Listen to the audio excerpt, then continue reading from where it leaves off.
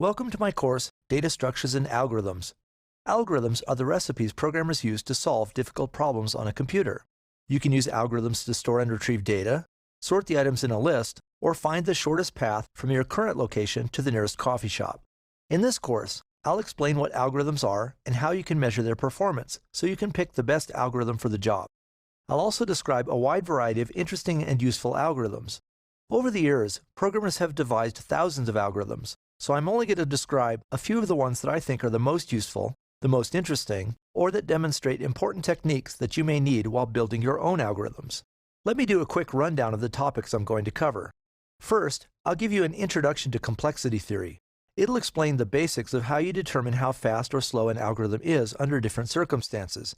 I'll describe some numerical algorithms, algorithms that manipulate numbers. They include algorithms such as finding prime numbers, factoring integers, generating random values, calculating greatest common divisors, and calculating the areas under curves. Then I'll describe linked lists. Linked lists are useful in many other algorithms for storing and manipulating data. Most programs use arrays, so I'll describe some algorithms that let you build special kinds of arrays, such as triangular and sparse arrays. I'll also explain how you can perform operations, such as matrix multiplication, on those special arrays. Next, I'll explain stacks and queues, which are used by many other algorithms. Then I'll describe several sorting algorithms that are useful or that demonstrate important algorithmic concepts. After you sort a list of items, you may want to search for a particular item in the list, so I'll describe some algorithms that you can use to do that. Some of the searching algorithms are fast, but hashing is even faster. So I'll describe some of the most common hashing techniques. These let you store and retrieve data amazingly quickly, although they take extra memory. Next, I'll talk about recursion. Recursion occurs when a piece of code calls itself. Using recursion, you can build programs that produce amazingly complex results with very simple code. Recursion sometimes causes problems, however, so I'll also explain ways you can remove recursion if you need to. I'll then explain backtracking algorithms. These let a program search for solutions and then backtrack if it encounters a problem. Next, I'll describe trees and tree algorithms. Trees let you store and arrange hierarchical data and data that can be ordered. Unfortunately, sometimes tree algorithms build trees that are tall and skinny, and that can ruin performance. To prevent that, you can use balanced trees. I'll describe the kind of balanced tree that's most used for storing database indexes, B-trees. I'll describe decision trees that you can use to model some very hard problems. I'll explain algorithms that you can use to search decision trees completely, and some heuristics to search trees that are too big to search exhaustively. Finally, I'll describe some network algorithms that let you visit the nodes in a network, determine how many disconnected pieces a network contains, and find shortest paths through a network. It may seem like a lot of material to cover, but there are thousands, perhaps even tens of thousands of other algorithms that I won't have time to cover. Now that you know what will be covered in the course and where you can turn for help if you get stuck, let's get started. In this lesson, I'm going to introduce you to complexity theory. In brief, complexity theory is the study of how complicated algorithms are. To be useful, any algorithm should have three key features. First, it should be correct. An algorithm won't do you much good if it doesn't give you the right answers. Second, a good algorithm should be understandable. The best algorithm in the world won't do you any good if it's too complicated for you to implement on a computer. Third, a good algorithm should be efficient. Even if an algorithm produces a correct result, it won't help you much if it takes 1,000 years or if it requires 1 billion terabytes of memory. Complexity theory is how you study this last feature of algorithms. There are several kinds of complexity that you can study. The most obvious of those, and the one that I'll talk about the most, is time. Many algorithms are limited by their speed, so it's important to know how much time an algorithm will need to solve your problem. Another important kind of complexity is space. Some algorithms use a lot of memory or disk space. Often, an algorithm trades space for speed. For example, hash tables, which I'll talk about in a later lesson, use more space than other data structures, but that extra space lets them locate the items they contain extremely quickly. Other algorithms may use other kinds of scarce resources. For example, an algorithm might require a lot of network communication. In that case, a program might be limited by the network's bandwidth. Other algorithms might rely on graphics resources or graphics hardware. Still, other algorithms might depend on other kinds of hardware, such as printers, 3D printers, CPUs, sensors, and other items that are limited on the system. You need to understand an algorithm's circumstances. The simplest situation is when an algorithm gives you the same performance in every case. No matter what data you dump into the algorithm, its performance doesn't change. However, the performance of some algorithms depends on the data that you feed into them. Some algorithms do well with one set of data, but terribly with another. The Quicksort algorithm, which I'll describe in a later lesson, has that kind of behavior. It's a really fast algorithm for sorting a list of random numbers. But if the numbers you feed it are already sorted, it becomes terribly slow. For algorithms like Quicksort, you may need to look at the algorithm's best case, average case, and worst case behavior. To be on the safe side, people often concentrate on an algorithm's worst case behavior. For many algorithms, it's also useful to look at the expected case. For the Quicksort example, most applications sort data that is more or less randomly arranged. In that expected case, Quicksort does a great job. Now that you know a bit about the types of complexity you might want to study and the circumstances that might give different behaviors, you may wonder why you should care. Do you really need to go to all the trouble of analyzing an algorithm to prove it has a particular type of behavior? Can't you just run the algorithm and see if it's good enough for your problem? The answer is sure. You can just try the algorithm and see what happens. Of course, if the algorithm isn't fast enough or needs more memory than you have, you've wasted a lot of time implementing an algorithm that you might have predicted wouldn't have worked. So that's one reason to study algorithm complexity, so you can predict an algorithm's behavior. Another reason is so you can compare the performance of different algorithms. If you know that you'll be sorting data that is mostly already in sorted order, then you can use the Bubblesort algorithm. Bubblesort, which I'll also describe later when we're talking about sorting algorithms, gives poor performance on random data, but is quite fast if the data starts mostly sorted. If you understand the behavior of Quicksort and Bubblesort, you'll be able to pick the one that's right for your situation. Finally, studying complexity may let you prove some of the characteristics about an algorithm. For example, you can prove that some cryptographic algorithms make it extremely hard to decode a message unless you know the key that was used to encrypt it. That's one of the few cases where you want to know that an algorithm is slow. An attacker might still be able to break the code and decipher your message, but it doesn't matter too much if it'll take 1,000 years to do it. That's all I want to say about complexity theory right now. In a later lesson, I'll introduce you to Big O notation, which you can use to analyze an algorithm's complexity. In this lesson, I'm going to describe Big O notation. You can use Big O notation to study the performance of algorithms. Normally, Big O notation looks at the upper bound on an algorithm's performance, so you're looking at its worst case behavior. For many practical uses, that's the safest way to look at an algorithm's performance. If an algorithm has a good Big O performance, then you don't need to worry about it blowing up on you when you use it in a program. Big O notation also looks at an algorithm's asymptotic behavior. By asymptotic behavior, I mean the algorithm's performance as the size of the problem grows very large. Often people use the value n to represent the size of the problem. So another way to describe asymptotic behavior is to ask yourself, what happens to an algorithm's performance as n grows very large? For example, suppose you want to sort a list of numbers, and you have a couple of different algorithms that you could use. If your list only contains 2 numbers, so the size n equals 2, then it doesn't matter which algorithm you use. It's hard to imagine any method taking more than a few microseconds on a computer. Now suppose the list contains 10 numbers, so n equals 10. That's still not a very big list, so whatever algorithm you decide to use will be fast enough. Suppose the list contains 100 numbers, or 1,000, or maybe 1,000,000. Now things start to get interesting. It's still not all that hard to sort 1,000,000 numbers on a computer, but now the algorithm you pick might actually make a difference. Some sorting algorithms are much faster than others, so some might sort this list in a few seconds, while others might take a few hours. This is what I mean by asymptotic behavior. Big O notation looks at an algorithm's performance when the problem size becomes large, because that's usually the only time we care too much about the algorithm's performance. So how do you figure out an algorithm's Big O notation? You can do that by following 5 rules. First, if an algorithm performs f of n steps for some mathematical function f, then the algorithm has order f of n performance. It's written like this, Big O, paren, the function, close paren. It's usually pronounced order f of n. For example, suppose you want to find the largest number in an array of values using this simple algorithm. The algorithm initializes the variable max to hold the first value in the array. It then loops through the array of values. If it finds a value larger than max, it updates max to hold that value. For an array containing n items, the loop performs n steps. That means this algorithm has order n behavior. Here, the function is simply the linear function f of n equals n. Here's the second rule.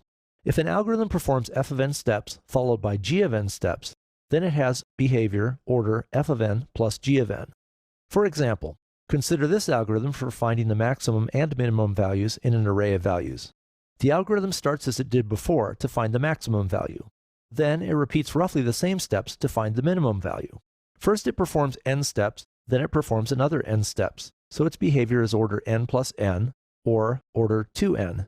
If the algorithm performs some steps followed by some more steps, you can add the behavior of the two sets of steps. The third rule says, if the function f is larger than the function g for large problems, then you can simplify f plus g to be just f. Basically, this says you can round up. Because f is larger than g, eventually the function f will dominate the runtime, so you could ignore g.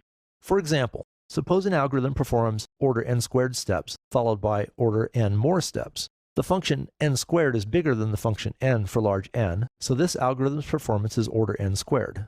To see why that makes sense, let's plug in some numbers and see how many steps the program is executing. When n is 10, n squared is 100, and n squared plus n is 110. At that point, the extra n accounts for only 10% of the total number of steps. When n is 100, n squared is 10,000, and n squared plus n is 10,100. Now the extra n term adds only 1% to the total. When n is 1,000, n squared is 1,000,000, and n squared plus n is 1,001,000. Now the extra n adds only 0.1% to the total. You can probably see where this is going. As the problem size gets larger and larger, the extra n steps contribute a smaller and smaller percentage to the total. If you were using the algorithm in a program, the amount of time spent on those extra n steps would mean less and less. For example, if n is 100,000 and the program takes an hour to run, then the extra n steps adds only about 1/3 of a second to the total. It's just not worth worrying about. Notice that this rule also means you could ignore constants that are added to a function. For example, order c plus f of n for some constant c is the same as order f of n. That's because the constant c is also a function, it just has a constant value. Because a constant is smaller than any function that increases as n increases, you can ignore the constant. That's rule 3. If the behavior depends on the sum of two functions, you can ignore the smaller function. Rule 4 says, if an algorithm performs g of n steps for each of f of n steps, then its behavior is order f of n times g of n. For example, this algorithm determines whether an array contains two identical values. The for I loop loops through the array. Nested inside that loop, a for j loop also loops through the array. Within the inner loop, the program compares the values at positions I and j. If the values are the same, and I isn't equal to j, then the algorithm returns true to indicate that the array contains the same value twice. Here, the for I loop runs through the n items in the array. For each of those items, the for j loop also runs through the n items in the array. That means the algorithm's behavior is order n times n, or order n squared. That's how rule 4 works. If an algorithm performs g of n steps for each of f of n steps, its behavior is order f of n times g of n. The last rule says you can ignore constant multiples. That means order c times f of n is the same as order f of n, and the order f of c times n equals order f of n. This rule is a bit harder to understand. Suppose one algorithm performs order n squared steps, and another algorithm performs order 2 times n squared steps. Even when n is large, the second algorithm will still take roughly twice as long as the first algorithm. In this case, the big O notation doesn't really let you compare those two algorithms. However, it does let you compare them to other algorithms that have different big O notations. For large n, both will be slower than order n algorithms, and both will be faster than order n cubed algorithms. In practice, you may need to experiment to pick between two algorithms that have the same runtime behavior. For example, there are many sorting algorithms that have order n times log n behavior, but some are considerably faster than others. Those are the rules for big N notation. They may seem a bit confusing now, but they should get easier after you use them for a while in later lessons. If you're a graduate computer science student, you need to apply the rules carefully and precisely. For this course, however, you can use the rules in a fairly intuitive way and still get good results. In this lesson, I'm going to describe some of the more common complexity functions that you'll encounter when you use big O notation. I'll also explain why an algorithm might end up with a particular runtime function. A few algorithms take a constant amount of time. For example, setting a variable equal to the first item in an array takes only one step. We say that this kind of algorithm has order 1 behavior. Remember that you get to ignore constant multiples when you're working with big O notation. So order 1 behavior applies to any algorithm that performs a fixed number of steps. If an algorithm performs 1,000 or even 1,000,000 steps, it still has constant runtime, as long as the number of steps doesn't change when n increases. An order n algorithm typically performs one action per input. For example, if an algorithm loops through an array of n numbers to find the largest, it has order n behavior. An order n squared algorithm might loop through the inputs and, for each input, perform another loop through the inputs. More generally, an order n to the c algorithm for some constant c usually contains c loops nested inside each other. Some of the more exotic algorithms use other powers of n. For example, some algorithms have order n to the 1/2 behavior. N to the 1/2 is the same as the square root of n. The behavior of other algorithms might involve strange powers of n, such as n to the 1.5. In general, for powers of n, the bigger the power, the faster the function grows as n increases. Some algorithms have behavior that depends on the logarithm of n. A common example is when some sort of search divides the items being searched into two pieces at each step. For example, suppose you want to find the value 17 in this sorted tree, starting from the root. You start at the root node, which has value 21, and you compare that value to the target value 17. Because 17 is less than 21, you move down the left branch of the tree. When you take the left branch, you eliminate from consideration all of the nodes in the right half of the tree. You've cut the number of possible locations where the value 17 might occur in half. Next, you compare the value 17 with the value at the new node you're visiting, 9. Because 17 is greater than 9, you move down the right branch. By moving down a branch, you've eliminated half of the remaining nodes where 17 might be hiding. Next, you compare 17 to the new node's value, 15. 17 is bigger, so you move down the right branch again. The next time you compare the current node's value to 17, you find what you're looking for and you're done. By using the tree's structure, we found the target value after examining only 4 nodes with values 21, 9, 15, and 17. This tree contains 15 nodes. If we round that up to 16 for convenience, you should note that log base 2 of 16 equals 4, because 2 to the 4 equals 16. That's why we only needed to examine 4 nodes in this tree. This is the way many algorithms get their order log n performance, by climbing through some sort of tree. Before I leave the topic of log n algorithms, I also want to mention that all log bases are the same as far as big O notation is concerned. You can use this formula to convert from one base a to another base b. Here, the value log base a of b is just some constant. For example, if you want to convert from base 2 to base 10, this value is log base 2 of 10. Because big O notation ignores constant multiples, you can add whatever conversion factor you like here to change log bases. Because log bases don't matter in big O notation, people usually just write it like this: order log n without writing any particular base. Some exotic algorithms have order log n behavior. They're very complicated and hard to analyze. Algorithms with order 2 to the n behavior often make selections from groups of objects. For example, if you're dividing n objects into 2 groups, there are 2 ways you can assign each object into one group or the other. That means the total number of possible assignments is 2 times 2 times 2 and so on, with 1 2 for each of those objects. That means there's a total of 2 to the n possible assignments, so the algorithm has 2 to the n behavior. The last runtime function I'm going to mention now is n factorial.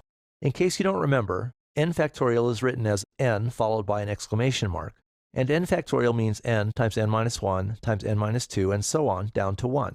For example, 6 factorial equals 6 times 5 times 4 times 3 times 2 times 1, which equals 720. Algorithms with factorial behavior often involve arrangements of items because there are n factorial ways you can arrange n items. Those are the most common functions you'll see when studying algorithms, so that's all I want to say in this lesson. In another lesson, I'll compare these functions so you can get a feel for which algorithms are faster than others and by how much. In this lesson, I want to discuss how different runtime functions compare to each other. For example, I'm sure you can guess that the function n squared grows more quickly than the function n, so an algorithm with order n squared behavior will be slower than one with order n behavior. But what about some of the more unusual runtime functions? Which function grows more quickly, 2 to the n or n factorial? Which grows more slowly, the square root of n or log n? This graph shows some of the most common runtime functions. The graph was generated by the Runtime Functions C# program, which is included in this lesson's working files, in case you know C#. I had to scale some of the functions to make them fit nicely on the same graph, but you can see each function's general shape, and that can tell you how they compare to each other. For example, on the right, you can see that the blue log function curves downward more than the green square root curve does. I had to scale the square root curve to fit, but you can still see that the square root function grows more quickly. So let's work through the curves. On the bottom, the blue log function grows the slowest of all. That means programs with order log n behavior are generally extremely fast. Next comes the green curve representing the square root of n. This one also grows very slowly, so algorithms with order square root of n performance also tend to be very fast. The black curve represents the function n. It looks like it takes off at a pretty good clip, but modern computers are pretty fast, so they can keep up for most problems. That means algorithms with order n performance are usually quite fast. The yellow curve represents the function n squared. If you look closely at the graph, you'll see that this one curves upward, so it gets steeper and steeper as n gets larger. This function and other higher powers of n, such as n cubed and n to the fourth, can grow very quickly. Algorithms with those runtime functions are often useful, but you may have to wait a while for them to finish. The pink curve represents the function 2 to the n. In the graph, it may look like this is only a little steeper than the n squared curve, but as n grows large, this curve actually grows much more quickly than n squared. In fact, when n is large, 2 to the n grows more quickly than any power of 2, even n to the 100, or even n to the 1 million. Because this function grows so quickly, algorithms with order 2 to the n performance are only practical for relatively small values of n. Finally, the red curve represents the factorial function. This function blows the others away.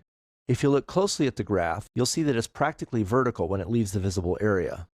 Algorithms with this performance are only practical on a computer for very small values of n. Another way to look at the performance of these functions is to look at how quickly an algorithm with their performance could solve a specific problem. For example, suppose you have a problem where n is 1000. This table shows how long it would take algorithms with different runtimes to run on a computer that can execute 1 million algorithm steps per second, which is probably a bit optimistic on today's computers. You can see that the order log n and order square root of n algorithms finish almost instantly.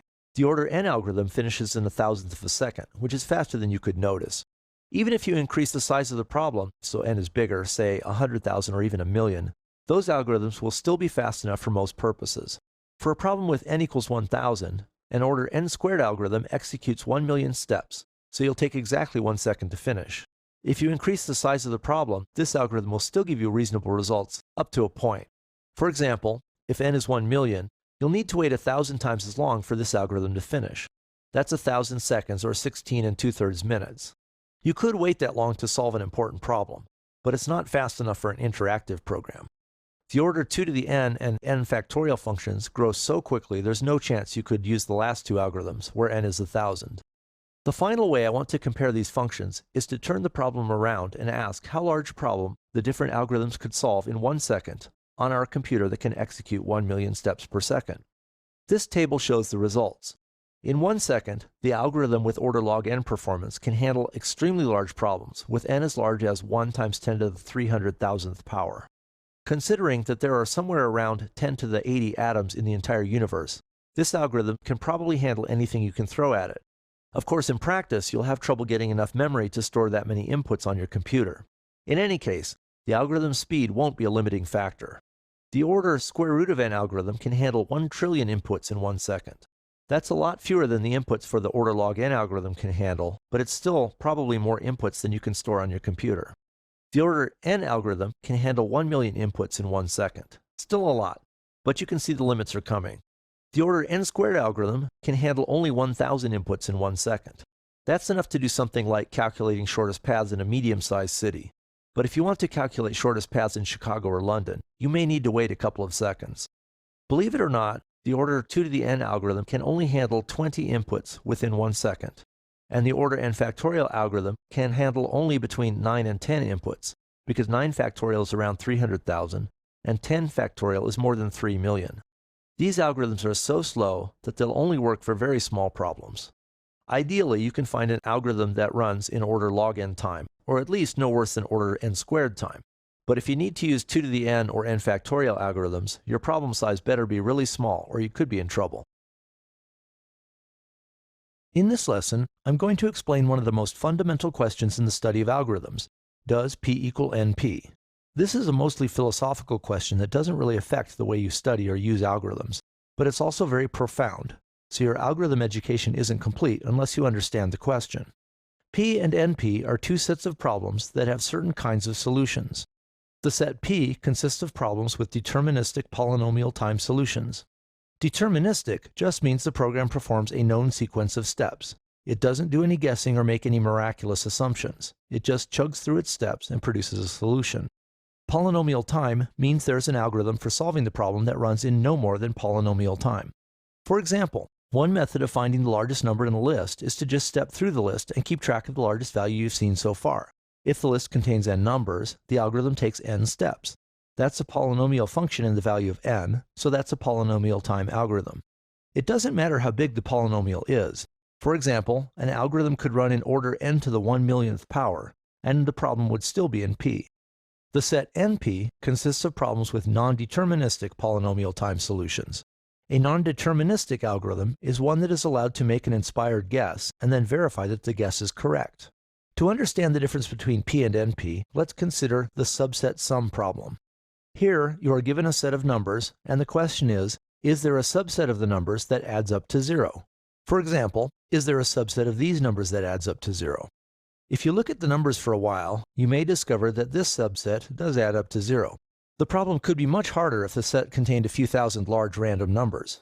A deterministic solution would give you a series of steps you can execute to determine whether there is a zero-sum subset. For example, it might tell you to examine every possible subset, add up values, and see if the sum was 0. Unfortunately, a set containing n items has order 2 to the n subsets. So that algorithm works, but it doesn't have polynomial time. A non-deterministic algorithm for this problem is allowed to guess a correct subset if one exists. It then only needs to verify that the guess is correct. If there's no solution, then the non-deterministic algorithm just needs to say so. It doesn't need to prove that there's no solution. Here's a non-deterministic algorithm for the subset sum problem. Guess a subset with sum 0. Then add up its values and verify that the sum really is 0. There could be up to order n items in the subset, so it could take up to order n time to add them up. That means this algorithm has order n time, so it's an order n non-deterministic algorithm. Just because no one has ever found a polynomial time deterministic algorithm for solving the subset sum problem doesn't mean there isn't one. Maybe there's an algorithm out there that no one has discovered yet. We know that the subset sum problem is in NP, but we don't know if it's also in P. That's the big question in algorithms. Does P equal NP? Clearly, P is a subset of NP. If you have a deterministic polynomial time algorithm, you could simply use it to make an inspired guess, and then use it in an NP algorithm. But no one has ever shown that NP is not equivalent to P. In fact, it's kind of important that no one has ever proven that P equals NP, because cryptographic algorithms use problems that are in NP. If they were also in P, then there might be fast ways to break the cryptography, and the world's banking system would probably fall apart. Keep in mind that the real computers of today can make random guesses, but they can't make inspired guesses. They can generate random combinations of items in a set, but they can't guess that it will add up to 0. It will be interesting to see what happens if quantum computers ever become practical for normal use. They can essentially consider an infinite number of guesses simultaneously. So a quantum computer might actually be able to make non-deterministic guesses. In that case, P may not equal NP, but for a quantum computer, it may not matter because both kinds of problems may be solvable. In your spare time, you can philosophize about whether the two sets are the same and what that means to computation. In this lesson, I want to talk about random numbers. Many algorithms seem to use random numbers or random selections from groups. In practice, true randomness in a computer is very hard to find. Computers can do some very complicated things, but they're still just following a list of definite steps. A list of definite steps can't produce truly random numbers, so the algorithms that produce those numbers are called pseudo-random number generators. This kind of generator produces numbers that look random to you and me, but they're actually predictable. If you know the algorithm the computer is using, and you know the internal state of the computer's memory, then you could predict the numbers that will pop out. Pseudo-random number generators often are fairly predictable and their numbers repeat after a while, although the length of the repeat cycle can be pretty long. For example, you might need to generate a few million pseudo-random numbers before they start repeating. If you know the algorithm a pseudo-random number generator is using, and you see a few thousand numbers from the sequence, it's not too hard to figure out what the rest of the numbers will be. In contrast, a cryptographic random number generator produces numbers that are very hard to predict. Even if you know the algorithm and you see a few thousand numbers, you can't predict the numbers that will follow.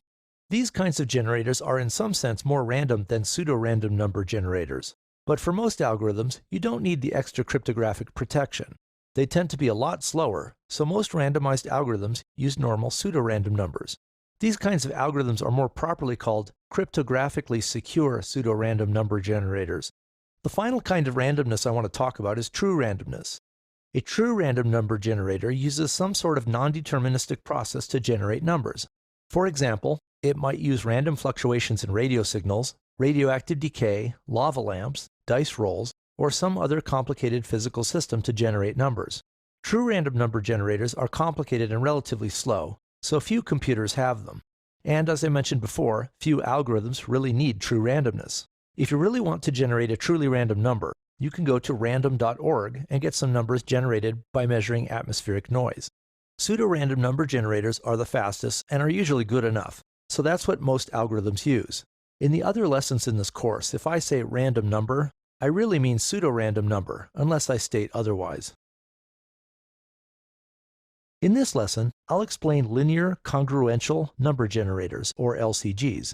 These are the most common kind of pseudo-random number generation algorithms. LCGs generate random numbers by using this simple relationship. To create random number x sub n plus 1, you multiply a constant a by the previous random number x sub n, add another constant b, and take the result modulo a third constant m. For example, suppose a equals 5, b equals 3, and m equals 7. Let's arbitrarily set x0 equal to 0. The value used to initialize a random number generator is sometimes called a seed value. If you use a different seed value, you'll get a different sequence of numbers. To get the second number for the sequence, you plug the first number, 0, into the recurrence relation. That gives 0 times 5 plus 3 mod 7. That's the same as 3 mod 7, or just 3. That means the second number in the sequence is 3. To get the third number in the sequence, you plug in the second number, 3. Now you get 3 times 5 plus 3 mod 7. 3 times 5 plus 3 is 18, and 18 mod 7 is 4. So the next number in the sequence is 4. You can continue plugging in each number in the sequence to get the next number. When you plug in 4, you get 4 times 5 plus 3 equals 23, or 2 mod 7. If you plug in 2, you get 2 times 5 plus 3, which is 13, or 6 mod 7. If you plug in 6, you get 6 times 5 plus 3, which is 33, or 5 mod 7. Finally, if you plug 5 into the recurrence, you get 5 times 5 plus 3, which is 28, or 0 mod 7. At this point, the sequence has started over again with 0. Because each number generates the one that follows it, the sequence repeats itself. Notice that this example generated 7 values before it started repeating. That's the best you can do in this example because the modulus is 7. That modulus only allows 7 different values, 0 through 6, so those are the only values the sequence can produce before it starts repeating. This example managed to produce all 7 possible values, so it has a full period. That happens if you meet 3 conditions. First, b and m must be relatively prime. That means they share no common factors other than 1. Second, a minus 1 must be divisible by all prime factors of m. In this example, m is prime, so it has no prime factors less than itself. Third, if m is a multiple of 4, then a minus 1 must also be a multiple of 4. Let's do an example that doesn't meet these criteria. Here, a equals 4, b equals 3, and m equals 8. b and m have no common factors, so this satisfies the first rule. A minus 1 is 3, and that isn't divisible by 2, which is the only prime factor of 8. So this example violates the second rule. 8 is also divisible by 4, but a minus 1, which is 3, is not divisible by 4. So this example also violates the third rule. Now let's plug in some numbers and see what happens. I'll start with 0 as before. To get the next number, we plug in 0 into the recurrence to get 0 times 4 plus 3, which is 3 mod 8. That's just 3. Next, we plug in 3 and get 3 times 4 plus 3, which is 15 mod 8, and that's 7. So far, so good. Now we plug in 7 and get 7 times 4 plus 3, which is 31. Unfortunately, 31 mod 8 is also 7, so we're stuck in a loop. The sequence produces 0, 3, 7, and then repeats the number 7 forever. LCGs have one advantage and a few disadvantages.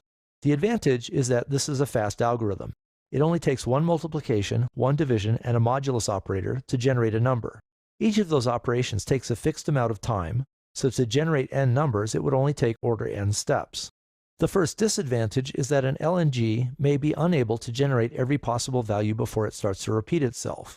You just saw that in the second example. LNGs also aren't all that random. If you know the values of a, b, and m, you only need to know one number in the sequence to find all of the following values. That means LNGs aren't good for cryptography or other algorithms where strong randomness is important. The examples I used for this lesson have small values for a, b, and m, so it's easy to generate numbers in your head. In practice, to get a larger period, most algorithms use much larger values for those constants. This table shows the values used by Microsoft Visual Basic 6, Microsoft Visual C++, and Borland C and C++. You can pick your own values, or you can just use one of these. Because this algorithm doesn't give you true randomness anyway, you may as well use one of the sets of values presented here. There's one more kind of pseudo-random number generator that I want to mention in this lesson. A multiplicative congruential generator, or MCG, is simply an LCG where the constant b is set to 0. You might want to try implementing an LCG in your favorite programming language. See if you can write a program that runs the LCG until it starts to loop, and test it out with a few smaller values for a, b, and m. In this lesson, I'm going to explain how you can use pseudo-random numbers to randomize the items in an array. This algorithm shows a simple way to randomize an array. The outer I loop covers the positions in the array. For each position I, the algorithm picks a random number j between I and n. The algorithm then swaps the items in positions I and j and moves on to the next position. The algorithm considers each position in the array once, so if the array holds n items, the algorithm takes order n time. One detail worth thinking about is, how random is this algorithm? Is the chance of every item ending up in any particular position the same? For example, it would be bad if the last item had a 50% chance of ending up in the last position when the algorithm is finished. If there are n items in the array, then the chance of any particular item ending up in any particular position should be 1 over n. So what is the probability of an item ending up in position k? To end up in that position, it first must not have been placed in positions 1, 2, 3, and so on, up to position k minus 1. Let's consider the first probability. When the algorithm is picking an item for position 1, there are n possible items that it might pick. So the probability of our target item being picked is 1 over n. That means the probability of it not being picked is 1 minus 1 over n, or n minus 1 over n. Let's call that p sub minus 1. Now let's consider p sub minus 2, the probability that the item isn't picked for position 2. When the algorithm is picking an item for that position, there are only n minus 1 items left to consider. That means the chance of the item being picked is 1 over n minus 1. So the chance of it not being picked is 1 minus 1 over n minus 1, which is n minus 2 over n minus 1. Similarly, the probability p sub minus 3 that the item isn't picked for position 3 is n minus 3 over n minus 2. You can continue this argument to calculate all of the probabilities up to p sub minus k minus 1. Now that you know the probability of not being picked for any given position, what's the probability of the item not being picked for any position before position k? It's simply the product, p sub minus 1 times p sub minus 2 times p sub minus 3 and so on, up to p sub minus k minus 1. Plugging in the values we calculated gives this. But notice that this product can be simplified. The n minus 1 on the top of the first term cancels with the n minus 1 on the bottom of the second term. Similarly, the n minus 2 on the top of the second term cancels with the n minus 2 on the bottom of the third term. You can continue canceling terms until there are only 2 pieces remaining. The result is this simple expression, n minus k minus 1 divided by n. Now what's the probability that the item is picked for position k? It's the product of the probability of not being picked before position k times the probability of being picked at position k. The probability of not being picked by position k minus 1 we just calculated, so I'll plug that in. The probability of then being picked at position k is 1 divided by the number of items remaining at that point. At position k, there are n minus k minus 1 items left unassigned. So the probability of picking the item at this point is 1 over n minus k minus 1. Now we can cancel the numerator on the left with the denominator on the right. The result is just 1 over n. Because an arbitrary item has probability 1 over n of landing in any particular position k, the algorithm does arrange the items randomly, or at least as randomly as your pseudo-random number generator allows. So now you know how the algorithm works, that it runs in order n time, and that it distributes the items in the array randomly. In part 2 of this lesson, I'll describe a few of the things you can do with this algorithm. In part 1 of this lesson, I described an order n time algorithm for randomizing an array. In the second part of this lesson, I'll describe a couple of the things you can do by randomizing arrays. Before I start, however, let me point out that you don't need to use the algorithm multiple times to make an array more random. The reason you need to manually shuffle a deck of cards several times is that a shuffle isn't completely random. For example, two cards that are next to each other initially end up shuffled to positions that are relatively close together. You need to shuffle the deck several times to get it really randomized. It turns out that to really randomize a deck of cards, you need to shuffle it 7 times. Fewer than 7 shuffles doesn't really do the job, and more than 7 doesn't greatly increase the randomness. For more information on card shuffling, see this Wikipedia page. In contrast, when you run the array randomizing algorithm, any item could end up in any position with equal probability. So running the algorithm multiple times doesn't buy you anything, it just wastes time. So what can you do with the algorithm?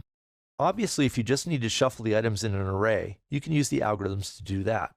Another way to think of this is that it generates random values without repetition. For example, suppose you're a teacher, you want to pick some random students to perform various chores, and you don't want to assign the same person to multiple tasks. One way to do that would be to randomize an array holding the students' names. Then, just read out the names until you've used enough of them. If another chore pops up, you can just call the next name. The algorithm is also useful if you want to pick a certain number of random items from an array. For example, suppose you're having a drawing and you want to give away 5 copies of a book. Suppose 30 people sign up for the drawing. A common approach to this problem is to randomly pick someone from the list to receive a book. Then you randomly pick another person to receive a book.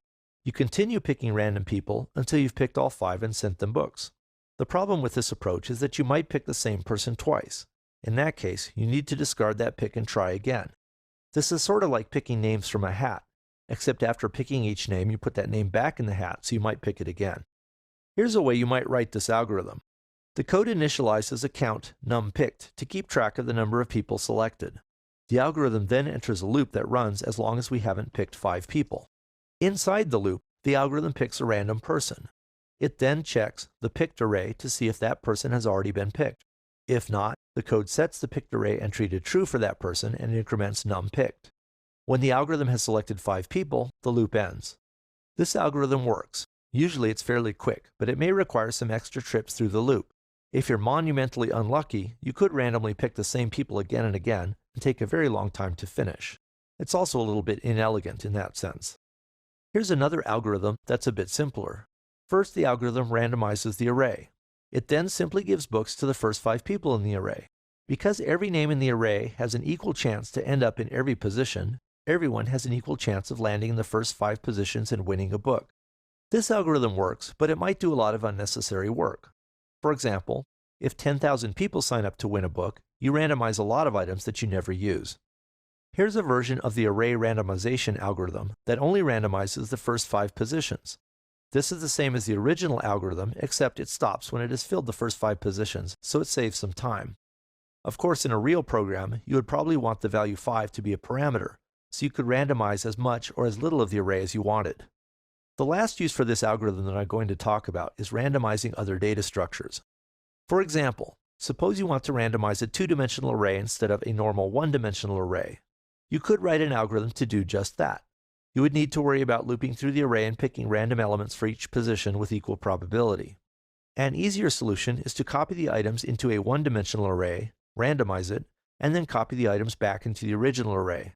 Copying n items from one array to another is an order n operation, so the total time to randomize the 2-dimensional array is still order n. That should give you some ideas about what you can do with array randomization.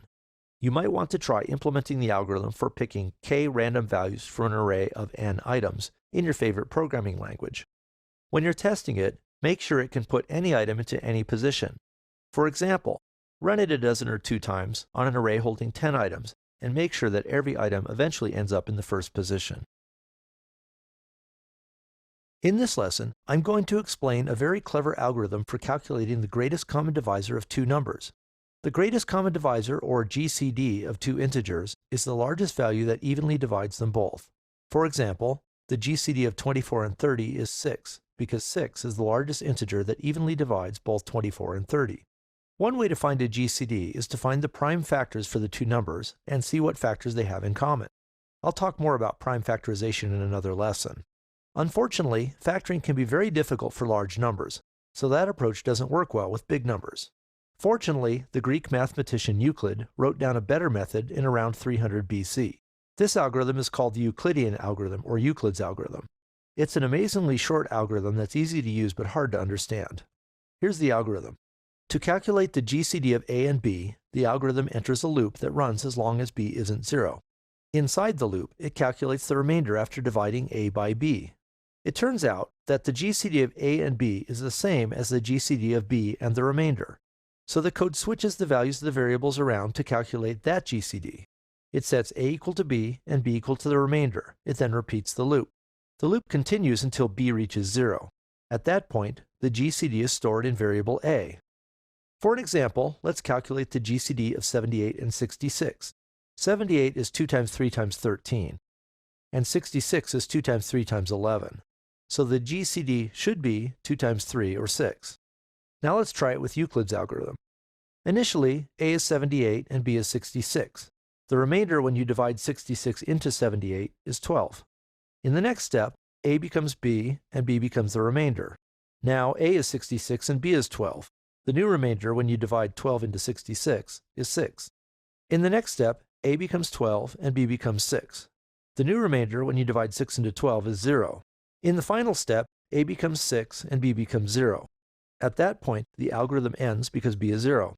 Amazingly, the value of a is 6, which is the GCD of 78 and 66. Why does this work? The key step in the algorithm is where it sets a equal to b and b equal to a mod b.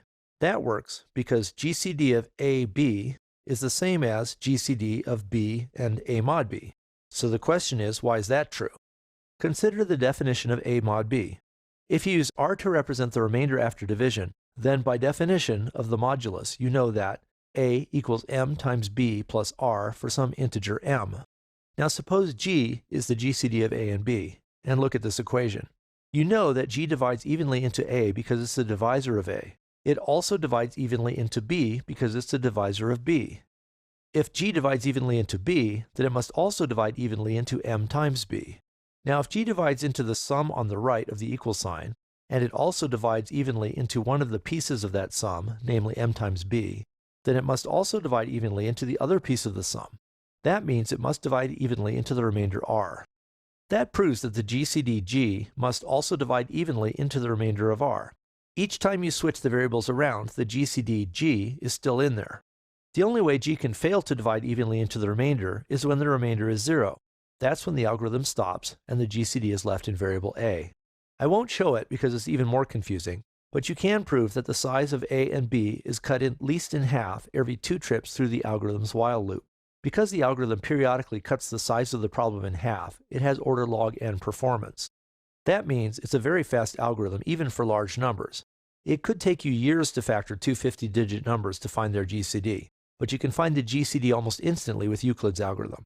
In another lesson, I'll explain how you can use the GCD to calculate the least common multiple of two numbers. You may want to try implementing Euclid's algorithm in your favorite programming language. Try finding the GCD of some really big numbers and see how fast the algorithm is. In this lesson, I'm going to explain how you can calculate the least common multiple, or LCM, of two integers. The LCM of two integers is the smallest value that is a multiple of them both. For example, 60 is the least common multiple of 12 and 15 because it is the smallest integer that both 12 and 15 divide into evenly. Note that this isn't the same as a product of 12 times 15, which is 180. If the two numbers share any common factors, then their least common multiple is smaller than their product.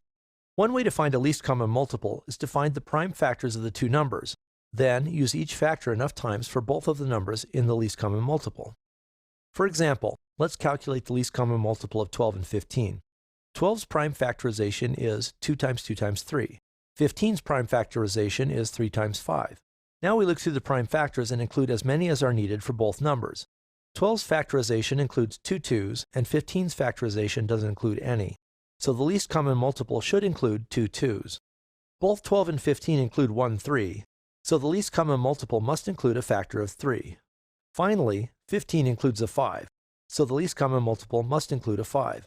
That means the final least common multiple is 2 times 2 times 3 times 5, which is 60. This method works, but factoring large numbers can be very difficult, so this method won't work for large numbers. A better approach is to use the greatest common divisor. It turns out that the least common multiple of two numbers is their product divided by their greatest common divisor. For example, the least common multiple of 12 and 15 is their product, which is 180, divided by their GCD, which is 3. 180 divided by 3 is 60, which is what we calculated earlier for the LCM. That's all there is to the LCM algorithm. Calculate the GCD using Euclid's algorithm, which is described in another lesson. Then divide that into the product of the two numbers. Euclid's algorithm has an order and runtime, so the LCM algorithm does also. I want to say one more thing about this algorithm. If you're working with big numbers, the product of those numbers might be too large to easily store in the computer. For example, suppose you're using 32-bit integers and you want to find the LCM of 10,000 and 20,000.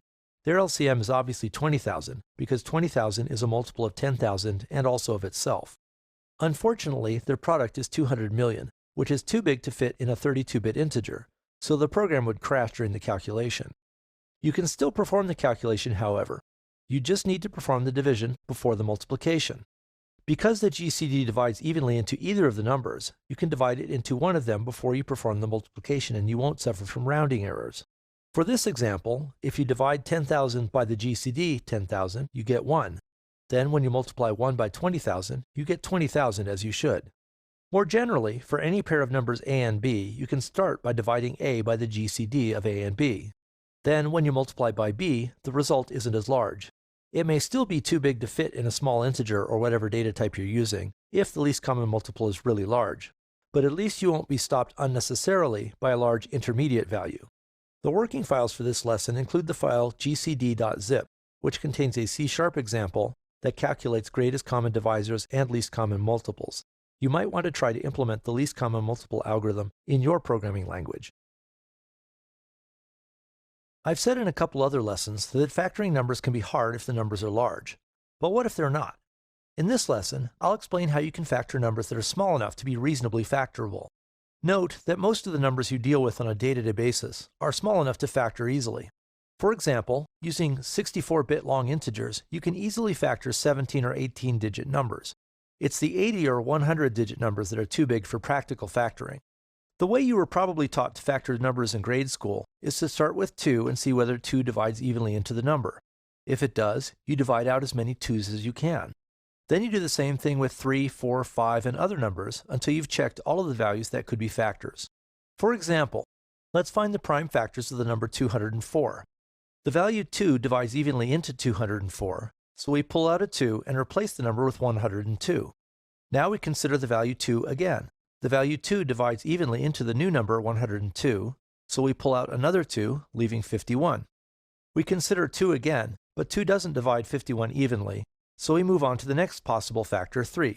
3 does divide evenly into 51, so we pull out a 3, leaving 17. We consider 3 again, but it doesn't divide evenly into 17, so we move on to the next possible factor, 4.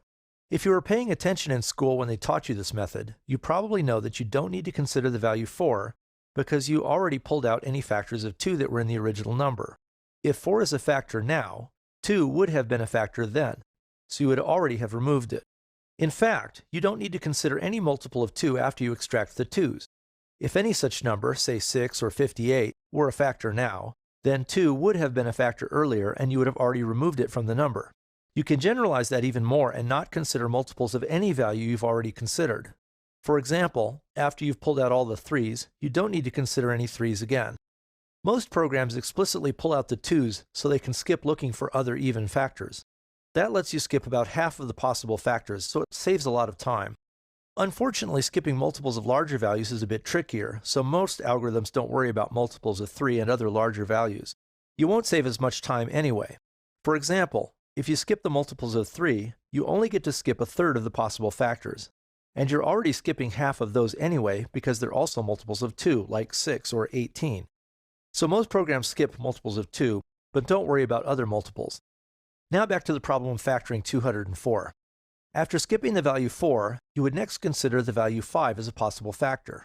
In this example, you don't need to consider 5 because it is greater than the square root of the current number 17. To see why that's true, suppose 5 was a factor of 17. Because 5 is greater than the square root of 17, 5 times any value that's 5 or greater is going to be larger than 17. That means the other factor must be smaller than 5. So 17 equals 5 times something smaller. But we've already considered all of the possible factors that are smaller than 5 and pulled them out. Because there are no such factors, 5 must not be a factor of 17. That leads to this rule. You only need to check factors up to the square root of the current number. So now we know that we've checked all of the possible factors for the number 204, and the final factorization is 2 times 2 times 3 times 17. Using those rules, you can write the algorithm. First, we pull out any multiples of 2. The program enters a while loop that runs as long as 2 evenly divides into the number. As long as that's true, the algorithm adds the 2 to the list of factors and then divides the number by 2. Next, the algorithm pulls out other factors. It sets the variable factor equal to the next value to check, which is 3. As the algorithm continues, it will update this variable to hold the next possible factor it's checking. The algorithm also sets the variable stop at equal to the square root of the current number. Then, as long as the variable factor is less than or equal to stop at, the algorithm tries to pull out the factor. It uses the mod operator to see if factor divides evenly into the number. If it does, the algorithm adds factor to the list of factor, divides the number by factor, and updates the stop at value. After it pulls as many copies of factor out of the number as possible, the algorithm increases factor by 2. Because factor starts at 3, this skips the multiples of 2. The algorithm has one final step. When the loop ends, the value number might be 1 or it might be a prime number. For example, when we factored 204, it ended up with the value 17. The algorithm's last step checks whether the number is 1, and if it is something else, it adds that number to the list of factors. In the second part, I'll explain the algorithm's runtime performance. Before you watch that lesson, you might want to try to implement the algorithm yourself. You can compare your result to this C# program, which is available in the file factors.zip in this lesson's working files. In this second part of the lesson on prime factoring, I'm going to explain the runtime performance of the factoring algorithm. First, recall how the algorithm works. The algorithm begins by pulling out factors of 2. It then enters a loop and considers possible odd factors. It pulls as many copies of the factors out of the number as it can. It then skips to the next odd factor. The algorithm stops when the current factor is greater than the square root of the current number. Now, how do you analyze the runtime performance for this algorithm? For most algorithms, you look at the runtime as a function of the number of inputs. However, this algorithm only has one input, the number you're factoring. The algorithm takes longer to factor big numbers, so it doesn't make sense to think of the amount of time the algorithm takes as a function of the value 1. For algorithms like this one, the time depends on the size of the input and not on the number of inputs. That's how you analyze them, by looking at the size of the input. You can think of this as looking at the number of bits in the value that you're going to factor. You ignore any high-order bits that are zeros. For example, the value 1, stored in a 64-bit integer, still takes up 64 bits on the computer. But we're really only interested in that single bit that is actually used by the value 1. It takes log n bits to represent the number n in binary. Here I'm using the lowercase n, so we remember that we're talking about the value of the input and not the number of inputs. If we let capital N be the number of bits, then we have this equation. Log base 2 of little n equals capital N. If we rearrange that a bit, you can get this, for little n in terms of capital N. Now what can we say about the factoring algorithm's runtime? The worst case for this algorithm occurs when the input number is prime. In that case, the program examines possible odd factors until it reaches the square root of the number. The number of steps it performs to get to that point is the square root of the number. That means the algorithm's runtime is order square root of lowercase n. To turn that into a function involving the number of bits, capital N, we replace lowercase n with this equation that we found earlier. The result is that the algorithm's runtime is order square root of 2 to the n. We can simplify that a bit, because the square root of 2 to the n is the same as the square root of 2 to the n. This means the algorithm's runtime is exponential in the number of input bits. Its runtime depends on powers of the square root of 2, so it doesn't grow as quickly as it would if it depended on powers of 2 or some larger number. But once the function grows large, it really takes off like all exponential functions do. That's why this algorithm works for moderately large numbers but is impractical for very large 100-digit numbers.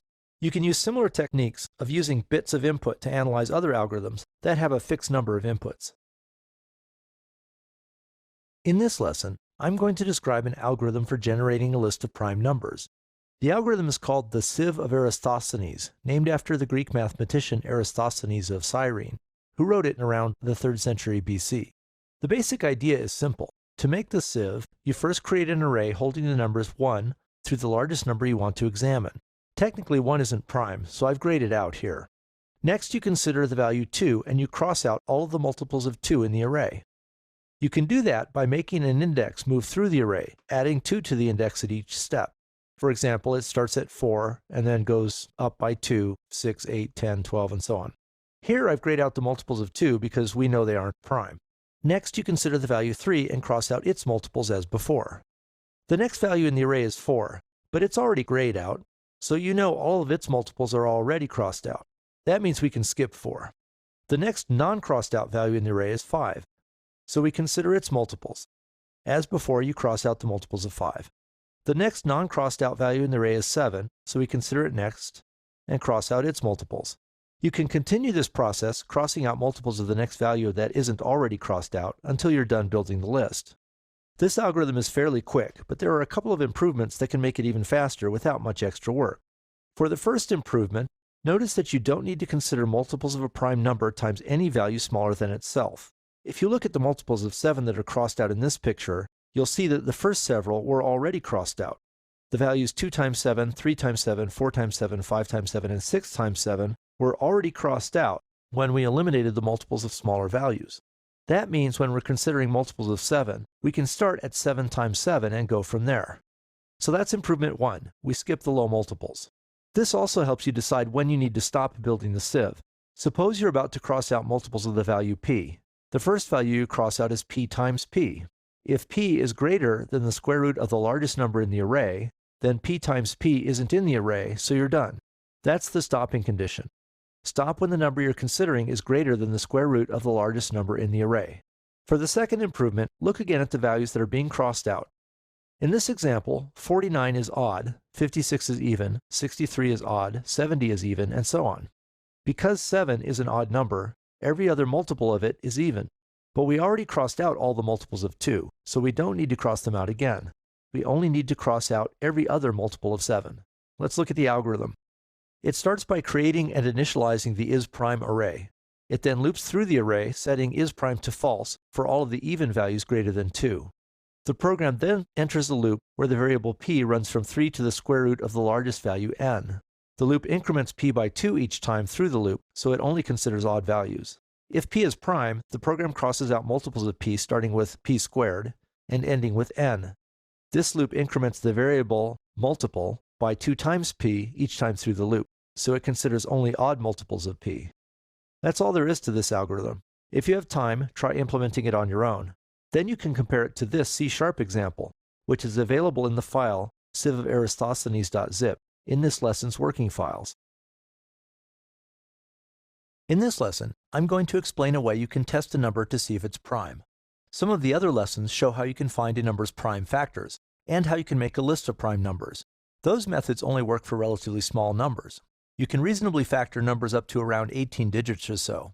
Depending on the amount of memory on your system and how much patience you have, you can probably list prime numbers smaller than 1 billion or so. Unfortunately, some important cryptographic algorithms depend on the ability to find very large prime numbers. For example, numbers with 100 digits or more. Those numbers are much too large to factor. In fact, that's why they're useful for cryptography. In the RSA algorithm, for example, if you can factor a very large number, then you can break the code. So how do you find those large prime numbers? The only way I know of is to pick a large number randomly and then see if it's prime. That brings us back to the current algorithm, which lets you determine whether a number is prime. It's an amazingly simple test, but it's kind of confusing, so bear with me. The French lawyer and amateur mathematician Pierre de Fermat stated what is now known as Fermat's little theorem. It says that if p is prime, and you pick an n between 1 and p, then n to the p minus 1 power is equivalent to 1 mod p. For example, suppose p equals 17 and n equals 2. Then n to the p minus 1 is 2 to the 16th power, which is 65,536, and that happens to be 1 mod 17. That's because 65,536 is 17 times 3,855 plus 1. If you try the same test with any other number between 1 and 16, you'll get the same result. That's the basic test. To see if the number p is prime, pick a random value n between 1 and p. Then calculate n to the p minus 1 mod p. If the result is not 1, then p is not prime. If n to the p minus 1 power isn't 1, then n is called a Fermat witness. That's sort of acting as a witness for the prosecution and proving that p isn't prime. Unfortunately, the test doesn't always work. Sometimes the number n might just happen to give you 1 when you raise it to the p minus 1 power, even though p isn't prime. That kind of number is called a Fermat liar. It's as if n is lying on the witness stand and claiming that p is prime when it really isn't. It can be shown that if p isn't prime, then at least half of the numbers between 1 and p are Fermat witnesses. That means if you pick a random number n, Fermat's test will work at least half of the time. You can use that fact to make a probabilistic test to see if a number is prime. Just guess a bunch of random n's and see if n to the p minus 1 mod p is 1. If the number p passes the first test, then there's at most a 1 in 2 chance that it's not prime. If it also passes the second test, then there's at most a 1/2 times 1/2 or 1/4 chance that it's not prime. If it passes the third test, then there's a 1 in 8 chance it's not prime. In general, if the number p passes k tests, then there's a 1 in 2 to the k chance that p is actually not prime. You can continue performing tests as long as you like until you reach any desired level of confidence. These tests are pretty fast on a computer, so you may as well perform a lot of them. For example, if p passes 100 tests, then the chances of it not being prime are only 1 in 2 to the 100, or about 1 in 1 times 10 to the 30th power. I don't know about you, but that's good enough for me. So that's the algorithm. Until you reach a desired level of confidence, pick a random n, raise it to the p minus 1 power, and see if it's 1 mod p. If p survives all of your tests, then it's probably prime. As usual, I invite you to try implementing it on your own. You'll probably need to stick to fairly small numbers unless your programming environment has some sort of infinite precision integer data type that can perform the exponentiation for you. In this lesson, I'm going to explain 2 algorithms that perform numerical integration. Suppose you want to find the area below this curve. If the curve is well behaved, you can use calculus to calculate the area exactly. Sometimes, however, the curve isn't well behaved, so an exact solution isn't possible. In that case, you can use the rectangle rule to break the area up into slices defined by rectangles. Your program uses the curve to calculate the height of each rectangle, multiplies it by its width, and adds up the result to get an approximation of the region's area. That's the basic algorithm. It starts by calculating the width of the rectangles. To divide the area into n rectangles, the algorithm calculates the maximum x-coordinate minus the smallest x-coordinate and divides the result by n. The algorithm initializes the total area variable to 0, and then makes variable x range over the rectangle's coordinates. For each x value, the area of the corresponding rectangle is the value dx times the curve's height at position x. The algorithm simply adds those up to get the final estimate. Because each rectangle's area includes the factor of dx, you can speed the algorithm up a tiny bit by saving those factors until the end. That lets you multiply by dx only once instead of n times. This doesn't change the algorithm's runtime, which is order n. It just lets you make it a little faster in practice. If you look at the picture again, you can see that there are some places where the rectangles lie below the curve and other places where they lie above the curve. Depending on the shape of the curve, there may also be rectangles that lie partly above and partly below the curve. All of those places add or subtract from the correct area. In this picture, the red areas are not counted but should be, and the blue areas are part of rectangles but shouldn't be included in the estimate of the area. There are a couple of ways you can improve the estimate. First, you can divide the area into a larger number of thinner rectangles. Then the rectangles fit the curve better, so the errors are smaller. If you look carefully at the curve, you'll see that there are some areas where the curve is relatively flat. In those places, the rectangles are roughly the same height, so adding more of them doesn't really help much. You can reduce the amount of work you spend on those parts of the curve by making the rectangles thicker where the curve is relatively flat. That reduces the estimate's error, but it's a lot of work. This technique is called adaptive quadrature. Another approach is to approximate the region with trapezoids instead of rectangles. Trapezoids generally fit the curve a lot better than rectangles, so you get a much better approximation with the same number of slices.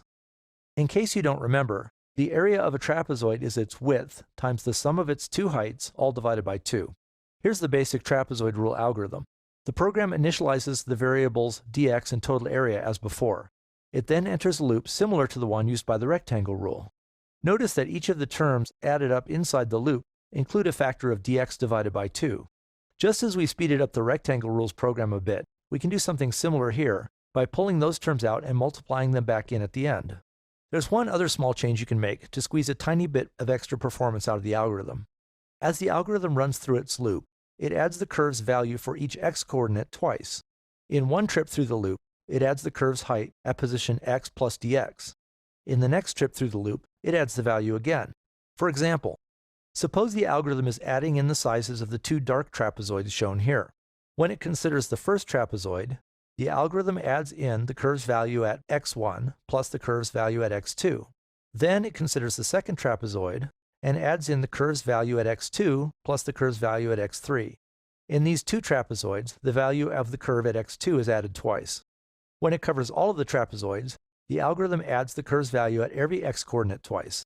The exceptions are at the first and last x-coordinate, because those points are only contained in one trapezoid each. Here's the final version of the trapezoid rule algorithm. This time, the loop runs until it includes the final x-coordinate value instead of stopping with the left edge of the final trapezoid. Inside the loop, the algorithm adds up the value of the curve at each x-coordinate.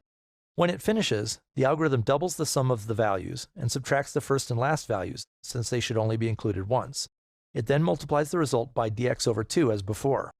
If you compare the rectangle rule and trapezoid rule algorithms line by line, you'll see that they're remarkably similar. This slide shows the two algorithms with their differences highlighted in red. The trapezoid rule makes one extra trip through its loop and then performs a few extra calculations at the end. That's enough for this lesson. Before you move on to the next lesson, you may want to try to implement the rectangle rule and trapezoid rule algorithms and see how they compare to each other. This picture shows two C# example programs that are available in the files rectanglerule.zip and trapezoidrule.zip in this lesson's working files. The programs use calculus to calculate the region's areas exactly. They then compare the exact areas to the estimates made by the rectangle and trapezoid rules. If you look at the two programs' percentage of errors, you'll see that the trapezoid rule has less than 1/10 as much error, despite the fact that it's using the same number of divisions. In this lesson, I'm going to introduce you to linked lists. Linked lists are useful for storing lists that may grow and shrink over time, sort of like automatically resizing arrays. A linked list uses a connected sequence of objects called cells. Each cell contains some sort of data, such as a customer number, a name, or some more complicated piece of information, such as a customer record. Each cell also contains a link to the next cell in the linked list. Depending on your programming language, the link might be a memory pointer or a reference to another object. You can even build linked lists in languages that don't have object references by storing the cells in an array and making the links be indexes in the array. The cells in some linked lists have multiple links to let you move through the cells in various ways. For this lesson, I'm just talking about singly linked lists, so the cells only have one link. This code shows a simple cell in C#. A cell class in Java or C++ should be fairly similar. Most programmers include the word cell in the name of the class to make it obvious that the cell is part of a linked list. For this example, I simply called the class cell. In other cases, you might name it something like person cell or order cell. By convention, the link to the next cell is usually called next to indicate that it points to the next cell in the list. Linked lists and operations on them are usually easy to visualize with pictures like this one. This list holds the values 23, 17, 8, and 44. The arrows represent links. For example, the first cell, 23, has a link to the next cell that contains the value 17. The little box with the X in it represents the end of the list. Depending on your programming language, it represents a link set to null, nothing, 0, or whatever value your language uses to represent a pointer or reference that doesn't point to anything. Normally, a program also needs some way to refer to the first cell in the linked list. For example, you could use a variable that has the link's type, and that points to the first cell. In this picture, the variable top points to the first cell. That's all there is to linked lists. They're pretty simple. What's more interesting is how you work with them. For example, you might want to iterate through the items in the list and perform some action on each of the cells. You might want to search for a particular item or print each cell's data. You might also add an item to the list. As you'll see in a minute, how you add an item depends on whether you add it at the beginning, middle, or end of the list. Similarly, you might want to remove an item from the list. How you do that also depends on whether the item is at the beginning, middle, or end of the list. To iterate through a list, you make a looping variable point to the first item. Then, as long as the variable is pointing to a valid cell, you process that cell and set the variable equal to the cell's next pointer. This pseudocode iterates through a linked list. It starts by setting the variable named current equal to the top of the list. It then enters a loop that runs as long as current isn't null. Each time through the loop, the code does whatever it needs to do to process the current cell, and then sets current equal to the current cell's next link. Here's a more concise version of the code in C#. It uses a for loop instead of a while loop to initialize and advance the variable current, and to stop the loop when current reaches the end of the list. Now suppose you want to insert the new item 39 at the beginning of this list. To do that, you simply set the new cell's next pointer to the cell that the variable top is currently pointing to. Then you set top to point to the new cell. Here's what it looks like graphically. This is pretty simple. The only catch is that you need to be careful about the order in which you update the links.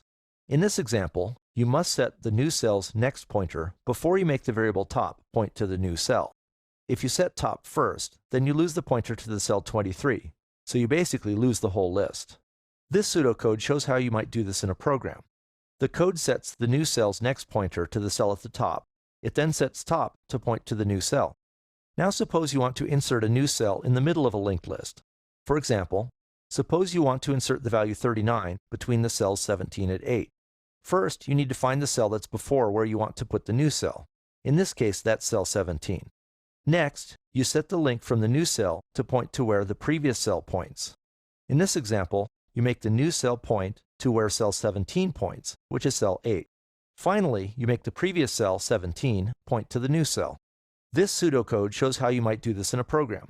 The code first finds the cell before where you want to insert the new cell. It then makes the new cell point to the cell after the before cell. Finally, it makes the before cell point to the new cell. Notice that the code is the same if you're adding the new cell at the end of the list. In that case, it just happens that the before cell points to the end of the list instead of to another cell. This pseudocode shows how you could add a cell to the end of the list. First, the code sets the variable before equal to the variable top. It then uses a while loop to move through the list until before's next pointer is null. At that point, before is the last cell in the list. Now the program adds the new cell after the before cell exactly as before. Next, suppose you want to remove an item from the beginning of the list. That's particularly easy. You just set the variable top to point to the cell after the one it's currently pointing to. In this case, the program no longer has a variable pointing to the removed cell 23, so you can't access it. Depending on your programming language, you may need to explicitly free that cell or its memory will be lost. For example, Java, C#, and Visual Basic use garbage collection, so programs in those languages will eventually reclaim the cell's memory automatically. In C or C++, however, you probably need to call free to free up the discarded cell's memory. Here's the one-line pseudocode that removes the top item from the list. For the last operation I'm going to cover in this lesson, suppose you want to remove an item from the middle of the list. In this example, suppose you want to remove the cell 8. First, you find the cell before the target cell. In this case, that's cell 17. Then you make that cell point to whatever is after the target cell. Notice that cell 8's next pointer still points to cell 44. The program doesn't have any variables pointing to the cell 8 anymore, so you can't use that link to cell 44, but it doesn't do any harm.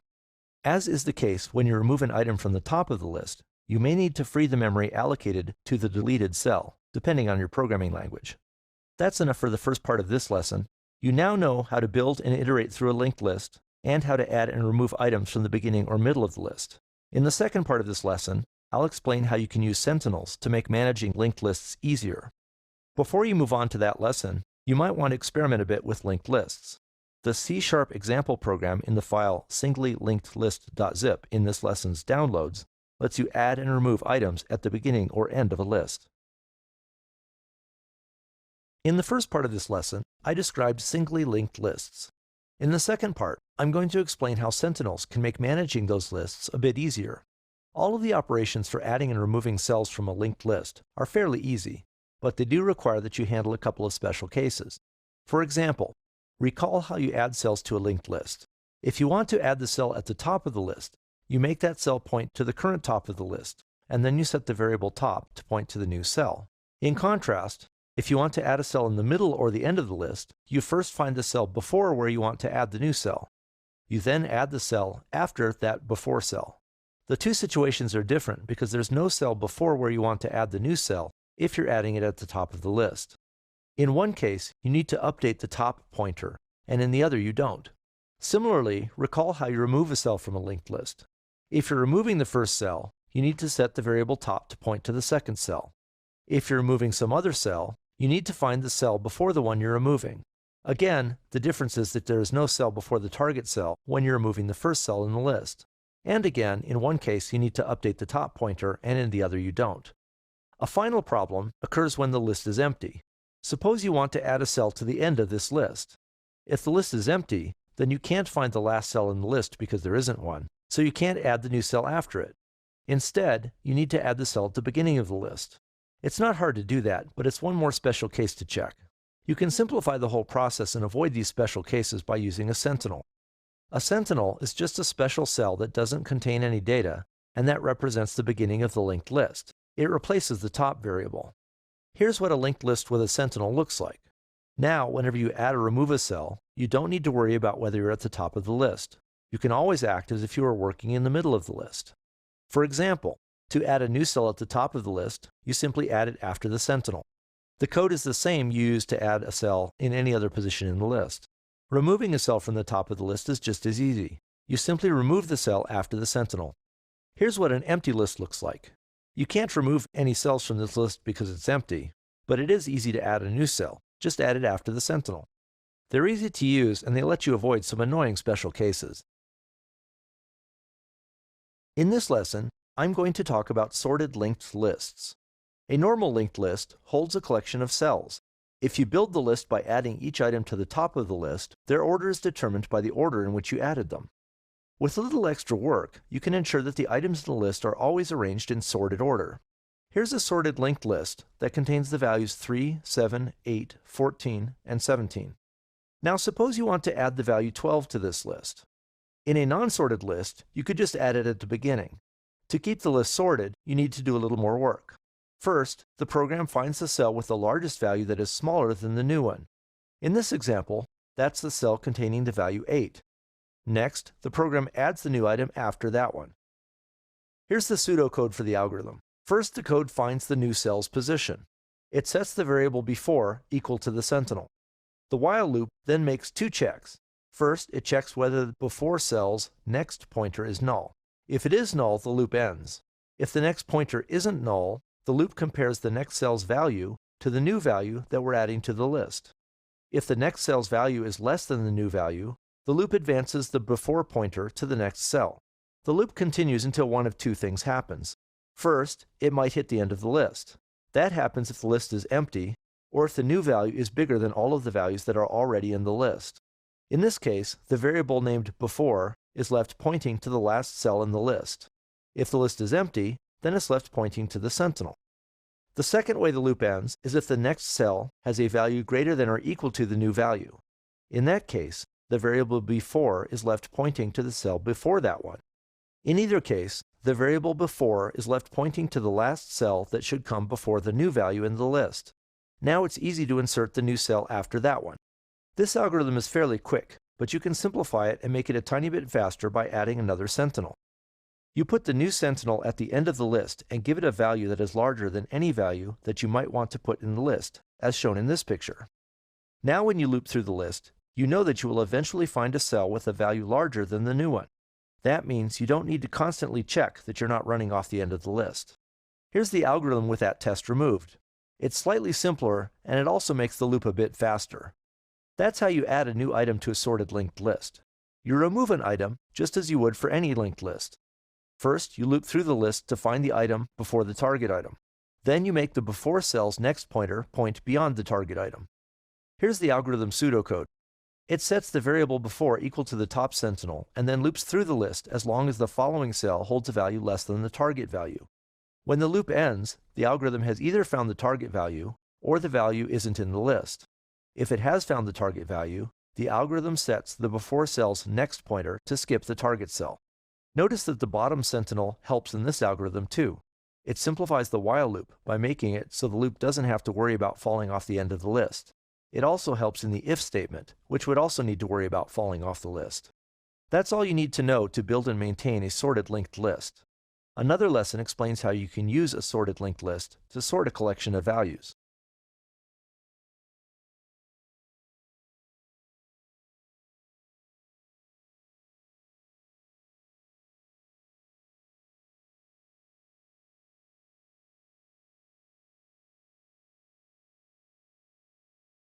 In this lesson, I'm going to explain how you can use a sorted linked list to sort a collection of items. The algorithm is simple. It's the runtime analysis that's interesting. Suppose you have an array of values arranged in random order. Here's a simple algorithm that uses a sorted linked list to sort the items. First, you create an empty sorted linked list with top and bottom sentinels. Then you add each of the values in the array to the list. The algorithm for adding items to this kind of list makes sure they end up in sorted order. When you're done, you just iterate over the list to pull the values out in sorted order. It's a simple algorithm, but what is its runtime? The first step, making an empty list, takes a constant amount of time. If there are n values, the final step, reading the values out of the list in sorted order, takes order n time. The most interesting step is the middle one. First, consider the best case. Suppose the values in the array are initially in backward sorted order, so the largest comes first. Then when you add the items to the list, you're adding smaller and smaller values. That means every value belongs at the front of the list. Adding an item to the front of the list takes a constant number of steps. That means adding all n of the items will take order n steps. Next, consider the worst case. Suppose the values in the array are initially in sorted order, so the smallest comes first. Then when you add the values to the list, you're adding larger and larger values. That means every value belongs at the far end of the list, and each time you add a new value, you need to traverse the list so far to put it in its correct position. Adding the first item takes 1 step, adding the second takes 2 steps, adding the third takes 3 steps, and so on, until it takes n steps to add the last item at the end of the list. The total number of steps is 1 plus 2 plus 3, and so on up to n. Fortunately, there's a formula to simplify this sum. 1 plus 2 plus 3 and so on up to n equals n times n plus 1 divided by 2. That's the same as 1/2 times n squared plus n. In big O notation, we ignore constant multiples and smaller powers of n. So in this case, we ignore the multiple of 1/2 and the smaller term n. That makes the algorithm's worst case runtime order n squared. Finally, let's consider the algorithm's expected case. Suppose the numbers in the array are initially arranged randomly. Some will be placed at the beginning of the list and some will be placed at the end. Because they're not at either end of the list, you might expect the algorithm's runtime to be a function between order 1 and order n squared, maybe order n or something. On average, each value should end up somewhere near the middle of the list. Let's see what happens if they each land exactly in the middle. In that case, when you add the case item to the list, you'll need to climb about k over 2 cells down the list. If we add up all of the steps and we pretend you can perform half steps, you get this. The total number of steps is 1/2 plus 1 plus 1.5 plus 2, and so on up to n over 2. You can factor out a half from each of these to get this.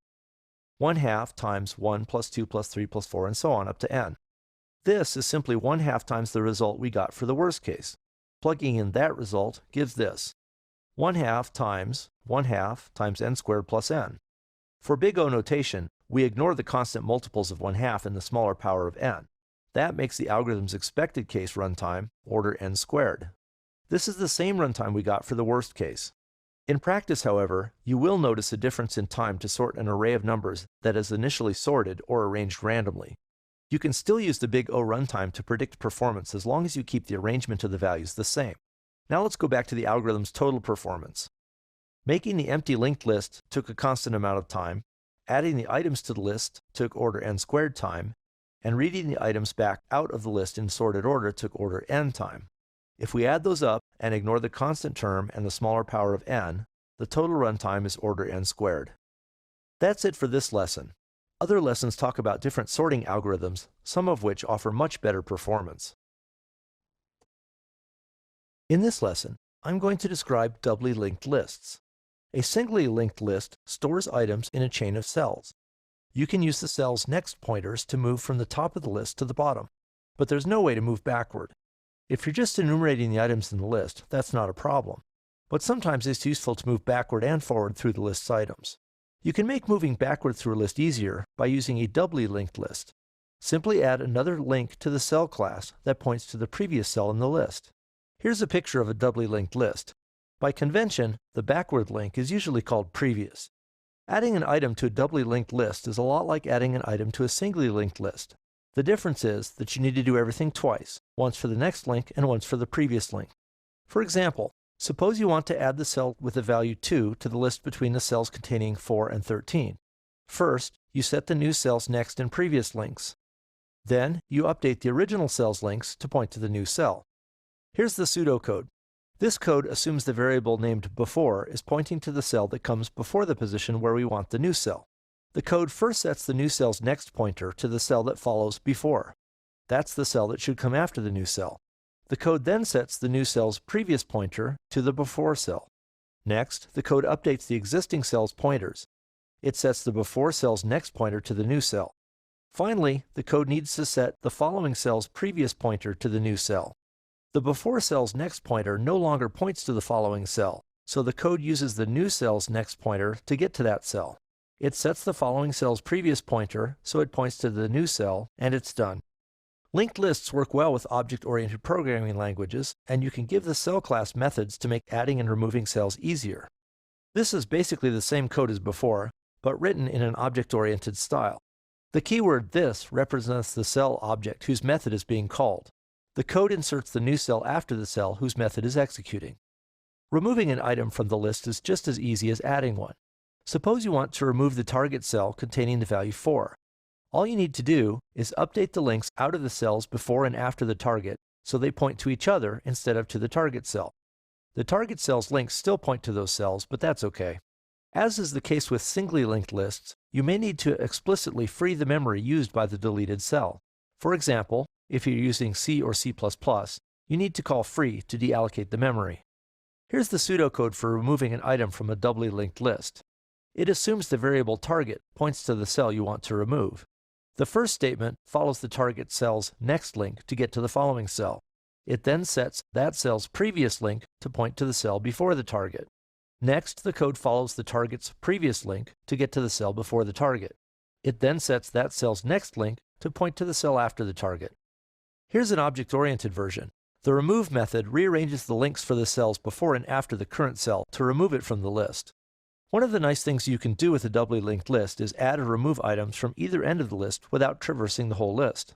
For example, if you wrote the add after method I described earlier in this lesson, then you can use this code to add a new cell to the top of the list. Adding a new cell at the bottom of the list is almost as easy. This code simply starts at the bottom sentinel, goes to the previous cell, and then calls its add after method. Notice that these methods work even if the list is empty. For example, if the list is empty, the cell before the bottom sentinel is the top sentinel. That means this code calls the top sentinel's add after method, and the new cell is inserted between the two sentinels. That's enough about linked lists for now. You'll see them and other linked data structures in several of the other lessons in this course. In this lesson, I want to describe some very simple algorithms that calculate statistical values for one-dimensional arrays. I'm sure you're familiar with the normal one-dimensional arrays provided by most programming languages. You can think of a one-dimensional array as a row of boxes where you can place items. All of the items have the same name, in other words, the name of the array. An item's index tells you what position the item has in the array. This is sort of like an apartment building, where every unit has the same street address, but a different apartment number. Here's a very simple algorithm for finding the minimum value in an array. You initialize the variable minimum so it equals the first item in the array. You then loop through the other items in the array. Here, I'm assuming the array has indices ranging from 0 to n-1. For each item, if the minimum you found so far is greater than the item you're considering, you update the minimum. That's all there is to it. The algorithm examines each item in the array once. So if the array holds n items, the algorithm has order and runtime. The algorithm for finding an array's maximum is almost exactly the same. The only difference is the greater than operator is changed to a less than operator. Because this algorithm also examines each item in the array once, it also has order and runtime. You can find the minimum and maximum values in an array that contains anything that defines the greater than and less than relations, such as numbers and strings.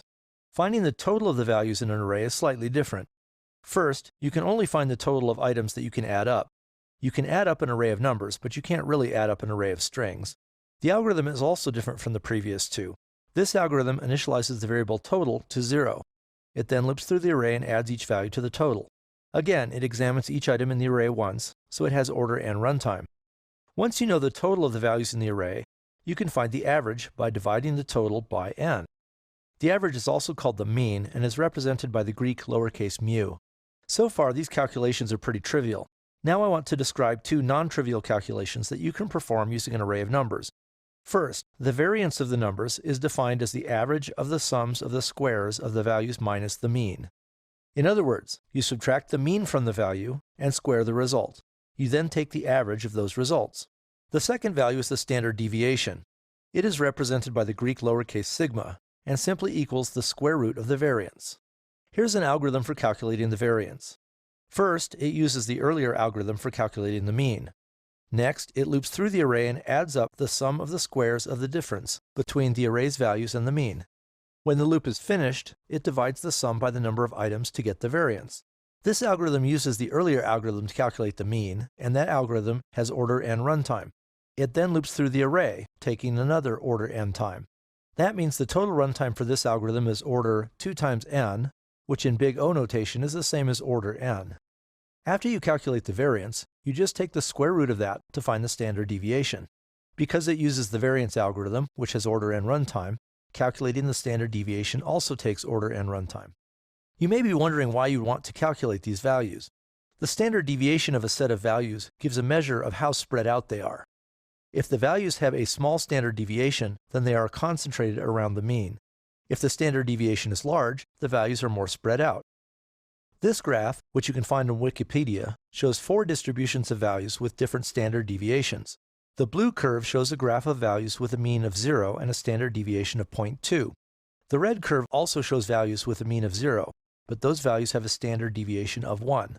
The standard deviation is larger because the values are more spread out. The yellow curve has a standard deviation of 5 because its values are even more spread out. Finally, the green curve has a standard deviation of 0.5. Its values are more spread out than those in the blue curve, but less spread out than those in the red curve. The green curve's mean is -2, so it is also not aligned with the other curves.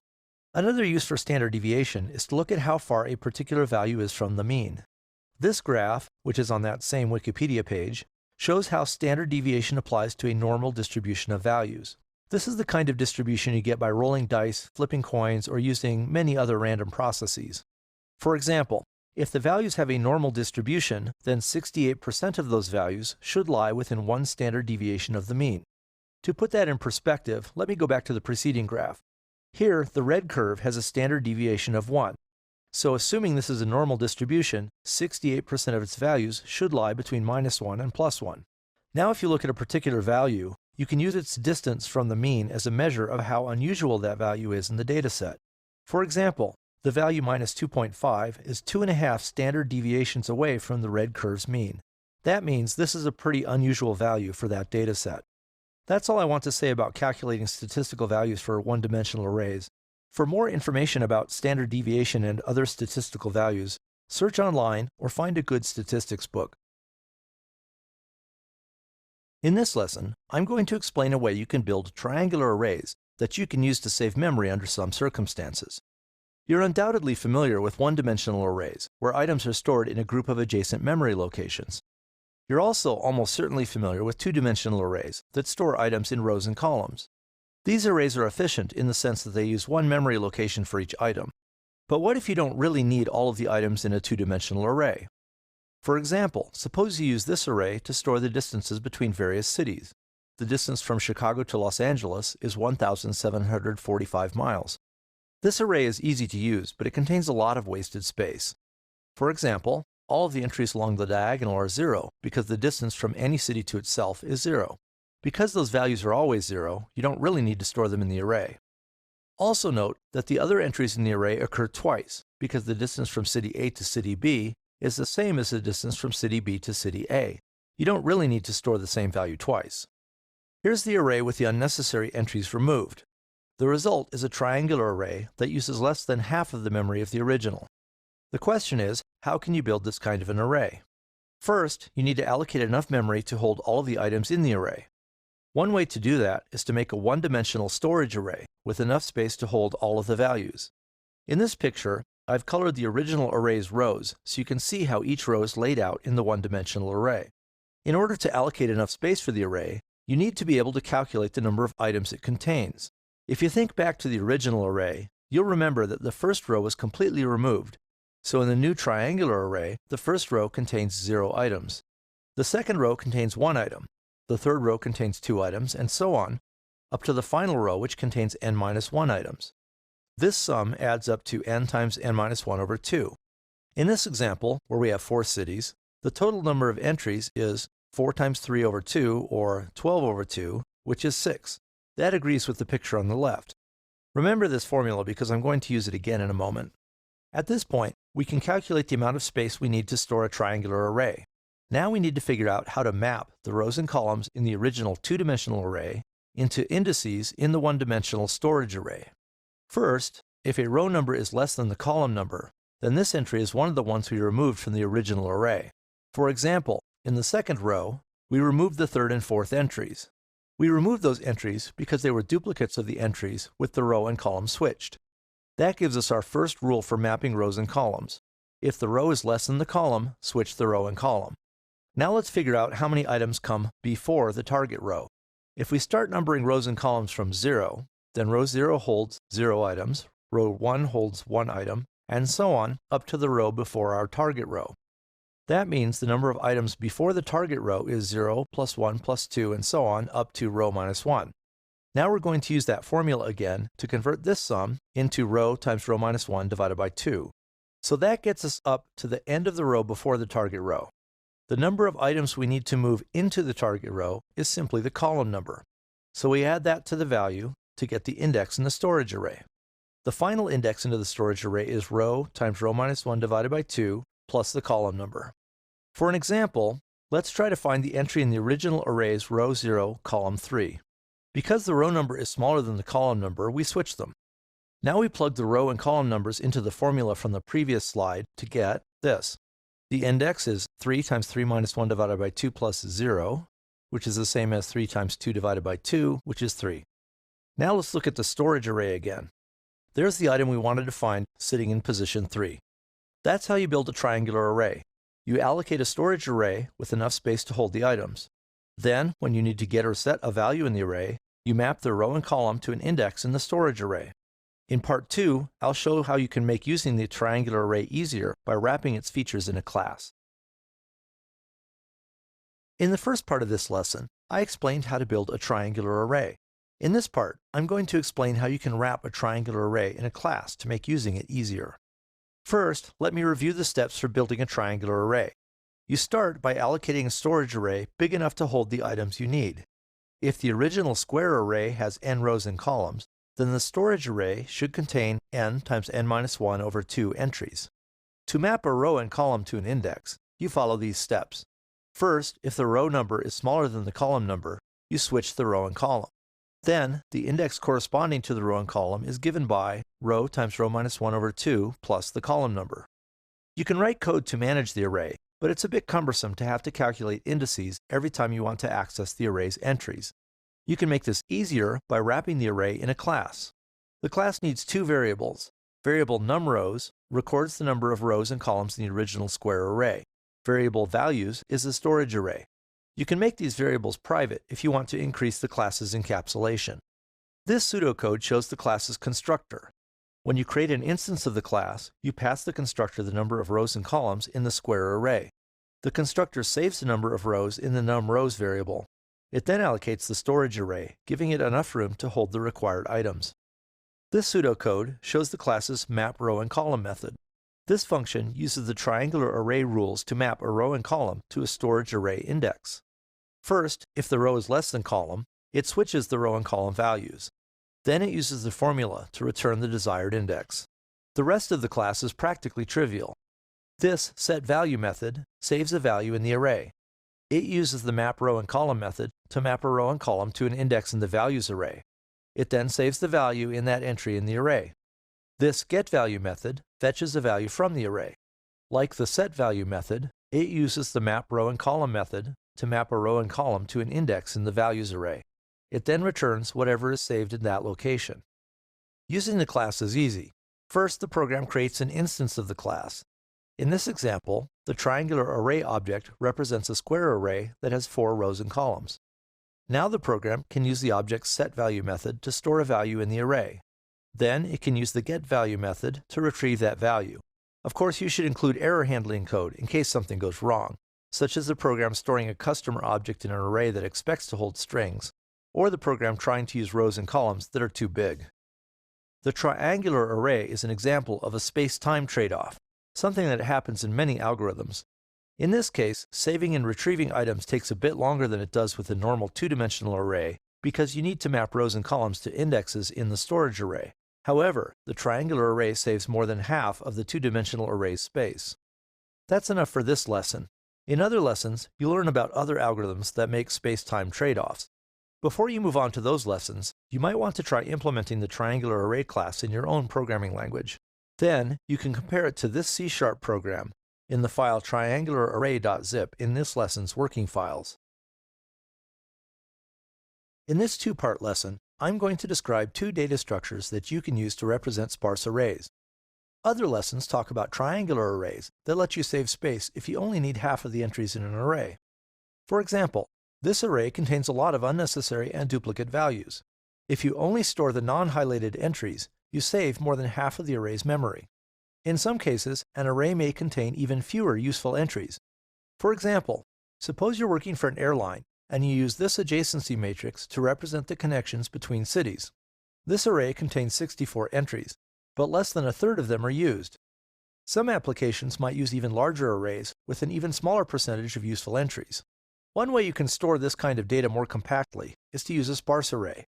The simplest kind of sparse array basically uses a linked list of linked lists to hold its data. Each row is represented by a linked list holding the row's items. You use a linked list of row headers to get you to the row data.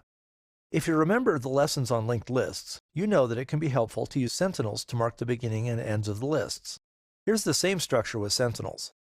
Here's a cell class that you could use to store the row headers. The row number property tells you the row's number. This is important because some arrays are so sparse they don't have data on every row. In that case, row number 10 might come right before row number 20, for example. For an array that sparse, you need the row number to know what row you're on. The row list's bottom sentinel should have a row number greater than any possible real row number. The next row property is a pointer to the row cell object that represents the next row in the array. The top value property is a pointer to the top sentinel in the row's value list. That sentinel has the type value cell, which is shown here. This class represents a value in the array. The column number property tells you what column the cell represents. The bottom sentinel should have a column number greater than any possible real column number. The next value property is a pointer to the next value cell object in the row's value list. Finally, the value property holds the cell's value. Here's an algorithm for fetching a value from the array. First, loop through the row cells to find the right row. Note that you can keep the rows in sorted order, so if you come to a cell with a row number that's larger than the one you're looking for, the row isn't in the array. In that case, you should return the array's default value. This should be the value that the discarded entries in the array have. In the previous connection matrix example, the discarded entries all held the value 0, so you would return 0 if you can't find the desired row. If you did find the row, search that row's value cells for the desired column. Like the row list, you can keep the value list sorted, so if you ever find a column number larger than the one you're looking for, you know the column isn't present in this row. In that case, you should return the default value. Finally, if you found the desired row and in that row you found the desired column, return that cell's value. The algorithm for setting a value is somewhat similar to the algorithm for getting one, but it includes a couple of twists that make it a bit more complicated. The algorithm starts as before by looping through the row list to find the target row. Now here comes the twist. If the row isn't there, you need to do one of two things depending on the value that you're trying to save. If the value is the array's default value, for example, 0 in the connectivity matrix, then you're done. The array entry that you're setting isn't in the array, so if you later try to fetch its value, the getValue method will return the default value as desired. If you didn't find the target row, and the value you're setting isn't the array's default value, add the target row. The sentinels make it easy to add a new row anywhere, even at the top or the bottom of the row list. Now that you've either found or created the desired row, loop through the target row's value cells and look for the desired column. Because you either found or created the row, you know it exists, so you can loop through its entries. Here comes the twist again. If the column isn't in the target row, you need to do one of two things just like you did before. If the value you're setting is the default value, you're done. If you're not setting the default value, you need to add a new cell to represent the target column. At this point, you've either exited early or you found the target row and the target column cells. Now you need to set the new value. Again, there are two cases depending on whether the value you're setting is the default value. If the value is the default value, you remove the cell from the column. Then, if the row is now empty, you also remove the row. You could leave the empty row in the array, but it would take up memory unnecessarily. If you add and remove a lot of cells from a very sparse array, it might eventually end up containing a lot of empty rows. You can prevent that by removing rows when you empty them. There's one last case. If the value you're setting isn't the default value, you save it in the value cell that you found. To summarize, you first find the target row, adding it if necessary. Then you find the target column in that row, again adding it if necessary. Finally, if you're setting the default value, you remove the value cell and possibly its row. If the value isn't the default value, you save it in the value cell that you found or created. That's the end of the first part of this lesson. In the second part, I'll explain a different method for managing a sparse array that lets you traverse the array by rows and columns. In the first part of this lesson, I showed how you could build a sparse array. It's essentially a linked list of linked lists. First, follow the list of rows to find the row you're interested in. Then, follow that row's value cells until you find the column you want. That lets you get and set values by row and column. In this kind of array, you can move to different rows and then move across the items in a row. In some programs, however, it may be convenient to move through the array differently. For example, suppose you're multiplying two arrays. To find the value in row I, column j of the result, you multiply the corresponding items in row I of the first array and column j of the second array. The result is this expression. To multiply two matrices together, it would be nice if you could move along the rows of the first array and the columns in the second array. Unfortunately, this type of sparse array only makes it easy to move along the values in the rows. You can make it easier to move along the values in the columns by adding another set of links. Now you can move across a row's values or down a column's values. Modifying the previous array to hold the new links isn't too hard. First, you need to create a column header class. This is similar to the row cell class we used before to represent the list of rows. In this class, the column number property tells you the number of the column. Next column points to the next column cell object in the list, and top value points to the column's value sentinel. In addition to building this class, you also need to modify the class that holds the array's values. Here's the old version of the class. It contains a column number property so you can tell what column it represents when you're looping through the values in a row. In the new version, we might also loop through the values in a column, so we need a similar property that tells us the cell's row number. We also need a pointer to the next cell in the column. Here's the new version of the class. The row number and column number properties tell you what row and column the cell is in. The next row and next column properties let you move to the adjacent cells in this cell's row and column. You can fetch a value from the array, much as you can with the earlier kind of sparse array. Move down the row list until you find the right row. If you don't find the right row, return the default value. If you do find the right row, move through the values in the row until you find the right column. If you don't find the right column, return the default value. Finally, if you found a cell at the right row and column, return that cell's value. Note that you could search the array by columns instead of rows if you wanted to. Saving a value in the array is also similar to the way you save a value in the earlier type of sparse array. You just need to do everything twice. First, find the target cell's row. Search the row for the right column, and then update the cell's value. Next, find the target cell's column, search the column for the cell with the right row, and update the cell's value. You'll also have to handle the same special cases as before. For example, if you're setting the cell's value to the default value, you need to remove the cell from its row and column if it exists. Then, if the row or column is empty, you need to remove that too. This kind of sparse array is another kind of space-time trade-off. It saves a lot of space, but it's fairly complicated, so it takes a lot more work to manage. It uses more memory than the previous kind of sparse array, but it saves you time if you need to traverse the array's columns frequently. In this lesson, I'm going to describe stacks. A stack is a data structure that lets you add items and then remove them in last-in, first-out order. Because of their last-in, first-out behavior, stacks are sometimes called LIFOs or LIFO lists. A stack is similar to a spring-loaded stack of plates that you can sometimes see at cafeterias. You can push plates down onto the stack and then later remove the top plate, but you can't remove a plate from the middle of the stack. Because you push plates onto this kind of stack, the stack data structure is sometimes called a pushdown stack, and the operations that add or remove items from a stack are called push and pop. In other words, you push an item onto the stack and then you pop items off of the stack. There are a couple of ways you can build a stack. One obvious method is to use a linked list. You can use a top sentinel to make it easier to add and remove items from the top of the list. You don't really need a bottom sentinel because you usually don't search a stack or need to insert an item at the end of the stack. To push an item onto the stack, you simply insert it after the sentinel.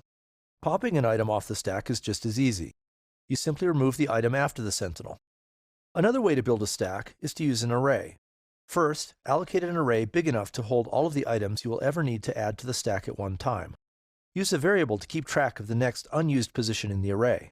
If the array's indices start at 0, then the index of the next unused location is also the number of items in the stack.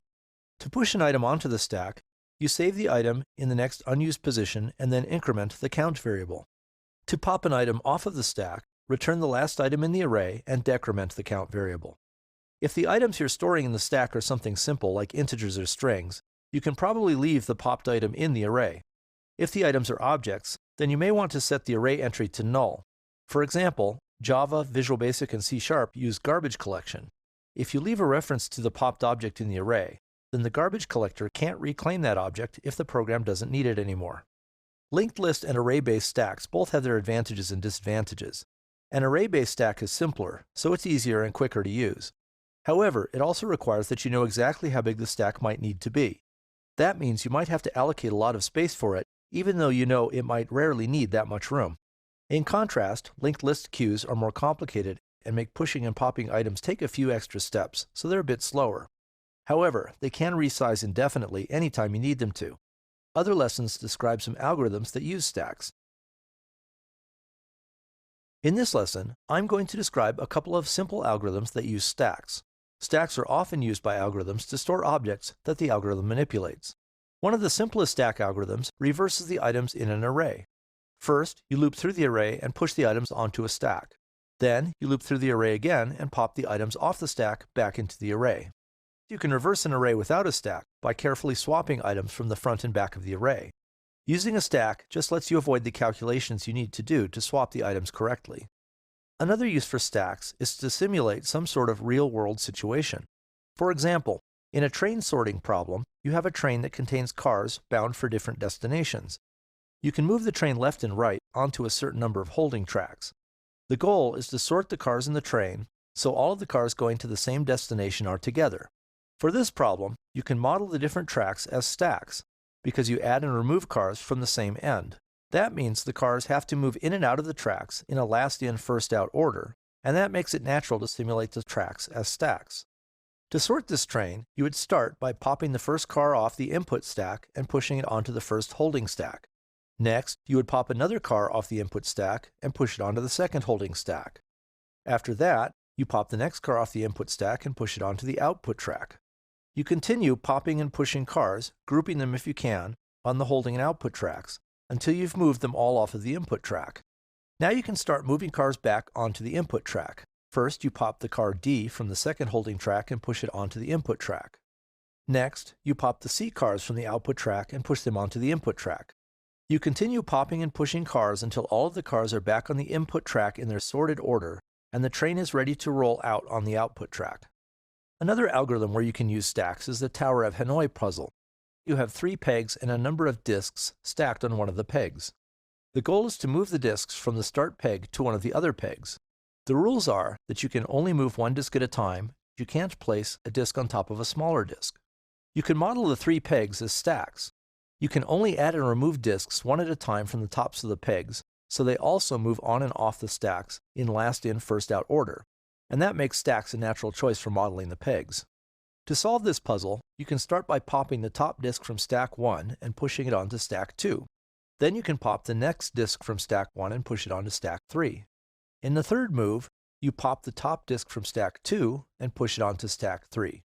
You continue popping and pushing until you finish moving all of the disks.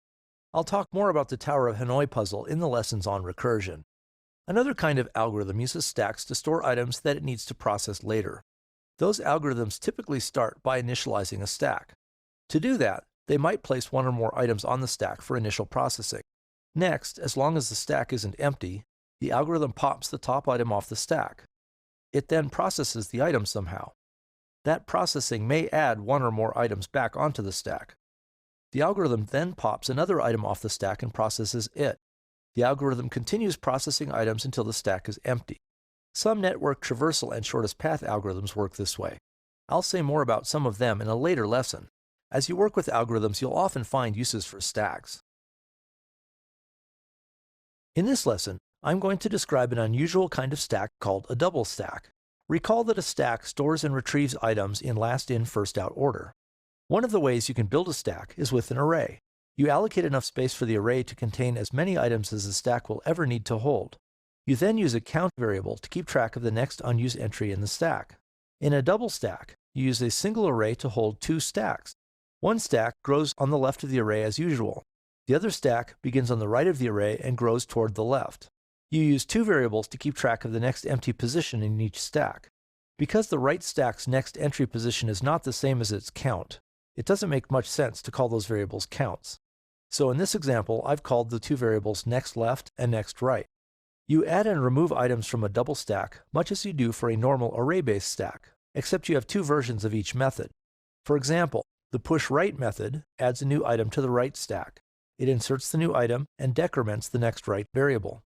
The popRight method removes an item from the right stack. It returns the last item in the stack and then increments the next right variable. As is the case with normal array stacks, you can leave simple items such as integers and strings in the array. If the stacks contain objects, you may want to set the array entry to null so the garbage collector can recycle the popped object when the program doesn't need it any longer. If you like, you can also define moveLeft and moveRight methods that move items from one stack to the other. For example, the moveLeft method would pop an item from the right stack and push it onto the left stack. Double stacks are fairly unusual. They're most useful if you need two stacks and you know that their combined number of items never exceeds a certain maximum amount. For example, suppose you want to divide a number of objects into two groups. In that case, you could use a double stack to hold the two groups, and you know their combined size will never exceed the total number of objects you're dividing. Before you move on to the next lesson, you might want to try implementing double stacks in your chosen programming language. Also, as you work through the other lessons, be on the lookout for stacks and ask yourself whether you could use a double stack. In this lesson, I'm going to describe queues. A stack is a data structure that lets you add and remove items in last-in, first-out order. In contrast, a queue lets you add and remove items in first-in, first-out order. A queue is a lot like the checkout line at a store. You enter the end of the queue and wait your turn. When the cashier finishes with a customer, the next customer in line steps up for service. Because of their first-in, first-out behavior, queues are sometimes called FIFO lists or simply FIFOs. Normally, the methods that add and remove items from a queue are called enqueue and dequeue, respectively. Probably the easiest way to implement a queue is with a doubly linked list. To enqueue an item, you add it below the list's top sentinel. To dequeue an item, you return the item before the bottom sentinel and then remove it from the list. You can use queues much as you can use stacks. For example, you can use them to model real-world situations. You might use queues to simulate passengers arriving at a check-in counter at the airport. This design uses three queues that lead to three customer representatives.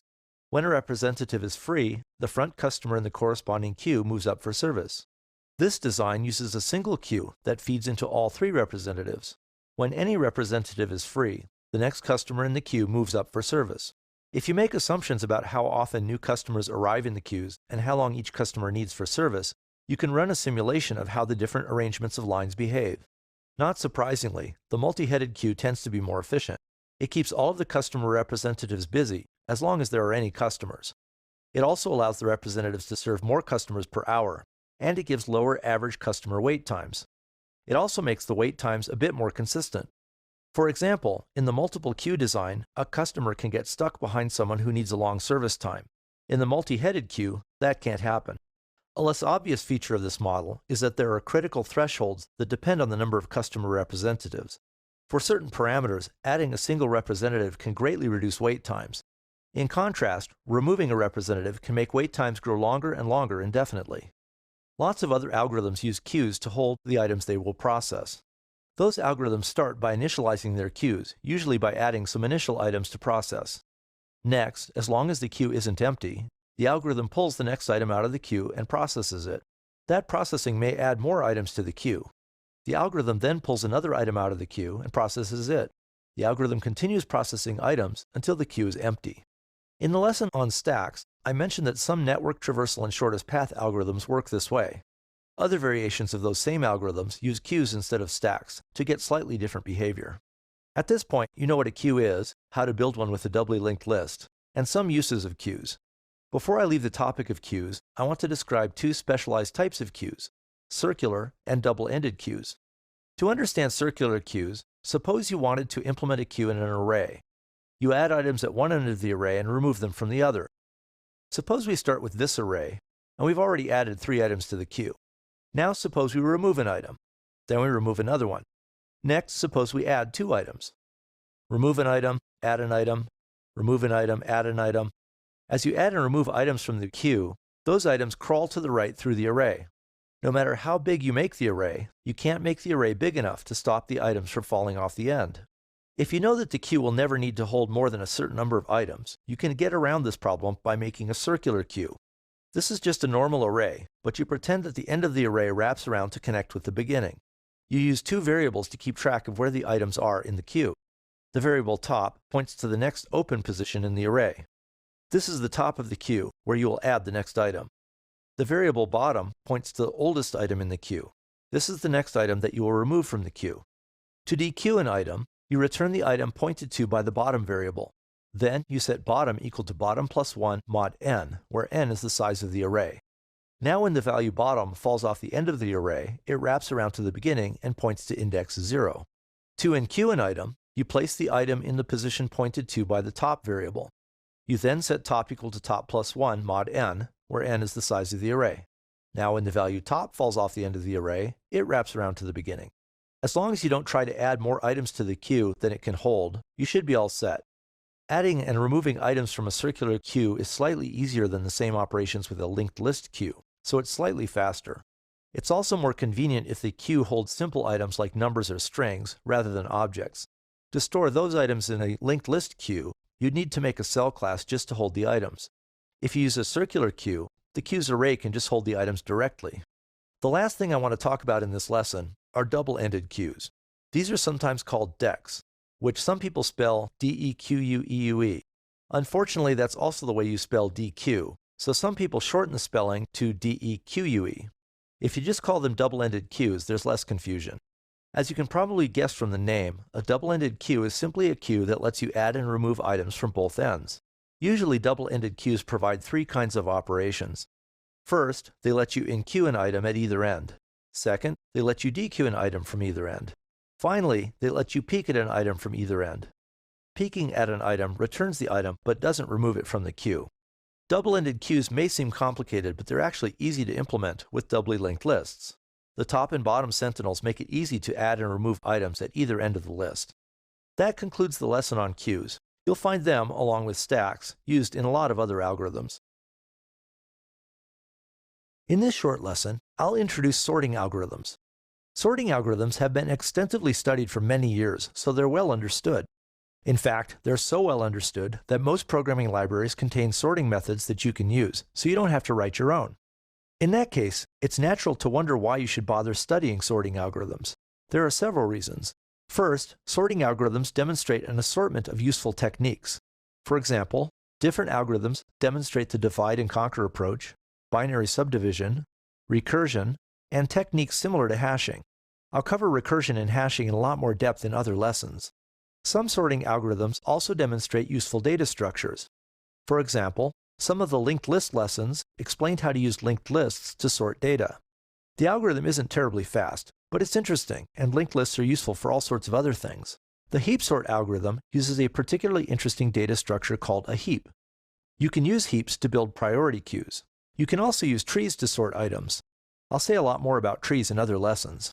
Different sorting algorithms behave differently for data with different characteristics. They may work differently for different data types. For example, an algorithm's performance may depend on whether you're sorting integers, floating point numbers, text, or objects. Different algorithms also behave differently with data arranged in different ways. The performance of some algorithms change if the data is initially mostly sorted, partially sorted, or arranged randomly. If you have special information about the type and arrangement of your data, you can sometimes do a lot better than the library's prepackaged sorting routines. Finally, it's interesting to analyze the runtime of sorting algorithms. You can prove that any algorithm that sorts by comparing values must use at least order n log n time. Many other problems have no similar bounds on their performance. For example, consider the subset sum problem. Here you want to divide a set of numbers into two subsets that have the same total.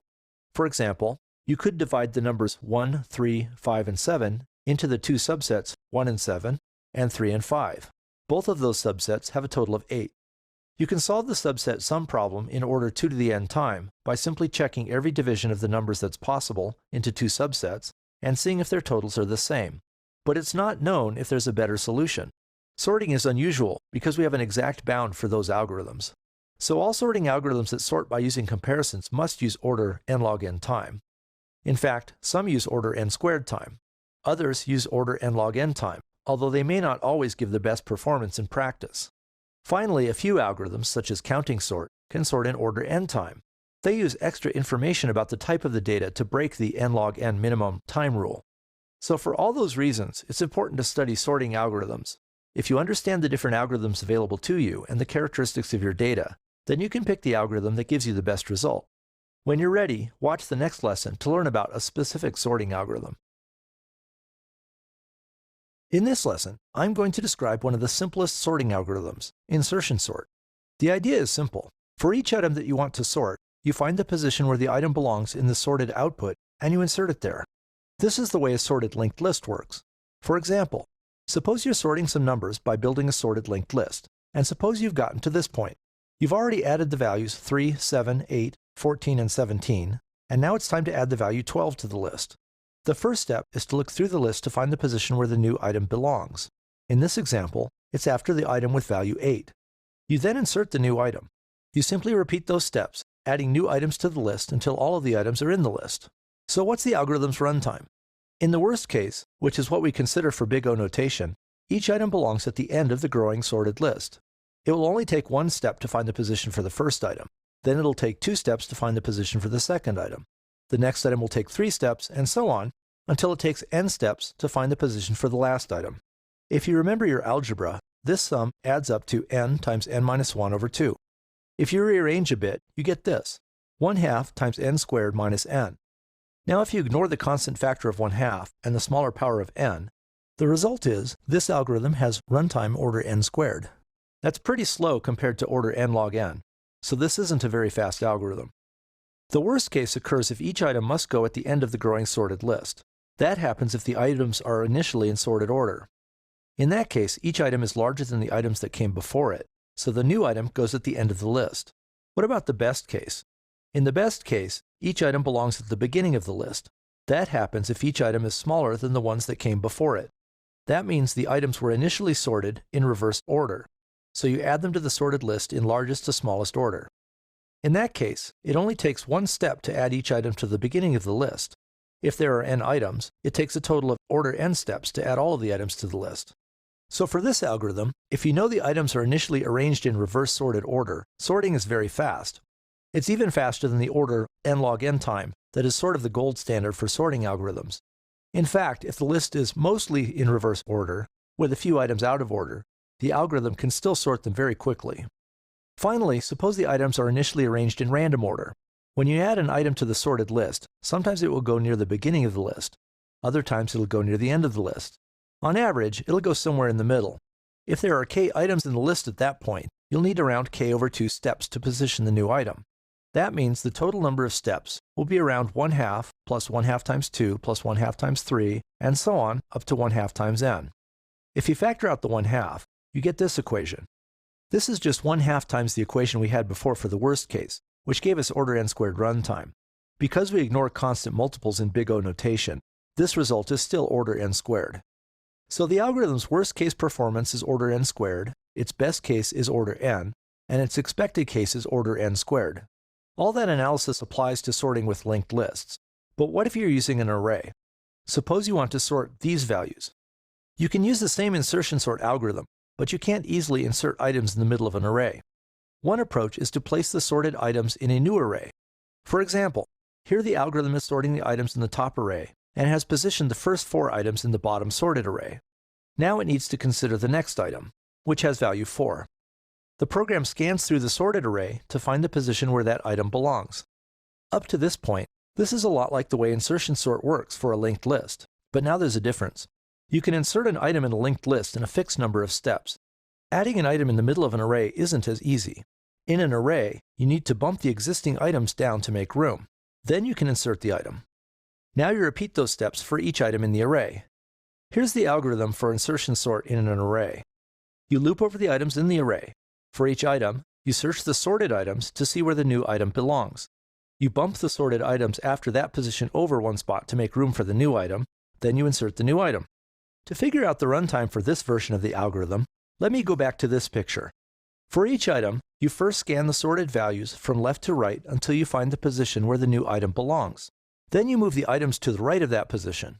Between those two steps, the algorithm examines or moves all of the previously sorted items. In other words, if the algorithm has already sorted k items, then it takes k steps to insert the new item. That means it takes 1 step to process the first item, 2 to process the second, and so on, giving us this familiar equation. You already know that this adds up to order n squared runtime. Even though the array version of insertion sort seems more complicated than the linked list version, it has the same runtime. Before I leave insertion sort, I want to say one more thing about the array-based implementation.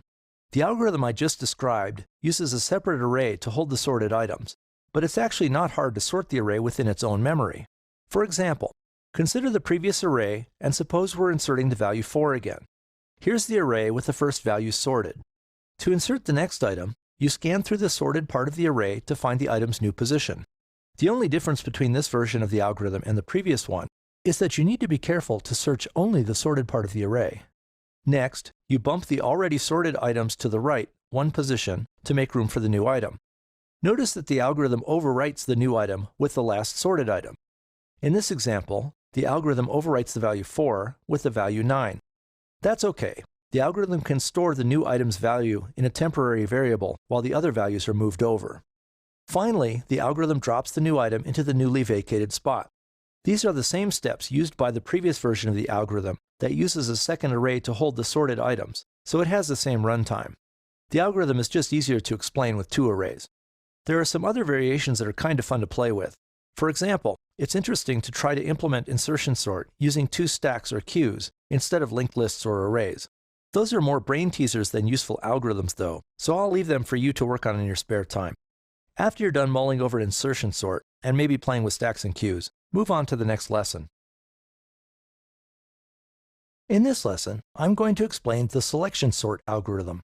Selection sort and insertion sort are 2 very simple order n squared algorithms that take opposite approaches to sorting. Here's the insertion sort algorithm. For each item, you find the item's position in the sorted list. You then insert it in that position.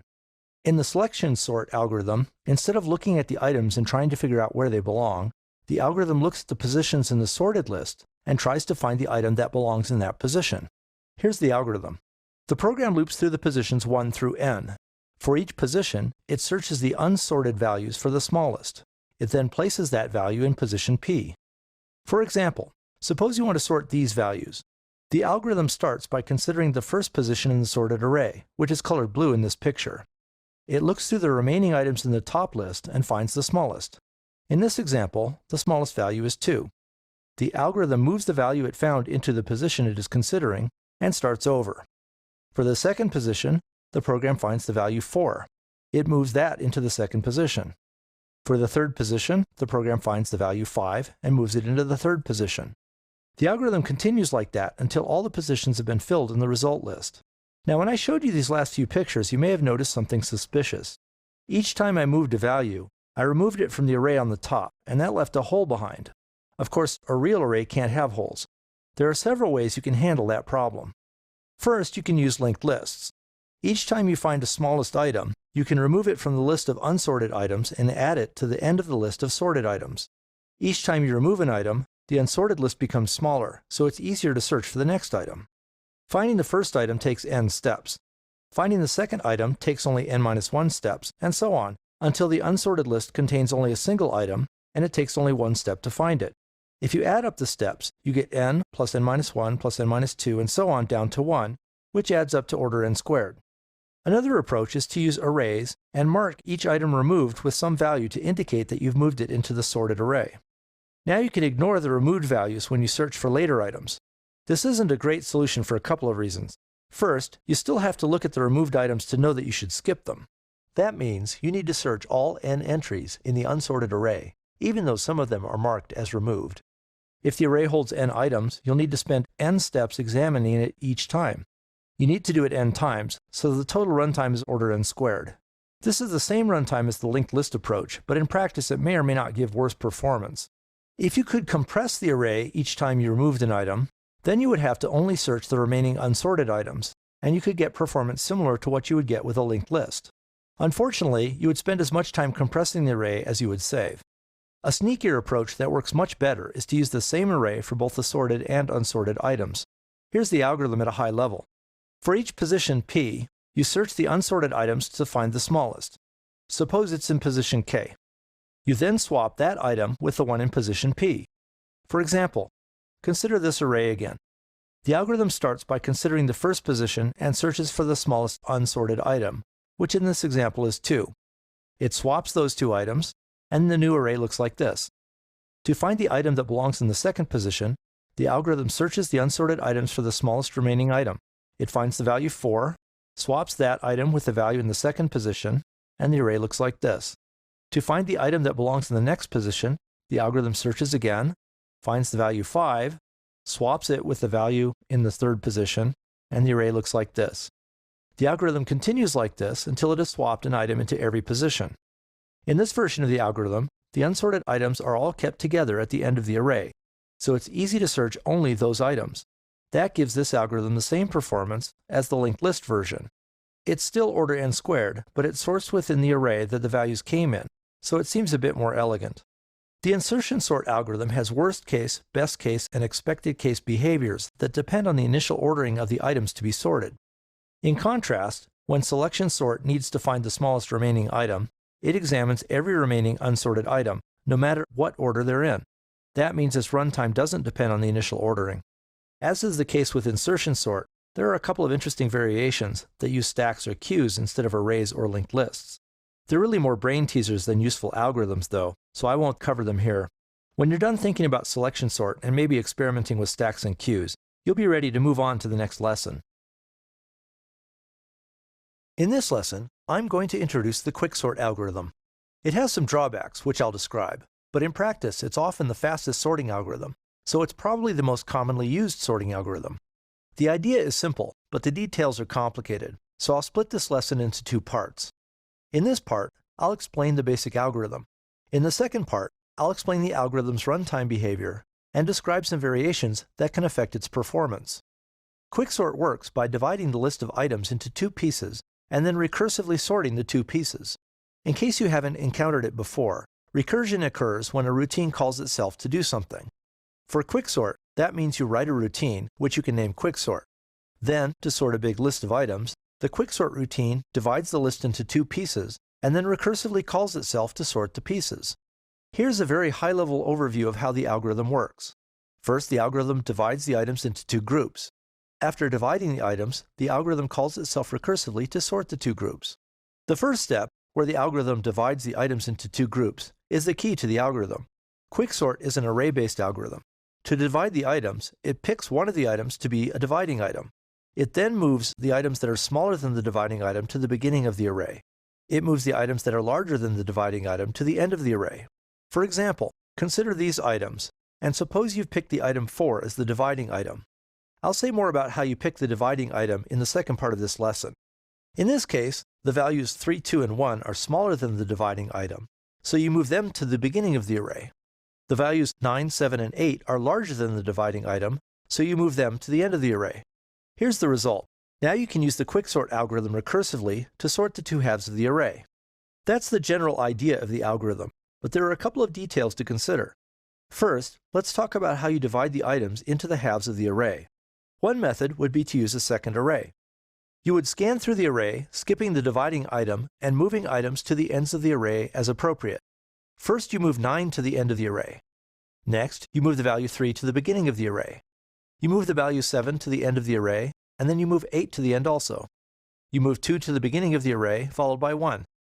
Finally, you place the dividing item 4 in the spot in the middle between the larger and smaller subsets of items. Now the two subsets are at the ends of the array, and the array is ready for the recursive calls to Quicksort.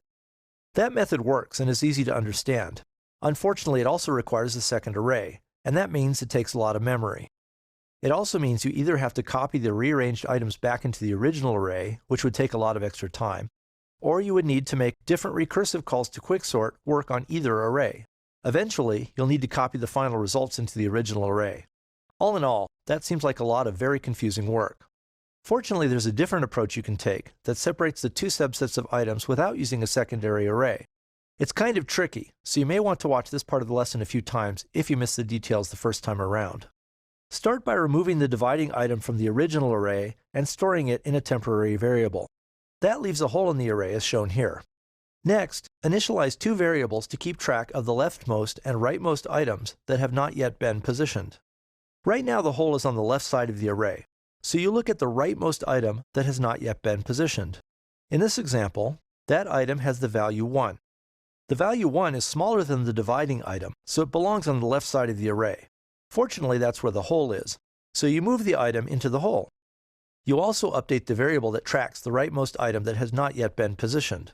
Now the hole is on the right side of the array, so you look at the leftmost value that has not yet been positioned. In this example, that value is 9. 9 belongs on the right side of the array, so you move it into the hole and update the variable tracking the leftmost unpositioned item. At this point, you may have the hang of it, but I think the process is fairly confusing. You keep moving items into the hole, looking at the right or left side of the array as appropriate. When the leftmost and rightmost variables cross, you're done. Right now, the hole is on the left, so you look at the rightmost unpositioned item, which has value 2. That belongs on the left side, so you move it into the hole and update the rightmost variable. Now something different happens. The hole is on the right, so you look at the leftmost unpositioned item, which has value 3. That value should be on the left side of the array, and it already is, so you don't need to move it. Instead, you simply increment the leftmost variable and check again. The hole is still on the right side, so you look left again, this time to the value 7. 7 belongs on the right side of the array, so you move it into the hole and update the leftmost variable. The leftmost and rightmost variables have met, but you haven't considered the final item yet, so you're not quite done. The hole is on the left side of the array, so you look at the rightmost unpositioned item, which has value 8. 8 belongs on the right side of the array and it's already there, so you leave it alone and update the rightmost variable. Now the leftmost and rightmost variables have crossed, so every value has been moved to its correct side. All you need to do now is drop the dividing item 4 into the hole and you're done. That's the basic quicksort algorithm. If you had trouble following the steps that divide the values into two sets, you may want to watch that part of the lesson again. Or you can look at the PowerPoint slides available in the lesson's working files. After you understand the basic algorithm, take a break to recover, and then watch the second part of this lesson. In that part, I'll explain the algorithm's runtime behavior and describe some variations that affect its performance. In the first part of this lesson, I described the basic quicksort algorithm. In this part, I'm going to explain the algorithm's runtime behavior and describe a few variations. But first, let's review how the algorithm works. The basic idea is that you start by picking a dividing item. Then, you move the items into two groups, one containing items smaller than the dividing item, and one containing items larger than that item. Next, you call Quicksort recursively to sort the two groups. The second step, where you divide the items into two groups, can be fairly complicated, but it's the first step, where you pick the dividing item, that really determines the algorithm's performance. Let me go back to that slide. In this example, I just picked the first item in the array to be the dividing item. If the items are initially arranged randomly, it doesn't really matter which item you pick. Chances are good it'll have a value somewhere near the middle of the bunch, and it'll divide the items into two roughly evenly sized groups. I'll talk more about that later, but for now, let's assume this is true. Suppose every time the algorithm is called to sort a chunk of the array, the dividing item has a value that's exactly in the middle of the other values in that part of the array, so it divides the list evenly into two equal halves. This slide shows the first call to Quicksort. First, it divides the array into two equal halves. As you saw in the first part of this lesson, this is kind of complicated, but it still takes order n steps. After it divides the items into two groups, the algorithm calls itself recursively to sort the two groups. Here's the new picture. The two recursive calls to Quicksort divide their halves of the array. Again, I'm assuming that they divide their pieces of the array into two equal halves. Now we need to ask, how much time do the recursive calls spend dividing their pieces of the array into two groups for the next step? The time they take depends on the number of items in their parts of the array. We're assuming that each of the recursive calls is sorting half of the original array, minus the first dividing item. If the array originally contained n items, then the recursive calls are each sorting n over 2 items, so they each need n over 2 steps to divide their pieces of the array. If we add the steps for the two calls, we get n over 2 plus n over 2, which is n. So we have a total of order n steps. If that seems confusing, there's another way you can think of this. When a call to Quicksort rearranges the item in its part of the array, it needs to consider and possibly move each of its items. There are order n items in the second row of this picture, so the calls to Quicksort must be examining and moving order n items in total. Now let's look at the next step in the sequence of algorithm calls. The two calls to Quicksort each call the algorithm recursively twice to sort their subgroups of items. Now the array has been broken into 4 pieces that are processed by 4 calls to Quicksort. Each of those divides its items into 2 new groups. Again, we need to ask how many steps that takes. There are 4 calls to Quicksort, and each processes roughly a quarter of the entire array, so together they take order n steps. If you prefer, you can just look at the number of boxes remaining like before. At this point, we've dropped a few items because they were dividing items, but there are still order n items remaining, so the 4 calls to Quicksort must examine and rearrange a total of order n items. At this point, you can probably see the pattern. The 4 calls to Quicksort each call the algorithm twice, so the next level of the tree has 8 calls, as shown here. Each of those calls processes roughly an eighth of the array, so in total they process order n items. Finally, the 8 calls to Quicksort each call the algorithm twice, giving this picture. At this point, the algorithm calls are being asked to sort a single item. Because a list containing only one item is already sorted, those calls don't need to do anything. I kind of skipped this point in the first part of the lesson when I was describing the basic algorithm, but this is how the recursive calls eventually stop. They continue dividing pieces of the array into smaller and smaller pieces until the pieces contain only a single item. And at that point, the call to Quicksort simply returns without doing anything. Now let's take a step back and consider this slide as a whole. It shows a bunch of calls to the Quicksort algorithm for pieces of the array. The picture groups the calls, so each level shows calls with pieces of the array that have the same size. In reality, they aren't actually being called in that order. Unless your computer has a lot of processors and you're implementing a fancy parallel algorithm, which would be very cool, the calls to Quicksort actually work down the left side of the tree first, and then they move across towards the right side of the tree. So what's the total runtime? The calls in each row of the tree require a total of order n steps. Because the size of the pieces being sorted are divided in 2 at each level of the tree, it takes log n levels before the pieces contain only one item and the recursions end. That means the tree is log n levels tall. And that in turn means the total number of steps for the entire computation is n times log n, or order n log n steps. As I mentioned in the first part of this lesson, it can be shown that any sorting algorithm that uses comparisons must take at least order n log n steps. So in that sense, this algorithm is optimal. Of course, this whole analysis rests on the assumption that the array is divided into exactly equal pieces each time Quicksort is called. But what if that's not true? For example, suppose the dividing item picked is always smaller than every other item in the array. In that case, you get this sequence of calls. Each call to the algorithm spends order n time rearranging the items, so they all end up on one side of the dividing item. The algorithm then calls itself recursively to sort every item except the dividing item. What's the runtime of this mess? Each call to Quicksort takes order n time. Each call only puts one item in its final sorted position, so it takes n algorithm calls to finish sorting the array. And the new picture is n levels tall. That means the total runtime to sort the array is order n times order n, or order n squared. Basically, in this situation, Quicksort turns into a really inefficient implementation of Selectionsort. So how can you avoid this weird situation? There are several approaches you can take. First, you can just not worry about it. The chance of the array being arranged in an order that causes this weird behavior is small. At least you might think so. This approach is easy, so it's the one most implementations of the algorithm use. Unfortunately, there are a couple of common arrangements of the items that cause this kind of weird behavior. If the items are originally sorted or arranged in reverse sorted order, then at each step, every item winds up on one side of the dividing item, and you get order n squared performance. Another way to pick the dividing item is to look at the first, last, and middle items in that part of the array, and then use the item whose value is between the other two. That still may not be a great choice, but it means you won't get the worst possible choice. It also handles the case where the items are initially sorted or sorted in reverse order. A final way to pick the dividing item is to pick one randomly. You might get unlucky sometimes and pick an item that is pretty small or pretty large, but most of the picks will be somewhere in the middle of the array's values, so you'll get good performance. There's still one case that none of these methods handles well. That's when the array contains a lot of duplicate values. For example, suppose every item in the array has the value 10. In that case, it doesn't matter which item you use as the dividing item. Every other item will always fall on one side of the item or the other, depending on how you write the code that separates the items. One way you can fix that is to remove all copies of the dividing item when you make the recursive algorithm calls. In that case, there's no problem. In fact, the algorithm runs even faster than it would if the items had all different values. Unfortunately, all of those changes make the algorithm more complicated, so they hurt its performance in practice. For that reason, most implementations of the algorithm just ignore these problems and hope for the best. You might want to spend some time implementing the basic algorithm in your favorite programming language. It's a pretty interesting and useful algorithm. When you're finished, move on to the next lesson. If you haven't watched them already, you can watch the lessons about Heapsort and Countingsort, which can handle the special cases that Quicksort doesn't.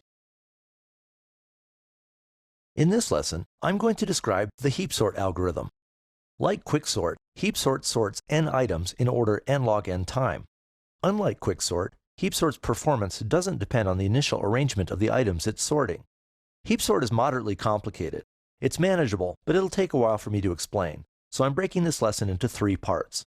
The Heapsort algorithm is named after an interesting data structure called a heap, which it uses to arrange the items it's sorting. In the first part of this lesson, I'll explain what heaps are and how to build them.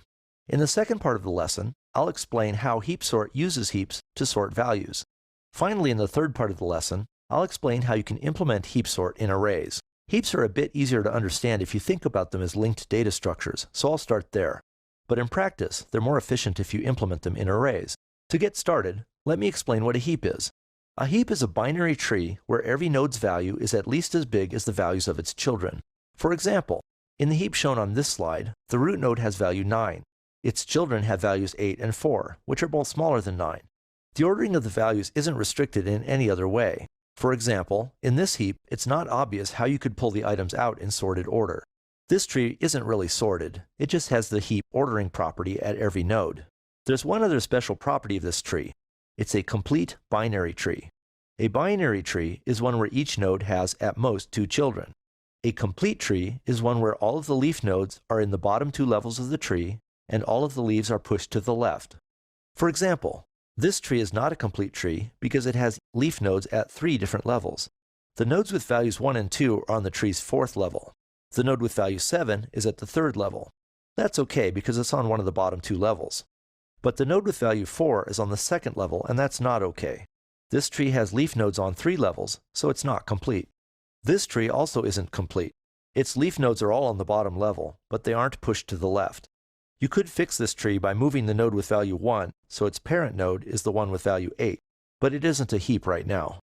Now that you know what a heap is, how do you build one? Here's the algorithm. First, you enter a loop that processes each of the values you want to add to the heap. For each value, you add the new value to the bottom of the heap. There's only one place where you can add it to keep the heap a complete binary tree.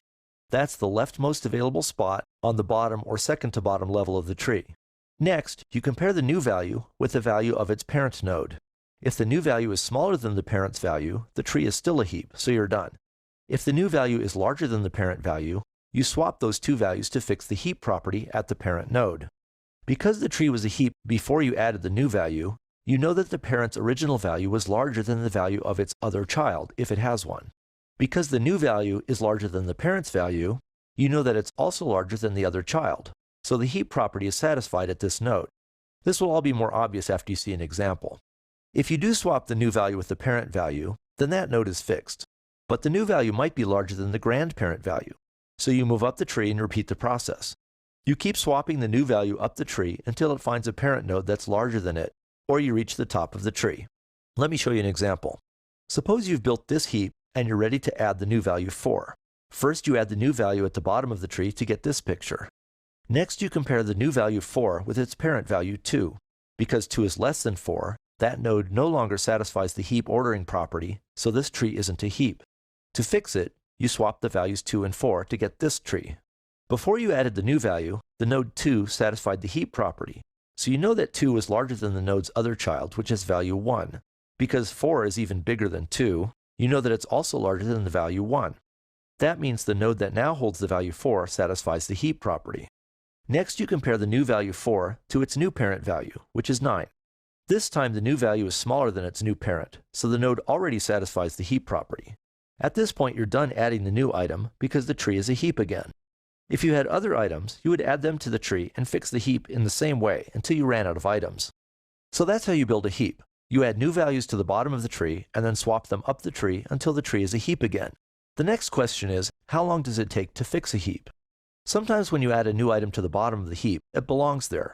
It's already smaller than its parent value, so the tree is already a heap and you're done. Other times you need to swap the new item up the heap, possibly all the way to the top.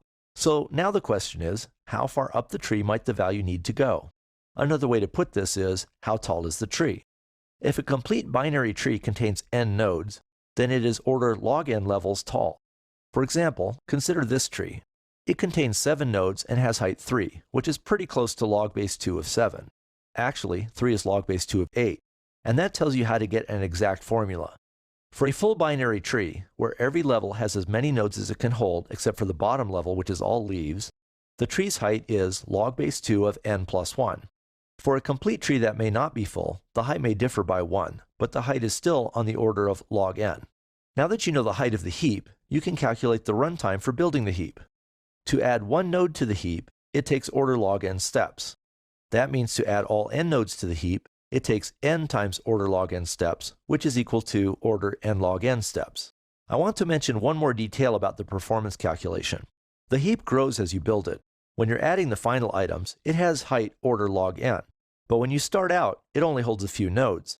You might wonder if you save some time adding those early nodes, so the total time isn't n times log n. It's a good idea, but it doesn't work.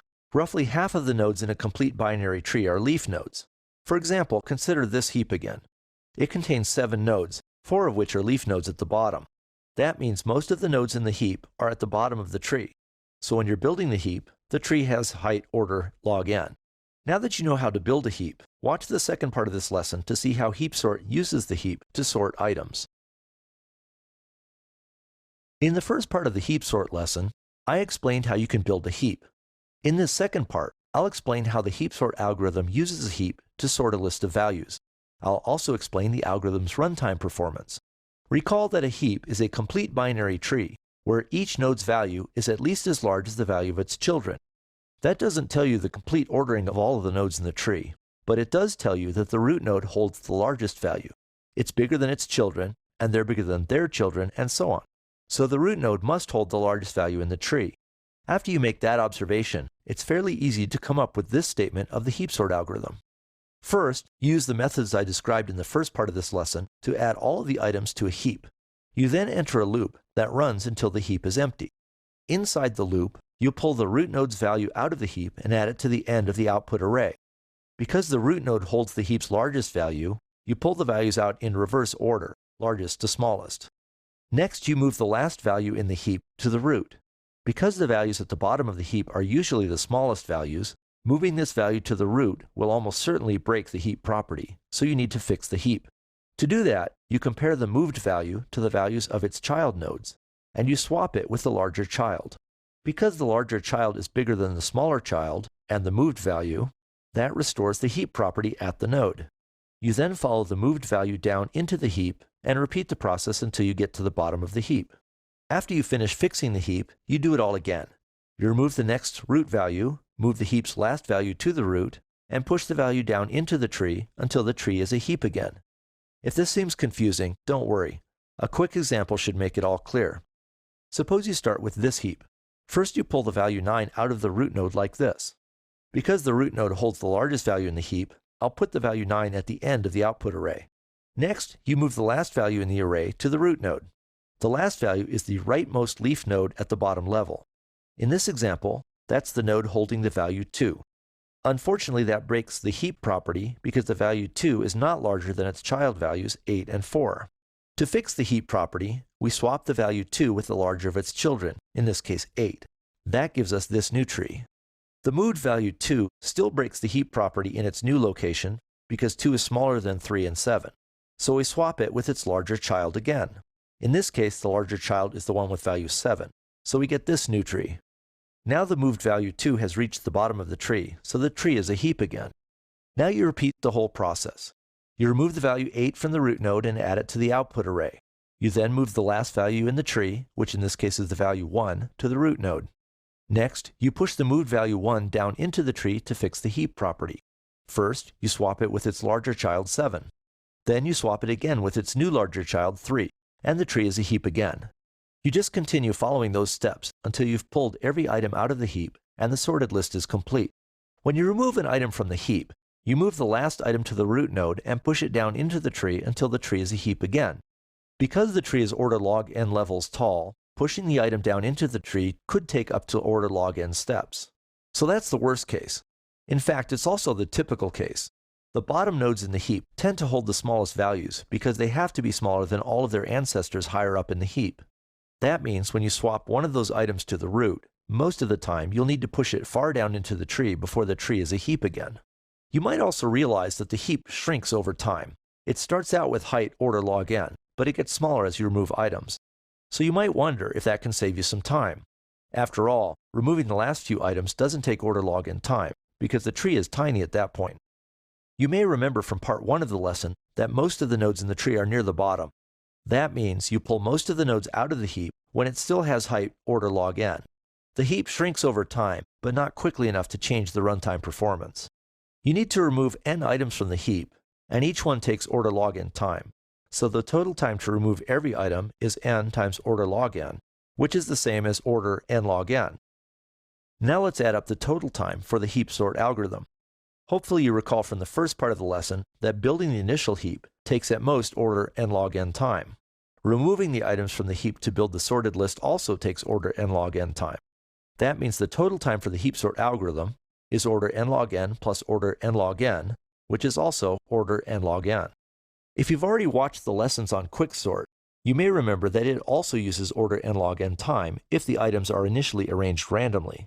If the items are initially sorted, however, or if they contain a lot of duplicates, Quicksort degrades into a complicated version of Insertionsort with order n squared performance. In contrast, Heapsort always has order n log n performance, no matter how the items are initially arranged, and even if they include lots of duplicates. However, Quicksort is often faster in practice, so it's still the more popular choice. In the final part of this lesson, I'll explain how you can use an array to hold the algorithm's heap, instead of building the heap in a linked data structure. In the first part of the Heapsort lesson, I explained how you can build a heap. In the second part, I told you how the Heapsort algorithm uses a heap to sort items. I used tree structures to help explain heaps and how to manipulate them because they're easier to understand that way, but they're faster if you implement them in an array. So in this third and final part of the lesson, I'm going to explain how you can build heaps in an array. You may recall from the first part of this lesson that a heap is a complete binary tree. A complete binary tree is a tree where each node has at most 2 children, and all of the leaf nodes are at the bottom of the tree and pushed to the left. It turns out that there's an easy way to store a complete binary tree in an array. Consider this tree. To store it in an array, copy its values into the array by rows. First, play the root node in the first entry like this. Next, add the values on the tree's second level like this. Then add the values in the next row and so on. In this example, there's only one more row, so the final array looks like this. That takes care of storing the items. The only other things you need to know are how to find a node's parent node and its child nodes. Suppose the array's indexes are numbered starting at 0 like this. In that case, the children of the node with index p are at indexes 2 times p plus 1 and 2 times p plus 2.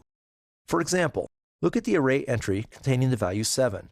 It has index 1, so its children should have indexes 2 times 1 plus 1, which is 3, and 2 times 1 plus 2, which is 4. If you look at the array, those entries hold the values 3 and 2. Now if you look back at the tree, you'll see that the children of the value 7 hold the values 3 and 2 as desired. If you want to, you can try a few more examples. There's only one catch to finding the child nodes. If the index that you calculate is greater than the largest index in the array, then that child doesn't exist. For example, if you look at the tree, you can see that the node holding the value 6 has no right child. In the array, the index for that node is 2. The index of its right child should be at position 2 times 2 plus 2, which equals 6. That's bigger than the largest index in the array, so that child isn't stored in the array. The last thing you need to know to use an array representation of a tree is how to find a node's parent. If a child node has index c, then its parent node has index c minus 1 divided by 2. If the result isn't a whole number, you round down to the next integer. Consider the array index 3. 3 minus 1 divided by 2 is 2 divided by 2, which is 1. That means array entry 3, which holds the value 3, should have parent in entry 1, which holds the value 7. If you look at the tree, you can see that this is correct. The node holding the value 3 has the parent holding the value 7. For another example, consider the array index 4. 4 minus 1 divided by 2 is 3 divided by 2, which is 1.5, which rounds down to 1. Looking at the array, that means the entry with value 2 should have the parent value 7. You can check the tree to see that this is also correct. Storing a complete binary tree in an array like this is nice and compact, and it means you don't need to worry about linked tree data structures with objects that have pointers to their children and parents. It works particularly well for Heapsort because you can store the items that aren't yet in the heap in the unused part of the array. For example, suppose you're building a heap and you've gotten to this stage. You've added the first 5 items to the tree and stored them in an array, and you're about to add the value 6. To add that value to the heap, you first insert it at the end of the tree. If you initially stored all of the items in the array, then that value is already in the right position in the array representation of the tree. You don't really need to do anything to add the item at the bottom of the heap. All you need to do is increase the variable that keeps track of the number of items that are in the heap, and the item is already there. Now you need to swap the new item up through the tree until the tree is a heap again. In this example, you compare the node with value 6 to its parent node with value 4. The parent's value is smaller, so you swap the values to get this tree. Now you compare the new value, 6, to its new parent's value, 9. 9 is bigger than 6, so the tree is a heap again. Storing the heap in an array also helps in the second part of the Heapsort algorithm, where you're removing items from the heap. If you continue this example, the first thing you do is pull the root value 7 out of the heap, store it in an output array, and move the last value, 4, to the root. If you're using an array, this is simple. You merely swap the root value with the last value to get this tree. The root value has been removed from the tree, but I've placed it at the end of the array. I've colored it blue there to indicate that it's not part of the tree anymore. To fix the heap, you compare the moved value 4 with its child values 5 and 6, and you swap it with the larger of those two values. In this example, you swap the 4 and the 6 to get this tree. Now you're ready to repeat the process. You swap the root value with the last value in the heap to get this. You swap the moved value 3 with its larger child 5 to get this tree. This is once again a heap. You just continue this process until the heap is empty. At that point, the array almost magically holds the items in their sorted order. You can run through a few more steps on your own if you like. That's the end of the lesson on Heapsort. First, you make the items that you're going to sort into a heap, all while leaving them in the original array. Then, you remove them from the heap in sorted order, again, leaving them in their original array. After you're done thinking about Heapsort, you should be ready to move on to the next lesson. In this lesson, I'm going to describe an order n log n performance sorting algorithm called Mergesort. In the first part of this lesson, I'll explain how the algorithm works. In the second part, I'll explain the algorithm's runtime performance. Before I get started, however, I want to briefly remind you of how the Quicksort algorithm works, because it provides motivation for the approach used by Mergesort. In Quicksort, you start with a list of items like this one. This example uses the first item, which has the value 4 as the dividing item. Next, you move all of the values less than the dividing atom to the beginning of the array, and all of the values greater than the dividing item to the end of the array, like this. Finally, you call the Quicksort algorithm recursively to sort the two halves of the array. If you're lucky, each call to Quicksort divides its part of the array into two roughly equal-sized pieces. In that case, it takes order log n recursive calls to divide the items into lists containing only one value, and the recursion stops. That gives the algorithm a runtime of order n log n. That's if everything works well. Unfortunately, if the algorithm happens to pick a bad dividing item, it won't divide its items into two equally sized groups. For example, this picture shows what happens if the dividing item is always smaller than the other items. In this case, the algorithm doesn't make much progress, so it basically becomes a complicated version of the Selectionsort algorithm and has order n squared performance. The problem is, the algorithm isn't dividing the items into two equally sized groups.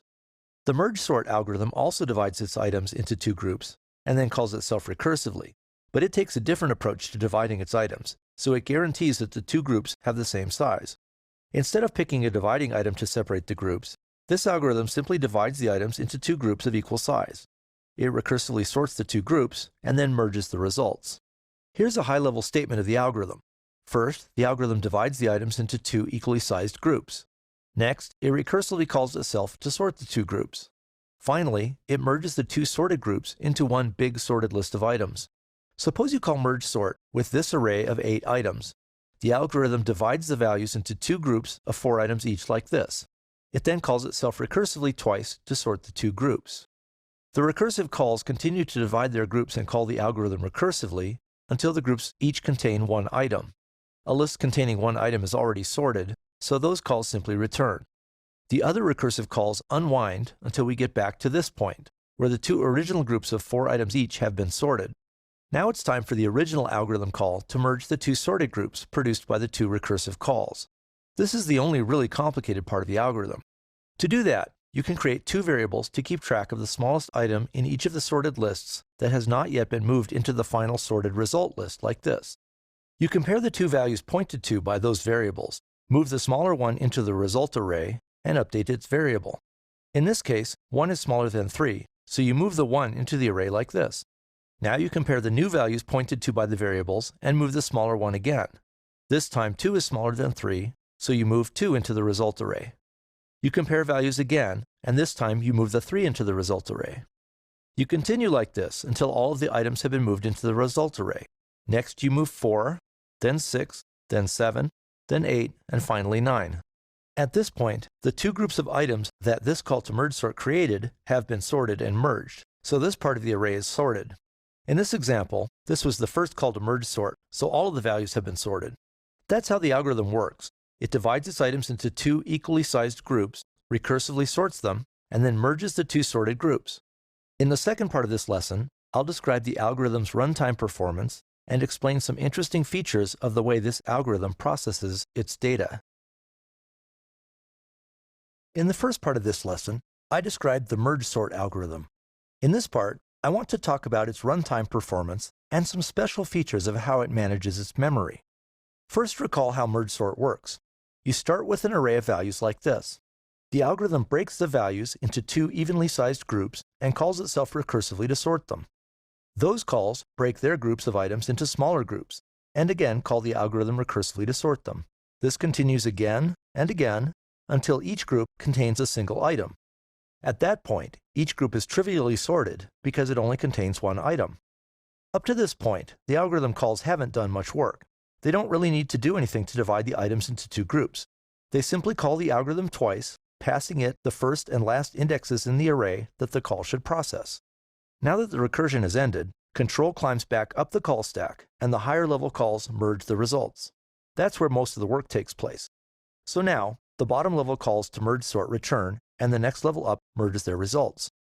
During those merges, each of the values in the array is copied from the array where the bottom level calls did their work to a second result array. Because every item is copied, the total number of steps used by those merges is order n. Next, the second to bottom level calls return, and the next higher level calls merge their results. Again, every item is copied, so the total number of steps for those merges is order n. Now the next level of calls return, and the level above those merge their results. Once again, every item is copied, so the total number of steps for those merges is order n. Finally, the calls at the second level from the top return, and the initial call to Mergesort merges their results. As usual, every item is copied, so this final merge takes order n time. Now we can add up the total number of steps to get the algorithm's runtime. Each level of this picture takes order n steps. If the array holds n items, Then it takes order log n levels to break the items apart until each group contains a single item. That means the total runtime is order n times order log n, which is order n log n. Note that the initial ordering of the items doesn't matter to the runtime calculation. Quicksort has terrible performance if its items are initially sorted, or if they contain a lot of duplicates. Mergesort always has order n log n performance, no matter what. Mergesort does, however, have the disadvantage that it uses a second array to hold merged results. For an interesting historical note, imagine that you're sorting a big array of values, but you only have a tiny amount of memory, say 256K. In that case, you can't fit the entire array in memory all at once. Quicksort and Heapsort both jump all over an array while they process it. Because the whole array can't fit in memory all at once, the operating system will need to page sections of the array to and from the hard disk, and that will slow things down a lot. In contrast, Mergesort marches through its data in a relatively sequential manner. It sorts the items in one section of the array, and then merges them with the items in an adjacent section of the array. As the merges include more and more of the array, the algorithm does need to march through every item. But even then, the two groups of items that the algorithm merges can each march through their parts of the array in an organized fashion, rather than jumping all over the place. These days, memory is cheap, so it's unlikely that you'll ever need this feature. But if you ever do need to sort 100 gigabytes of data, it may be worth looking at Mergesort. You can also consider a hybrid approach. For example, you could break the data into 1 gigabyte chunks, and then use Quicksort to sort them. Then you could use Mergesort to merge the sorted chunks. In this lesson, I'm going to describe the Bubblesort algorithm. In the first part of the lesson, I'll describe the basic algorithm and explain its runtime performance.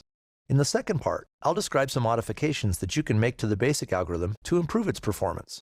If you watched the Quicksort lesson, you know that it has excellent performance if the items it's sorting are initially arranged randomly. However, if the items are initially mostly sorted, the algorithm has terrible performance. If the items are initially mostly sorted, you might wonder why you would go to all the bother of sorting the entire array. Why can't you just fix up the few items that are out of order? The Bubblesort algorithm does just that. It takes a mostly sorted array and turns it into a sorted one. Here's how the algorithm works. You start by entering an infinite loop. Inside the loop, you scan through the array. If you find two adjacent items that are out of order, you swap them. You break out of the infinite loop when you perform a scan without swapping any items. Let's do an example. Suppose you want to sort this array. If you look at the values, you'll see that they're mostly sorted. The value 5 is the only one that's out of position. The algorithm starts by considering the first two values, 2 and 4. They're in order, so it leaves them alone and considers the next two values, 4 and 6. They're also in the correct order, so the algorithm leaves them alone and continues. Next, the algorithm considers the values 6 and 7. Again, they're in the correct order, so the algorithm leaves them alone. The algorithm now considers the values 7 and 5. Those items are out of order, so the algorithm swaps them. It then continues its scan by considering the values 7 and 8. Those items are in the right order, so the algorithm leaves them alone. That finishes the first pass through the array. The algorithm then starts over. It compares the values 2 and 4. They're in the correct order, so it leaves them alone. It then compares 4 and 6 and leaves them alone. Next, it compares 6 and 5. Those values are out of order, so the algorithm swaps them. The algorithm then compares 6 and 7 and leaves them alone. And finally, it compares 7 and 8, realizes that they are in correct order, and leaves them alone. That finishes the second scan through the array. The algorithm performs the scan one more time. This time, all of the items are in sorted order, so the algorithm doesn't make any swaps. When it finishes the scan, it knows it's done and exits its infinite loop. That's the basic algorithm. It's called Bubblesort because of the way an item that is out of order, such as the value 5 in this example, seems to bubble its way up through the array until it reaches its final position. Now that you know the basic algorithm, let's talk about its performance. Each pass through the array moves across the whole array, so it takes n steps. Each time a scan hits an out-of-order item, it moves that item up one spot. In this example, we needed to move the item 5 up 2 spots, so the algorithm needed 2 scans of the array. In other words, if an item is k positions out of order, it takes k scans to put it where it belongs. Each scan of the array can move every item that's out of position, so the number of items out of position doesn't determine the algorithm's performance. Instead, it's the farthest distance that the algorithm needs to move an item that matters. That means the algorithm's total runtime is order n times the largest value k, the number of spots an item is away from where it belongs. In this example, we needed to move the value 5 2 spots. The worst case occurs if the last item in the array belongs in the first position. In that case, we need n scans to move that item into position. So the algorithm's time is n scans times n steps per scan, or order n squared. Note that this is also a pretty inefficient n squared step. Some algorithms, like Selectionsort or Insertionsort, need around n squared over 2 steps. Bubblesort will need all n squared steps. So when should you use Bubblesort? Well, algorithms such as Quicksort and Heapsort provide order n log n performance, so you should use Bubblesort if its n times k performance will be smaller. That happens if k, the largest distance you need to move an item, is smaller than log of n. So if the items are within log n spots of their final positions, Bubblesort may give good results.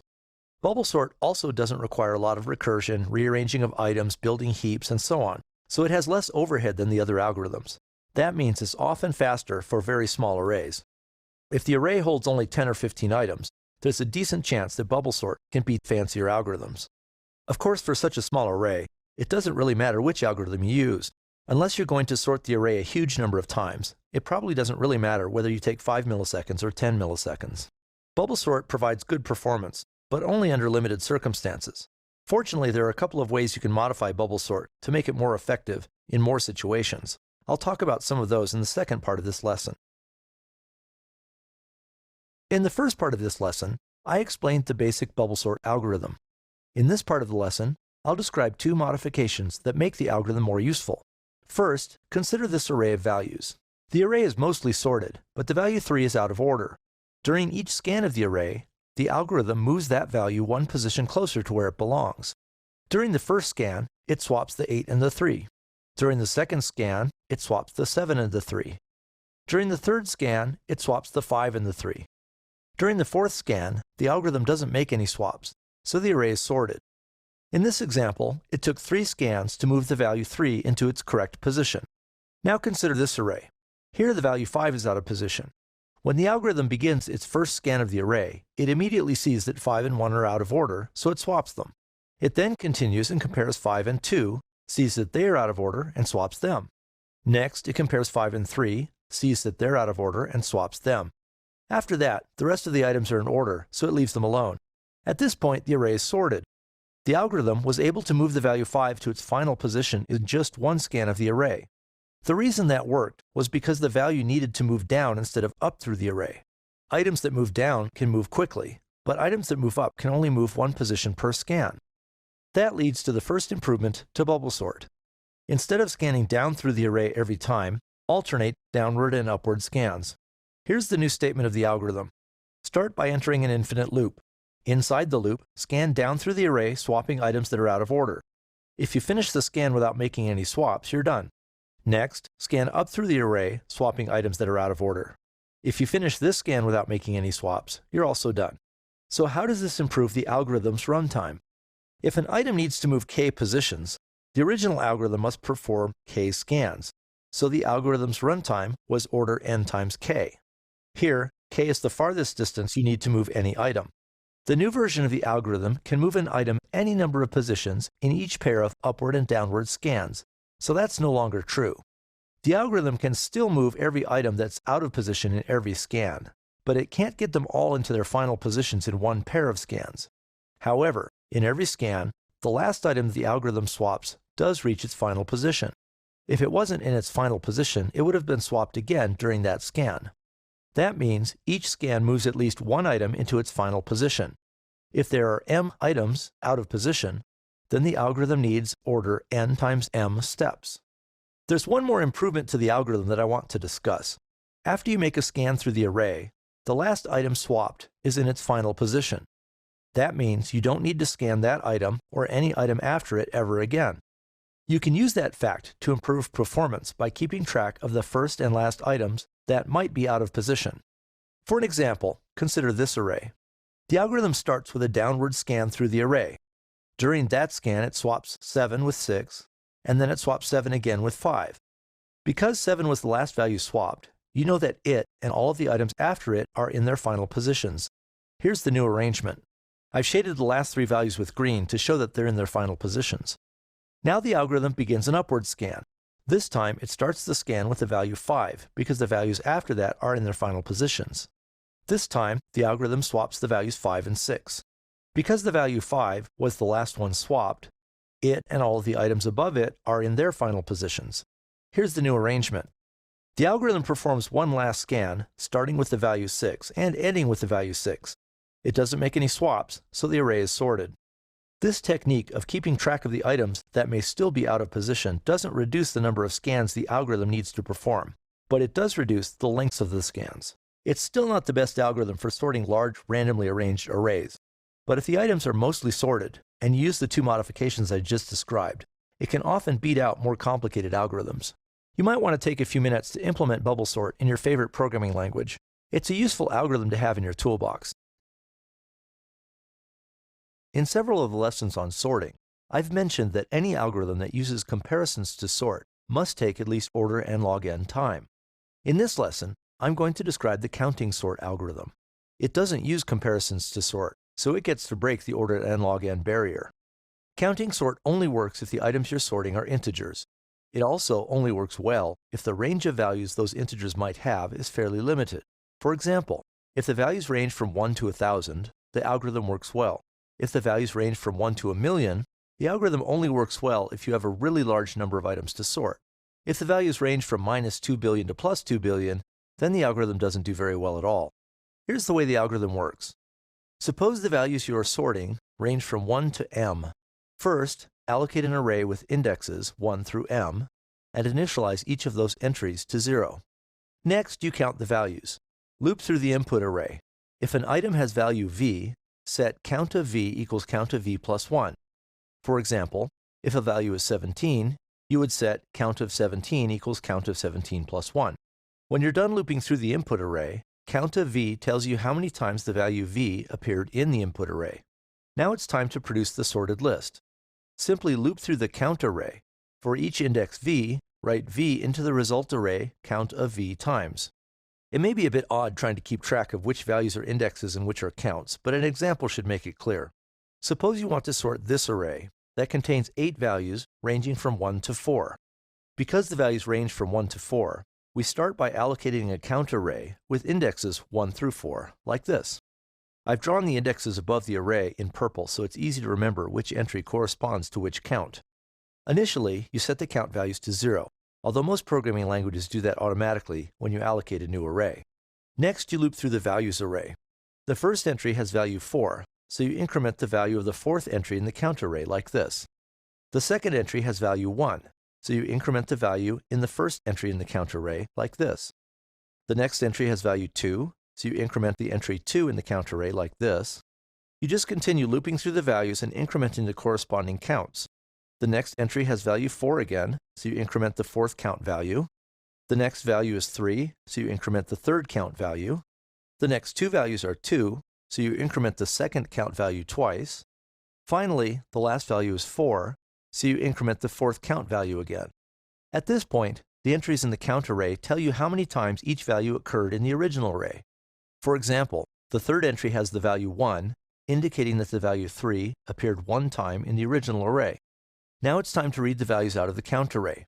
I'll blank the values array so the old values don't confuse the picture, although in practice you can just write over the old values instead of blanking them out. Now we loop through the count array. The first entry is 1. It represents the number of times the value 1 appeared in the original list, so we write the value 1 into the values array 1 time. The second count array entry is 3, meaning the value 2 appeared 3 times in the original array, so we write the value 2 into the values array 3 times. The third count entry is 1, meaning the value 3 appeared 1 time in the original array, so we write the value 3 into the values array 1 time. Finally, the fourth count entry is 3, meaning the value 4 appeared 3 times in the original array, so we write the value 4 into the values array 3 times. Here's the final sorted list. In this example, I assumed you could allocate an array with indexes ranging from 1 to 4. These days, a lot of programming languages can't do that. For example, in C, C++, C#, Visual Basic, and Java, all arrays must have lower bound 0. For this example, you could allocate an array with indexes ranging from 0 to 4 and just not use the first entry. More generally, what do you do if the values you're sorting range from some minimum value min to another value max? In that case, allocate the count array with bounds 0 to max minus min. Then when you're counting values, subtract min from the index. For example, if an entry in the original array has value min, you subtract min to get 0, and then increment the count entry 0. Conversely, when you're pulling values out of the count array, add min to the values.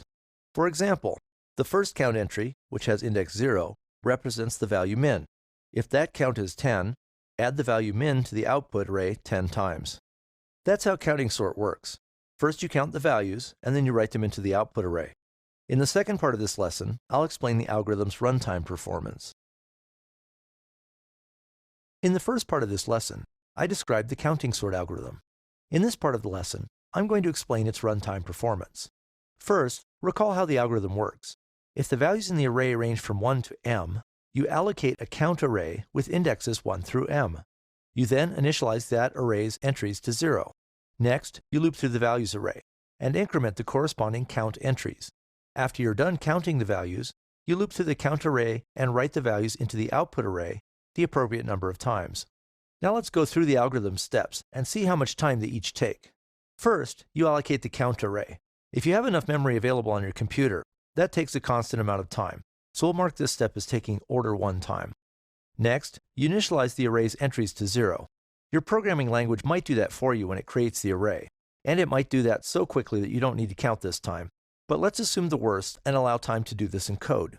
The array contains m entries, so this takes order m time. You'll see in a minute that adding order m time here won't matter to the final runtime. Next, you loop over the items in the input array. That array contains n entries, so this takes order n steps. Inside the loop, the algorithm increments a count value. That takes a constant number of steps, so inside the loop takes order 1 time. To get the total time for the loop, we multiply the loop's order n iterations times the order 1 steps per iteration to get a total time of order n steps for the loop.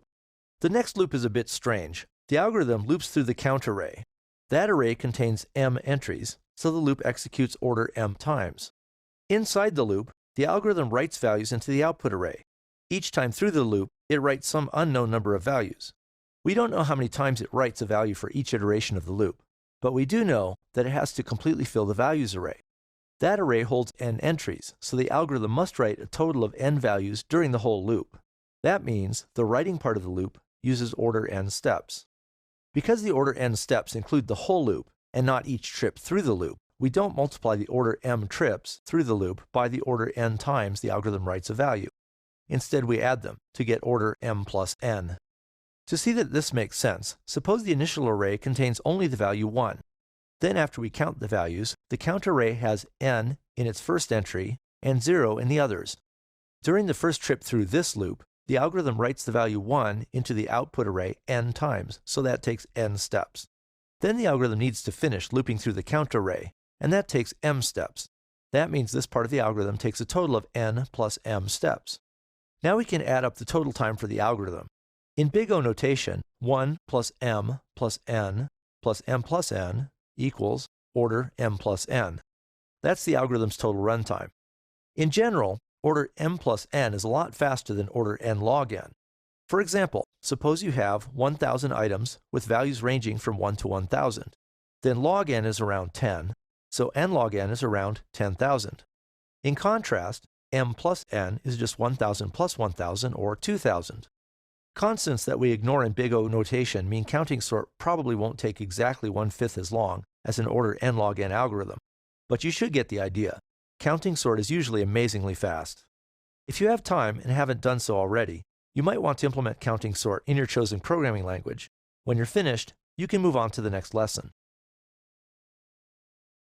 In this lesson, I want to summarize the sorting applications I covered in other lessons and explain when each is most appropriate. First, let's review the runtime performance of each of the algorithms. The Insertionsort algorithm is a relatively simple algorithm. It has order n squared runtime for randomly arranged values and in the worst case. Because it's simple, it sometimes can beat more complicated algorithms for very small lists of items. Like Insertionsort, the Selectionsort algorithm is relatively simple. It also has order n squared runtime for randomly arranged values and in the worst case. It can also sometimes beat more complicated algorithms such as Quicksort for very small lists of items. The Quicksort algorithm gives order n log n performance if the items are initially arranged randomly and don't contain too many duplicate values. If the items are initially sorted or contain lots of duplicate values, the algorithm can give order n² performance. In practice, however, it's a very fast algorithm, so it's the one used by most programming libraries. The Heapsort algorithm has order n log n performance no matter how the items are arranged and even if the items include a lot of duplicates. You might think that would give it an advantage over Quicksort, but in practice, Quicksort is often faster. Like Heapsort, the Mergesort algorithm has order n log n performance, so no matter how the items are initially arranged, and even if they include many duplicates, it gives the same performance. Also like Heapsort, Mergesort is usually slower than Quicksort. Mergesort also requires extra memory to merge sorted groups of items. The Bubblesort algorithm is only useful for arrays that are initially mostly sorted. If the items are initially randomly arranged, it gives order n² performance. However, if the items are initially mostly sorted, with just a small number out of order, it gives order n performance. It's also faster than some of the more complicated algorithms like Quicksort for very small arrays. Finally, the Countingsort algorithm gives order n plus m performance, where n is the number of items, and the values range from 1 to m. This algorithm is usually much faster than the other algorithms. The catch is that it only works with integer values. So which algorithm should you use? For very small lists of items, use Selectionsort, Insertionsort, or Bubblesort. Their lower overhead tends to make them faster than the more complicated algorithms. If the items begin mostly sorted, use Bubblesort. If the list contains integers within a reasonably limited range, use Countingsort. If the items don't contain too many duplicates, use Quicksort. Finally, if all else fails, use Heapsort. Of course, in practice, you'll probably use whatever sorting method your programming library gives to you. That way, you don't have to write and debug your own sorting code. Still, there have been a number of times when I've been able to take advantage of special information I knew about my data to sort more quickly than the standard sorting library could. In particular, if you can use Countingsort, then you probably should. In this lesson, I'm going to introduce the linear search algorithm. Suppose you have a big pile of data, perhaps an array holding customer records, a linked list holding student data, or just an array of numbers. Now suppose you want to find a particular item in the data. For example, you might want to find the record for a particular customer.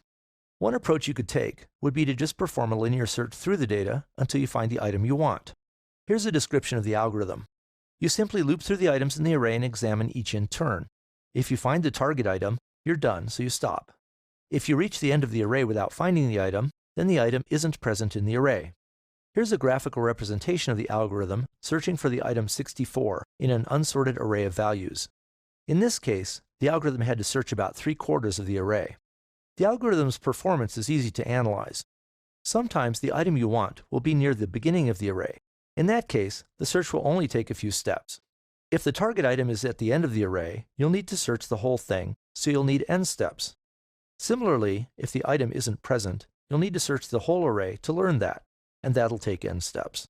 If you have no real information about how the items are arranged and where the target is, and you perform a bunch of searches, you'll need an average of around n/2 steps to find an item. In all of those cases, except the unlikely case where you know the item is at the beginning of the array, the algorithm uses order n steps. That means it has order n performance. That may not seem too bad, particularly if you compare it to the order n log n time it takes to sort an array using an algorithm such as Quicksort. For example, suppose you have 1,000 items. In that case, log n is around 10, so sorting them would take around 10,000 steps. A linear search would only take about 500 steps in the average and 1,000 steps in the worst case. Still, if you have a really big array with a few 100,000 or a million entries, a linear search can take a while. Binary search and interpolation search can usually find a desired item in far fewer steps. That means linear search is really only useful when you need to search a relatively small array, say containing a few dozen items. That's all there is to linear search. In this lesson, I'm going to describe the binary search algorithm.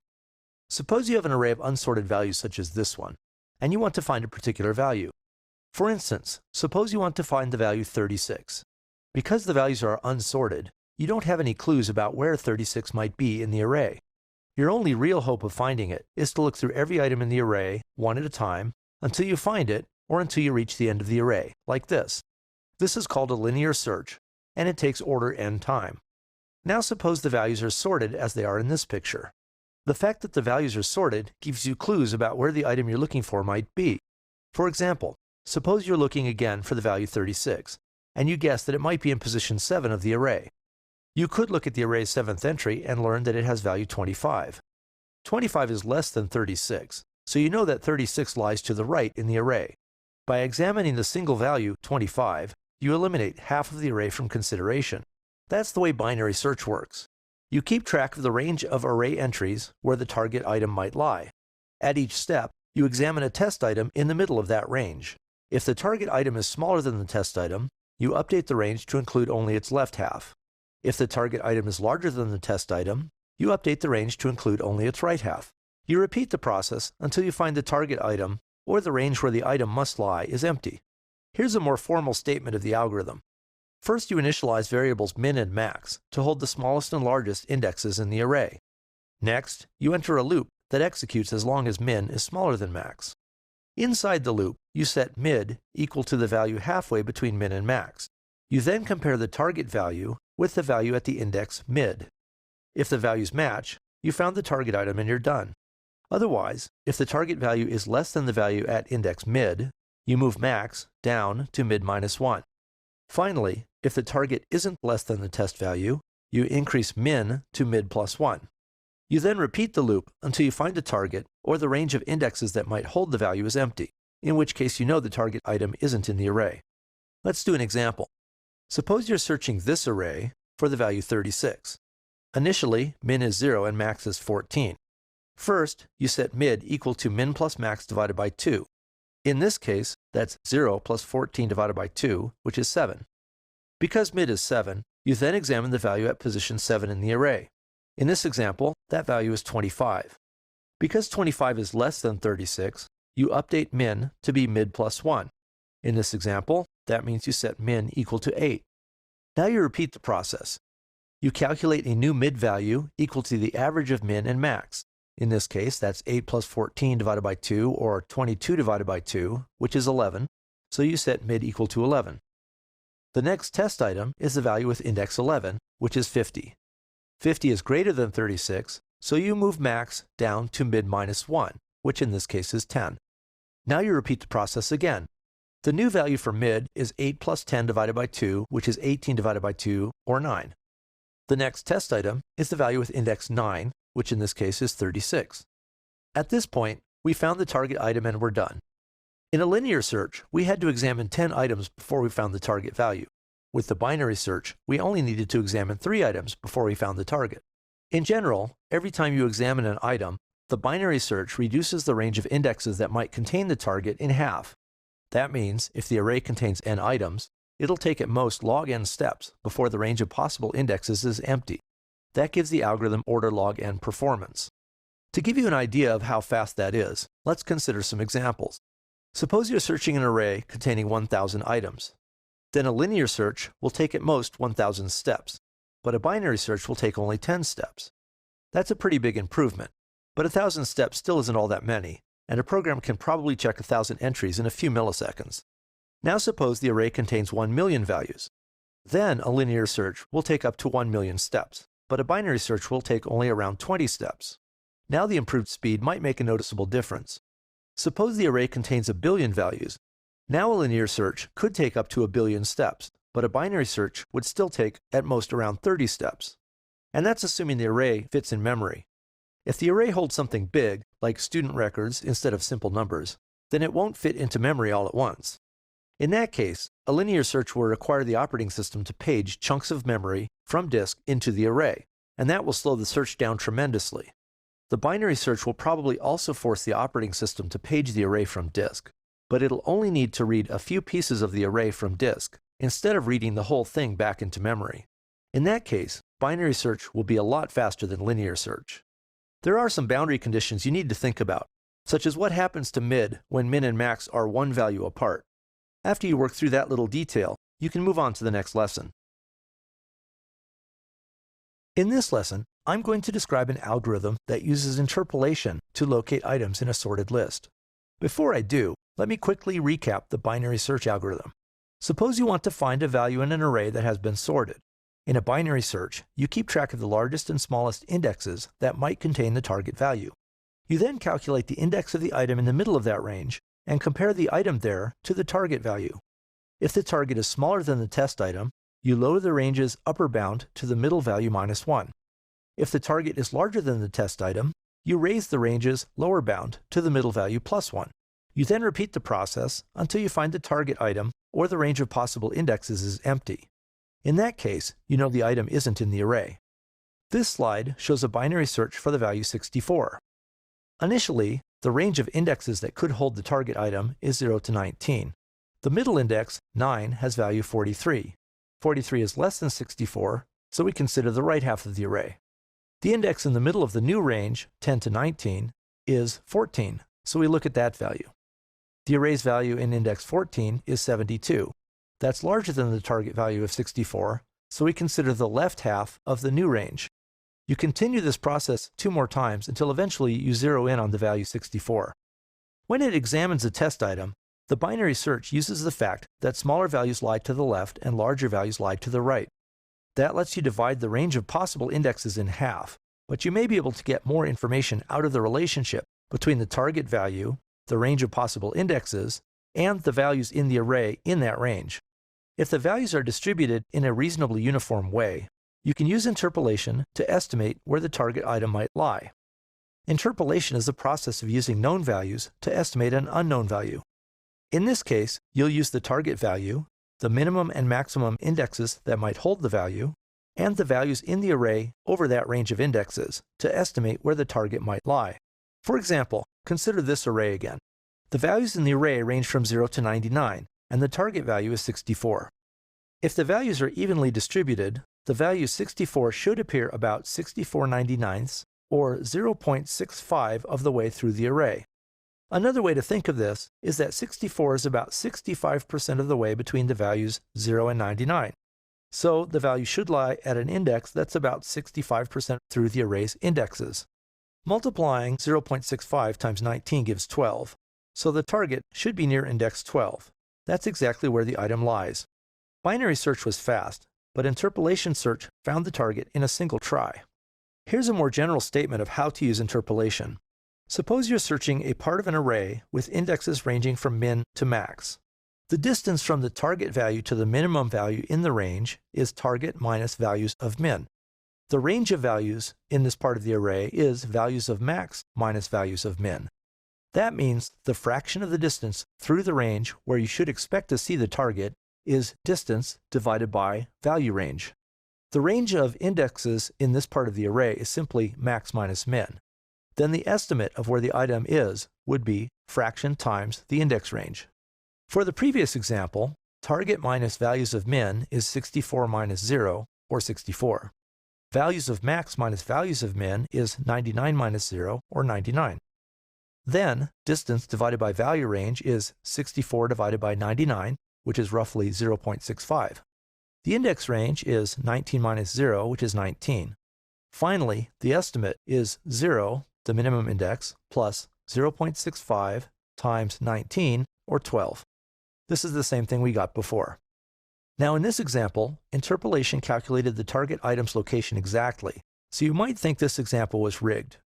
It was a little bit, but interpolation works really well as long as the values are fairly evenly distributed. Then, the estimate given by interpolation is usually close to the correct location, but it's not always exactly right.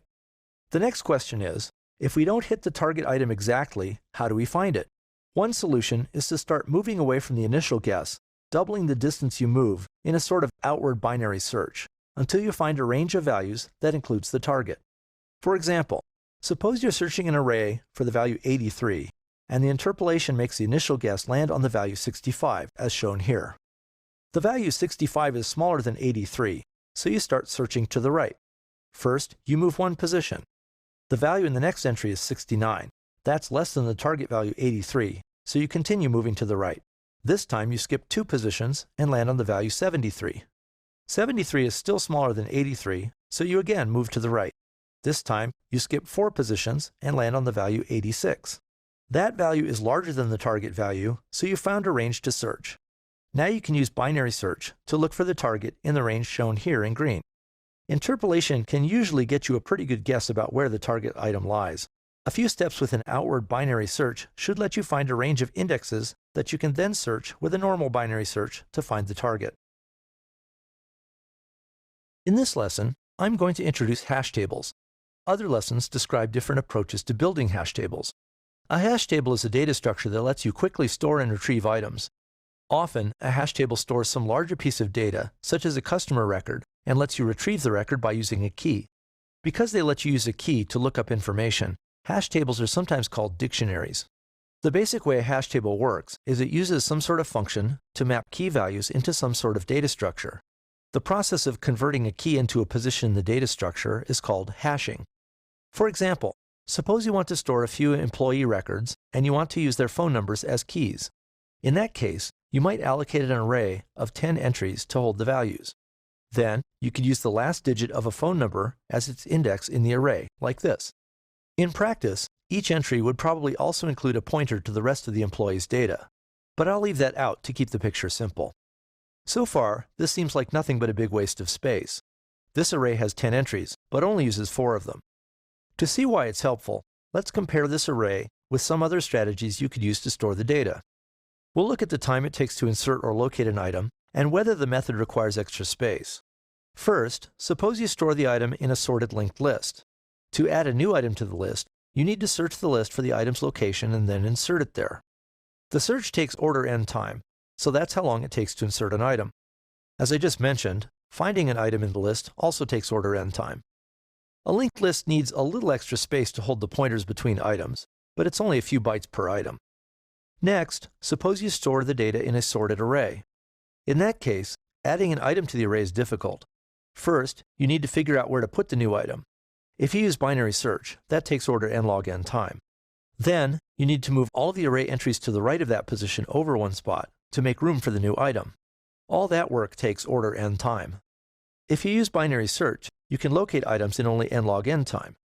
If you make the array only big enough to hold the items with no extra room, then this method requires no extra space, although that does mean you need to resize the array when you add a new item. Next, you could store the items in a tree. If you've already looked at the lessons about trees, you know that you can insert and find items in a tree in order n log n time. Like linked lists, trees require a few extra bytes per entry to hold pointers to other items in the data structure.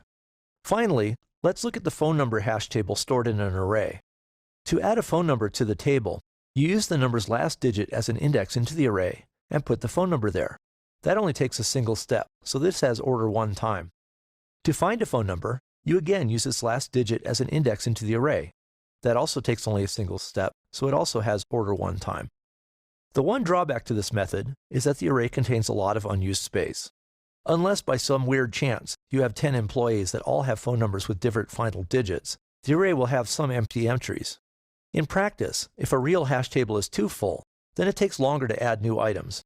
In that case, you need to resize the hash table, which can take a fair amount of time.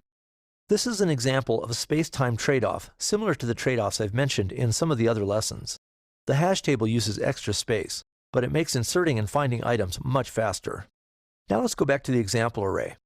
So far, this example uses 2 things to hash phone numbers: a data structure to hold the phone numbers, in this case an array, and a hashing function to map phone numbers into the array entries. They let you quickly store and retrieve items in the array. But what happens if you need to add a new item to a position that's already occupied? For example, what if you want to add a new phone number that ends with the digit 2? In that case, you need a collision resolution policy that tells you where to store the new item. You'll also use that policy later to find the item if its first choice location is occupied by some other value. Those are the basics of hash tables. To summarize, hash tables allow very fast insertion and retrieval. The price you pay for that speed is they need some extra space.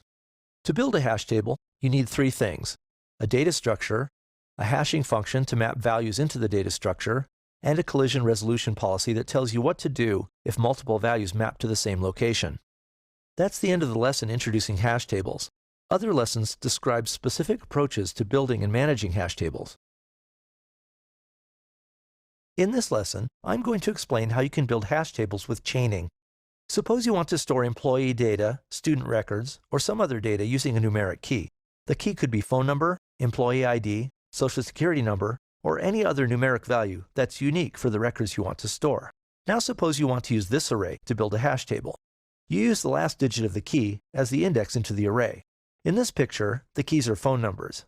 The array is the hash table's data structure, and the last digit of the key gives the hashing function. But you still need a collision resolution policy. In other words, what happens if you need to add a new value that maps to an array entry that is already in use? One solution is to use chaining. In chaining, each entry in the array is the top of a linked list of values that map to that array entry. For example, suppose you want to add the new phone number 720-8722 to the array. The position with index 2 is already occupied in this array, so you simply add the new value to the linked list starting with that entry, like this. This is an example of a hash table with chaining. The hashing function maps value to array indexes. Each array holds the top of a linked list of values that map to that index. One of the lists is sometimes called a bucket. There are a few modifications you can make to improve the performance of this kind of hash table. First, you can use sentinels to make it easier to manage the buckets. Second, you can store the items in each bucket in sorted order. That makes it slightly easier to conclude that an item isn't in a list if it's not in the hash table. Here's the algorithm for adding an item to the hash table. First, you find the item's bucket number. You then add the item to that bucket's sorted linked list. It's very simple. Here's the algorithm for finding an item in the hash table. First, you find the item's bucket number as before. You then search that bucket's sorted linked list to find the item. If you reach a value greater than the item you're looking for, or if you reach the list's bottom sentinel, then you know the item isn't present in the table. Here's the algorithm for updating a value in the hash table. First, you find the item as usual. If the item isn't in the hash table, insert it. Then you set the item's new value. Finally, here's the algorithm for removing an item from the hash table. First, find the item as before. If the item isn't present, you're done. If the item is in the hash table, simply remove it from its linked list. Adding, finding, updating, and removing items are all simple when you use chaining. Now let's talk about the hash table's performance. The performance depends on the number and arrangement of items in the hash table. For example, if the size of the array is on the order of n, the number of items it contains, and the items are evenly distributed, then each bucket will only hold 1 or 2 items. In that case, it'll take only a few steps to add, find, modify, or delete an item, so the time for those operations is order 1.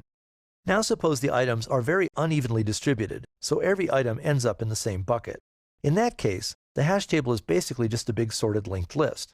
That means adding, finding, updating, and removing items will take order n steps. This shows the importance of a good hashing function. Ideally, the hashing function should map values to unrelated locations. For example, this hash table uses the last digit of phone numbers to map values to buckets. That's a pretty good hashing function because the final digits of phone numbers tend to be unrelated. Using the first digit would be a worse choice because many of your employees might have phone numbers from the same exchange. Using the area code would be disastrous because many employees probably have phone numbers from the same area code. Using the last digit only works because the hashing array contains 10 entries. That's a pretty small hash table. If you wanted to store 1 million items in it, the buckets would have really long linked lists. More generally, a good hashing function for an array-based hash table should be able to map a value to an index within any range. That way, you could give the array 100 entries, or 200, or 1,000, or even 798 if that was useful. One way to do that is to use the pseudo-random number generator. You can use the key value to initialize the generator, and then use the generator to produce an array index. Watch the lesson about linear congruential generators for more information on those kinds of number generators. Assuming you've picked a good hashing function, let's get back to the issue of performance. The hashing function is good, so the values are evenly distributed. If the array holds around n entries, then the hash table gives you order 1 performance, which is about as good as it gets. Now suppose you add a bunch of new items to the table. If you add n more items, the average length of the buckets will be 2. If you add n more items, the average length will be 3. That's still not too bad, but it's 3 times as long as the average length was originally. Eventually, if you add enough items, performance will start to suffer. At some point, you may decide it's time to resize the hash table to improve performance. For example, you could increase the size of the array so it matches the number of entries in the table again. To do that, create a new array. Then, loop through the values in the existing hash table and rehash them using the new array. If the new hash table contains on the order of n items, then it will take constant time to rehash each item. There are n items, so rehashing the entire table will take order n time. Here's a summary of the hash table's performance. Adding, finding, updating, and deleting items will all take constant time. Resizing the hash table takes order n time. That's the end of this lesson on hash tables with chaining. Other lessons describe different approaches. In the first part of this lesson, I'm going to explain how you can build hash tables with open addressing. In open addressing, you use the key to directly calculate a memory location to hold the value. Normally, you do that by creating an array to hold values, and then calculating an index in the array to hold the key. If you watched the lesson on chaining, this should seem familiar. It's basically the way chaining decides which bucket should hold an item. You use a hashing function to map a key into an index in the array. In chaining, the array entries contain linked lists holding the items that map into each bucket. Here's what chaining looks like graphically. Open addressing calculates an array index in a similar manner, but then it uses a different collision resolution policy. Instead of putting the values at a particular index position in a linked list, an open addressing scheme defines a probe sequence for a key. A probe sequence is simply the sequence of positions P0, P1, P2, and so on, where the key might be placed. The algorithm first tries to place the key in position P0. If that position is already full, it tries position P1. If that spot is also full, it tries P2, and so on, until it finds an empty position. Different algorithms use different approaches for generating probe sequences, and I'll talk about a few of them in different lessons. But all open addressing approaches have a few things in common. First, here's a general algorithm for adding an item to a hash table with open addressing. Simply follow the key's probe sequence until you find an empty spot. If you don't find a spot after n tries, where n is the size of the table, then one of two things is happening. First, the array might be full. Second, the array might still have a few empty entries, but it might be so full that the probe sequence can't find all of them efficiently. For example, the probe sequence might be following a loop that checks the same positions repeatedly. That may seem silly, but it is possible for some kinds of probe sequences. In any case, the array is too full to hold new items efficiently. In that case, you should resize the array to make more room. I'll talk more about that later. That's the algorithm for adding an item. Here's the algorithm for finding an item. Simply follow the item's probe sequence until you find the target key. If you find an empty spot first, then you know that the item isn't in the hash table. Here's an algorithm for removing an item from the hash table. Follow the target key's probe sequence as before. If you find an empty spot, then the item isn't in the table, so you don't have to remove it and you're done. If you do find the item, you might like to simply remove it. Unfortunately, that spot in the array could be part of some other item's probe sequence. In that case, if you remove the item, then you'll break the other item's probe sequence. Later, if you try to find that other item, you'll hit this empty spot first and incorrectly assume that the item isn't in the table. So instead of removing the item, you mark the spot as removed. That fixes the problem of removing an item, but now we need to update the algorithms for adding and finding items to account for removed items. Here's the new algorithm for adding an item to the hash table. You follow the item's probe sequence as before. This time, if you find a spot that's empty or one that's marked as removed, you place the item there. If you can't find such a spot after n tries, you give up as before.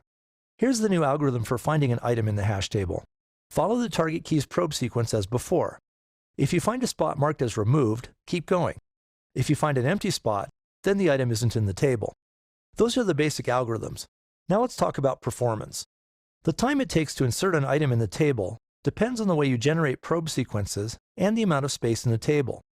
In other lessons, I'll talk about different methods for generating probe sequences and how they can affect performance.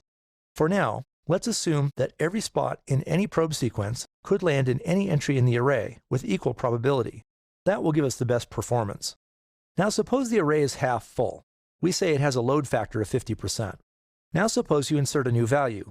In that case, your chances of success or failure are 50-50. So there's a 1/2 chance that you'll fail to insert the item after one try and need to try again. If you do fail, there's a 50-50 chance you'll succeed in the next try. That means the probability of failing twice is 1/2 times the probability of failing once, which is 1/2 times 1/2, or 1/4.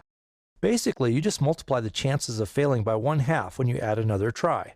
There's a 1/8 chance of failing after 3 tries, a 1/16 chance of failing after 4 tries, and so on. You can see that the odds of failing too many times is pretty small. Now let's perform the same calculations, but when the hash table is 90% full. In this case, there's a 90% probability of failing on the first try. If you do fail, there's a 90% chance you'll also fail on the second try. So the total chance of failing 2 times in a row is 0.9 times 0.9, or 0.81. In this example, you just multiply the chance of failure by 0.9 for each new try. The chance of failing 3 times is 0.9 cubed, which equals 0.729. The chance of failing 4 times is 0.9 to the 4th power, which equals 0.6561, and so on. The chance of failing a lot of times is dropping, but not as quickly as it did when the table was only half full. For this table, the chance of you failing doesn't drop below 50% until you try to insert the item 7 times. That means on average, you'll need to try to insert the item 7 times before you even have a 50-50 chance of success. As you can see, when a hash table is full, its performance starts to deteriorate. At that point, you may want to resize the hash table to make more room and make fewer additions easier. In practice, you usually shouldn't let a hash table get more than about 80% full before you resize it. The algorithm for resizing a hash table is simple. First, allocate the new larger array. Then, loop through the items in the existing array and rehash them into the new array. If you reach an item in the existing array that is marked as removed, simply ignore it. That lets you reclaim the space wasted by removed items, as well as enlarging the array. In fact, if the array contains enough removed items, you may want to rehash the array without enlarging it. For example, suppose the array is 80% full, but half of those entries are marked as removed. In that case, if you can recycle those entries, the array will be only 40% full, so it will still have plenty of room. Here's an algorithm for rehashing an array in place without allocating a new array. First, mark every item as old. That indicates that it hasn't been rehashed yet. Then, empty out any spots that are marked as removed. Next, loop through the items in the array, ignoring any empty positions. For each item, remove the item from the table and rehash it by following its probe sequence. If you find an empty spot, drop the item there and mark it as updated. That means the item has been rehashed and won't be moved again during this process. The only tricky part occurs if you're rehashing an item and you find a spot that is occupied by an item marked as old. In that case, drop the item you're rehashing in that position and mark it updated. Then, rehash the item whose place you just stole. When you're done, all of the removed spots will be empty again, so you can reuse them. That's all I'm going to say about open addressing in this part of the lesson. Other parts explain different open addressing schemes. In particular, they explain different methods for generating probe sequences. In the first part of this lesson, I explained how you can build hash tables with open addressing. In open addressing, you allocated an array to store key values. To add or locate a key in the hash table, you follow the key's probe sequence. In this part of the lesson, I'm going to explain the simplest method for generating a probe sequence, linear probing. In linear probing, you calculate the first position in a key's probe sequence using some reasonably simple method. For example, if the key has value k and the hash table's array contains n entries, then you could use index k mod n as the key's initial location. Now the question is, what are the other values in the key's probe sequence? In linear probing, you simply add a constant value to one location to get the next location in the key's probe sequence. In other words, if p sub I is a position in the key's probe sequence, then p sub I plus 1 equals p sub I plus c for some constant c. For an example, suppose you want to store keys in this array. It has 10 entries, so a key's initial position will be that key's value mod 10. For this example, we'll let the linear probing constant be 1, so you just add 1 to each position in a key's probe sequence. Now suppose you want to add the value 13. It goes in position 13 mod 10, which is 3. Next, suppose you want to add the value 73 to the table. It also belongs in position 3 because 73 mod 10 is 3. That position is occupied, so you add 1 to get the second location in the probe sequence, 4, and you place the new value in position 4 like this. You probably get the idea, but let's do one more. Suppose you next want to add the value 93 to the table. Its initial position is 3. That's full, so you add 1 to get position 4. That's also full, so you add 1 again to get position 5. That spot is empty, so that's where the new value goes. Linear probing is simple and fairly effective, but it does have one unfortunate side effect called primary clustering. The idea is that linear probing tends to make values cluster in the array. To see why that's a bad thing, consider this array. It's half full, but the items are spread out without any clusters. The red numbers show the lengths of the probe sequences you would need to follow if a new value initially mapped to a particular location. For example, if a value maps to position 3, you need to follow 2 locations in its probe sequence to find an empty position. Compare that situation to this one. This array is also half full, but the keys are all bunched together in a cluster. Now if a value maps to position 3, you need to follow 6 locations in the key's probe sequence before you find an open entry. The table holds the same number of values as the previous one, but the average probe sequence length is longer. So that's why clustering is a problem. Now let's see how clusters form. Assume this array has n entries, one of which is full, and ask yourself, what is the probability that a new value will end up in any particular position in the array? There's a 1 in n chance that it will initially map to any particular position, so the answer is 1 in n for most of the array. However, if the key maps to position 3, we need to follow its probe sequence, and the key ends up in position 4. That means there's a 2 in n chance that the item will end up in position 4. This picture shows the chances of the new value ending up in any given position. What this means is that there's a slightly increased chance of the new item landing in position 4 and starting a cluster. In fact, the problem is even a bit worse, because if the item lands in position 2, it's also next to the existing item, so it also starts a cluster. In this example, there's a 3 in n chance that a new item will form a cluster. Once a cluster starts growing, the problem gets worse. Consider this situation again. When the cluster contains 5 adjacent items, there's a 6 in n chance that the next value will end up in position 8 at the end of the cluster. There's also a 1 in n chance that it will end up in position 2 at the beginning of the cluster. For this small array that holds 10 items, there's a 70% chance that the next item will make the cluster bigger. As if that all wasn't bad enough, once clusters start to form, they tend to merge to make even larger clusters. For example, consider this array, where the green squares are occupied. If a new key lands in any of the positions pointed to by arrows, 2 of the clusters merge to form a bigger cluster. The moral of the story is that linear probing tends to create clusters, and clusters are bad. This doesn't mean a hash table that uses linear probing is useless, just that it isn't as efficient as it might be. The other parts of this lesson, on open addressing, explain other methods for generating probe sequences that avoid primary clustering. In the second part of the lesson on hash tables that use open addressing, I explained how you could use linear probing to find a key's probe sequence. Unfortunately, linear probing leads to primary clustering, which degrades the performance of the hash table. In this lesson, I'm going to describe another approach for building probe sequences, quadratic probing. Quadratic probing avoids primary clustering, so the hash table is more efficient. Before I get to quadratic probing, let's recall why linear probing causes primary clustering. In linear probing, you generate a probe sequence by adding a constant value c to the previous value in the probe sequence. For example, if we let the constant be 1, and the key initially maps to position k, then its probe sequence is k, k plus 1, k plus 2, k plus 3, and so on. Unfortunately, that strategy increases the probability that a new item will end up adjacent to items that are already in the table, and that creates a cluster. For example, consider this array, which is half full.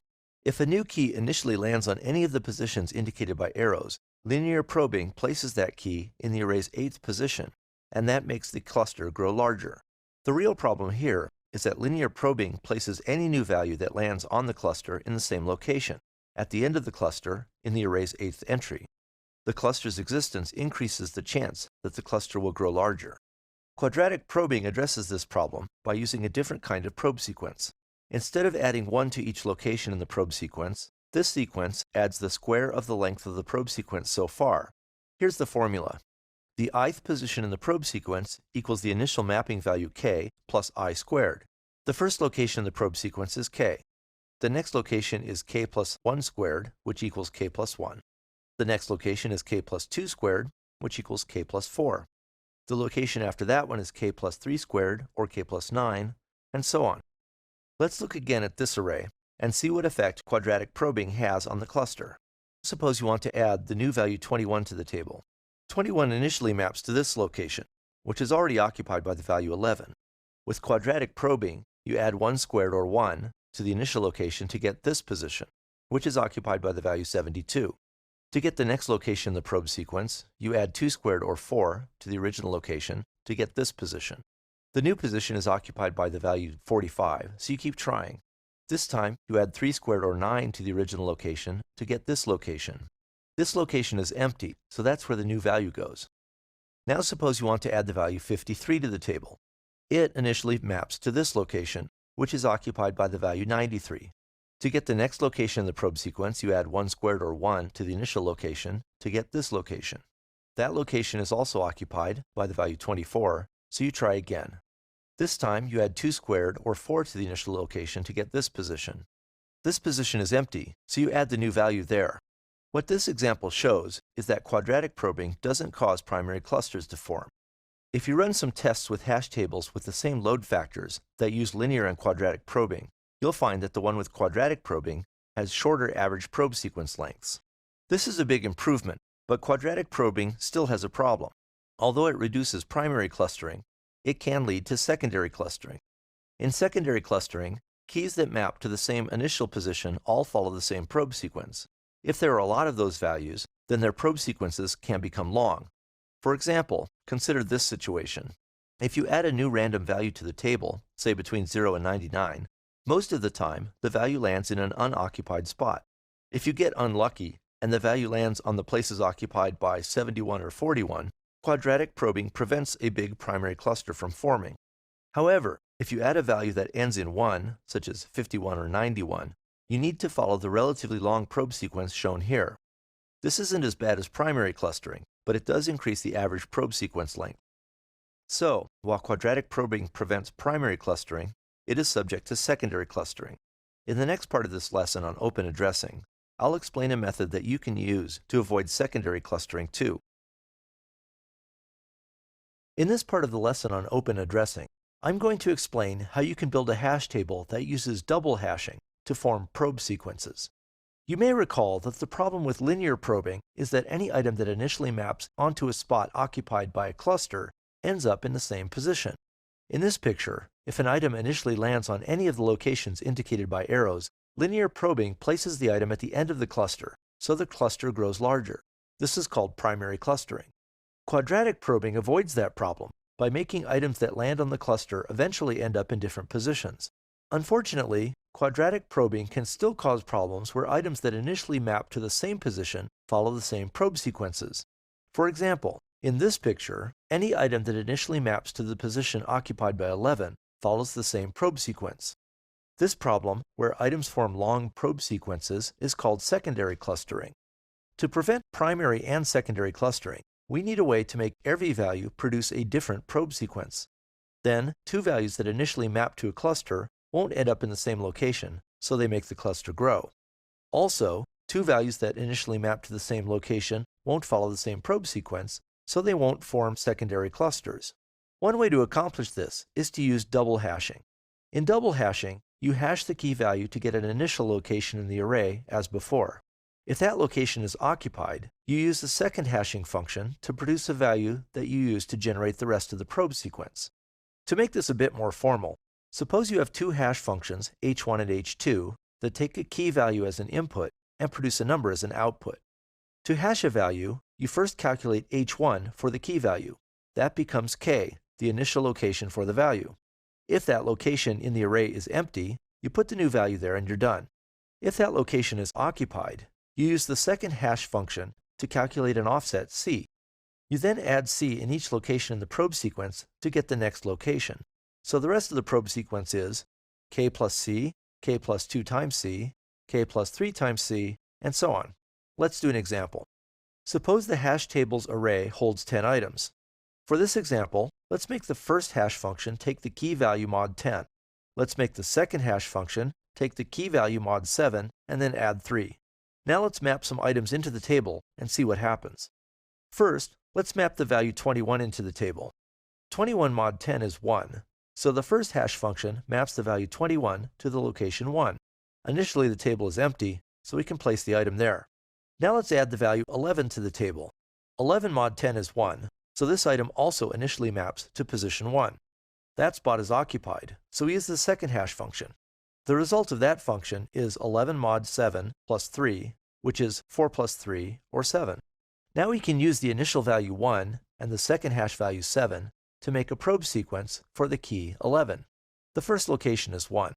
The next is 1 plus 7, which is 8. The third location is 1 plus 2 times 7, which is 15. You take that value 15 mod 10 because the array holds 10 entries. The final location is 5. You can calculate other locations in the probe sequence if you want to, but for this example, we only need the first two. Position 8 is open in the array, so the value 11 goes there. If we add another value that maps to the same initial position, things get more interesting. Let's add the value 31 to the table. 31 mod 10 is 1, so this item also initially maps to position 1. That spot is occupied, so we use the second hash function. The result is 31 mod 7 plus 3, which is 3 plus 3, or 6. Now we can use the initial value 1 and the second hash value 6 to make a probe sequence for the key 31. The first location is 1. The next is 1 plus 6, which is 7. The third location is 1 plus 2 times 6, which is 13. When you take that mod 10, you get 3. Again, you can continue calculating probe sequence locations, but for this example, we only need the first two. Position 7 is open in the array, so the value goes there. Because the two values 11 and 31 follow different probe sequences, they don't suffer from secondary clustering. This technique does have a disadvantage that some of the other methods don't have. In some cases, a probe sequence might not visit every entry in the array. For example, let's use the same array and look at the probe sequence for the value 23. The first half function gives 23 mod 10, which is 3. The second hash function gives 23 mod 7 plus 3, which is 2 plus 3, or 5. Now let's calculate the item's probe sequence. It starts with position 3. For the next position, we add 5 to get 3 plus 5, which is 8. For the next position, we calculate 3 plus 2 times 5, which is 13, or 3 mod 10. The fourth position is 3 plus 3 times 5, which is 18, or 8 mod 10. By now you can probably see the problem. The probe sequence has entered a loop where it just cycles between the values 3 and 8. If those positions in the array happen to be occupied, there's nowhere that you can put this value. That's a big disadvantage to some of the more complicated hashing schemes. Sometimes you may be unable to add a new value to the table, even though the table isn't full. If the array holds n entries, and you fail to add a new value after n tries, you need to resize the array to make it bigger. Usually when that happens, the table is already pretty full, so you should probably enlarge it anyway. That's all I'm going to say about double hashing. If you have time, you may want to write programs to compare different hashing algorithms to see what their average probe sequence lengths are when they have different load factors. You may decide that quadratic probing is good enough as long as the table doesn't get too full.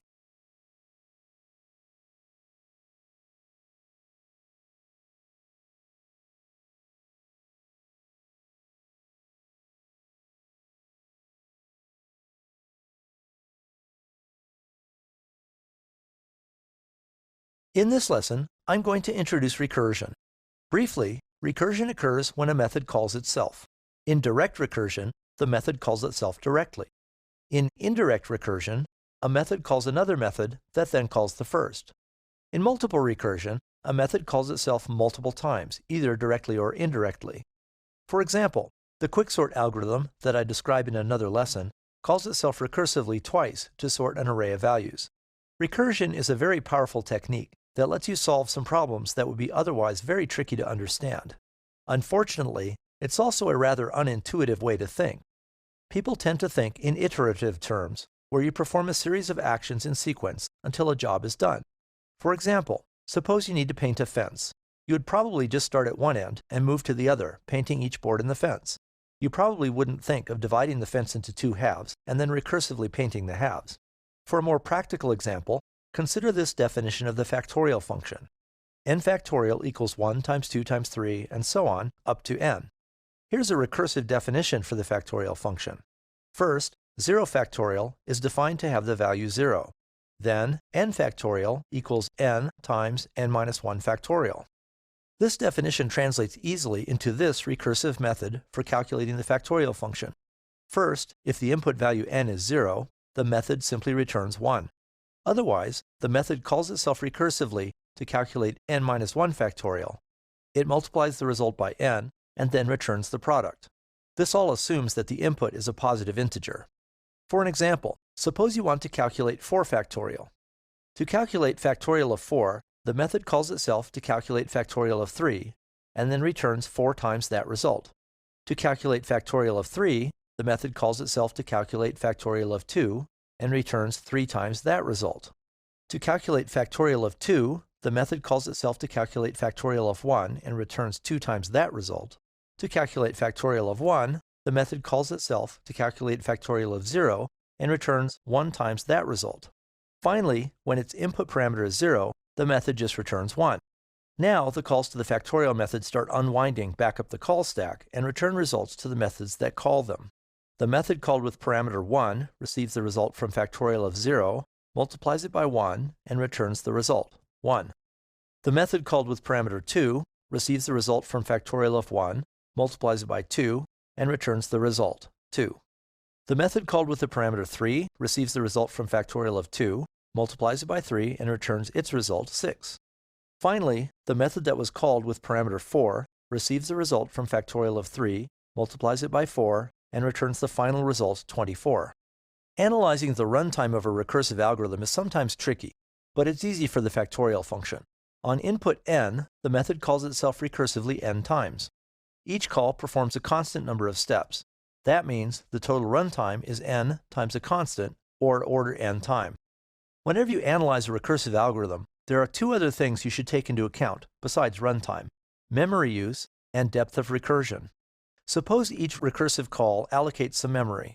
Because recursive algorithms often call themselves many times, that memory can add up. For example, if each call to the factorial method allocated even 1 byte, then the complete sequence of calls would allocate order n memory. That's probably not a big deal for this algorithm, but for an algorithm that calls itself many more times, all that memory could start to add up. The second issue, depth of recursion, is often a more critical issue. Typically, a computer divides its memory available to the program into 2 chunks, the heap and the stack. The heap contains memory the program can use to create objects. The stack contains memory the program uses internally to keep track of method calls. Whenever a recursive method calls itself, the program uses stack memory. Most systems don't expect you to make method calls that are very deeply nested, so on most systems, the stack is much smaller than the heap. That means if an algorithm uses a very deep sequence of recursive method calls, it may exhaust the stack and crash. It turns out, depth of recursion isn't a problem for the factorial method either. Here are some values for the factorial function. 10 factorial is around 3.6 million. 100 factorial is roughly 9.3 times 10 to the 157th power. And 1000 factorial is more than 4 times 10 to the 2567th power. It turns out that you can only calculate about 170 factorial, which is around 7.2 times 10 to the 306th power, before the numbers become too big to fit in an 8-byte double precision number. That means the values get too big after only 171 recursive calls, so the program crashes before it recurses deeply enough to use up the stack space. If you're interested, you might try making a recursive method similar to factorial that uses addition instead of multiplication. Then, see how deeply the method can call itself before it exhausts the stack and crashes. To summarize, when you evaluate a recursive algorithm, you need to consider its runtime, memory use, and depth of recursion. In other lessons, I'll describe some specific recursive algorithms. I'll also explain some general ways to remove recursion from algorithms where the great depth of recursion would exhaust the stack space. In this lesson, I'm going to explain Fibonacci numbers and describe a recursive algorithm for calculating them. You can define Fibonacci numbers using a recurrence relation. f0 is defined to be 1. f1 is also defined to be 1. For larger n, f sub n equals f sub n minus 1 plus f sub n minus 2. Some people start the sequence with f sub 0 equals 0. That gives you the same sequence, with the initial value of 0 added at the beginning. Let's use this definition to calculate f sub 3. The recurrence relation says f sub 3 equals f sub 2 plus f sub 1. The relation also says f sub 2 equals f sub 1 plus f sub 0. And we know that f sub 1 equals 1. So what we have here is also equal to f sub 1 plus f sub 0 plus 1.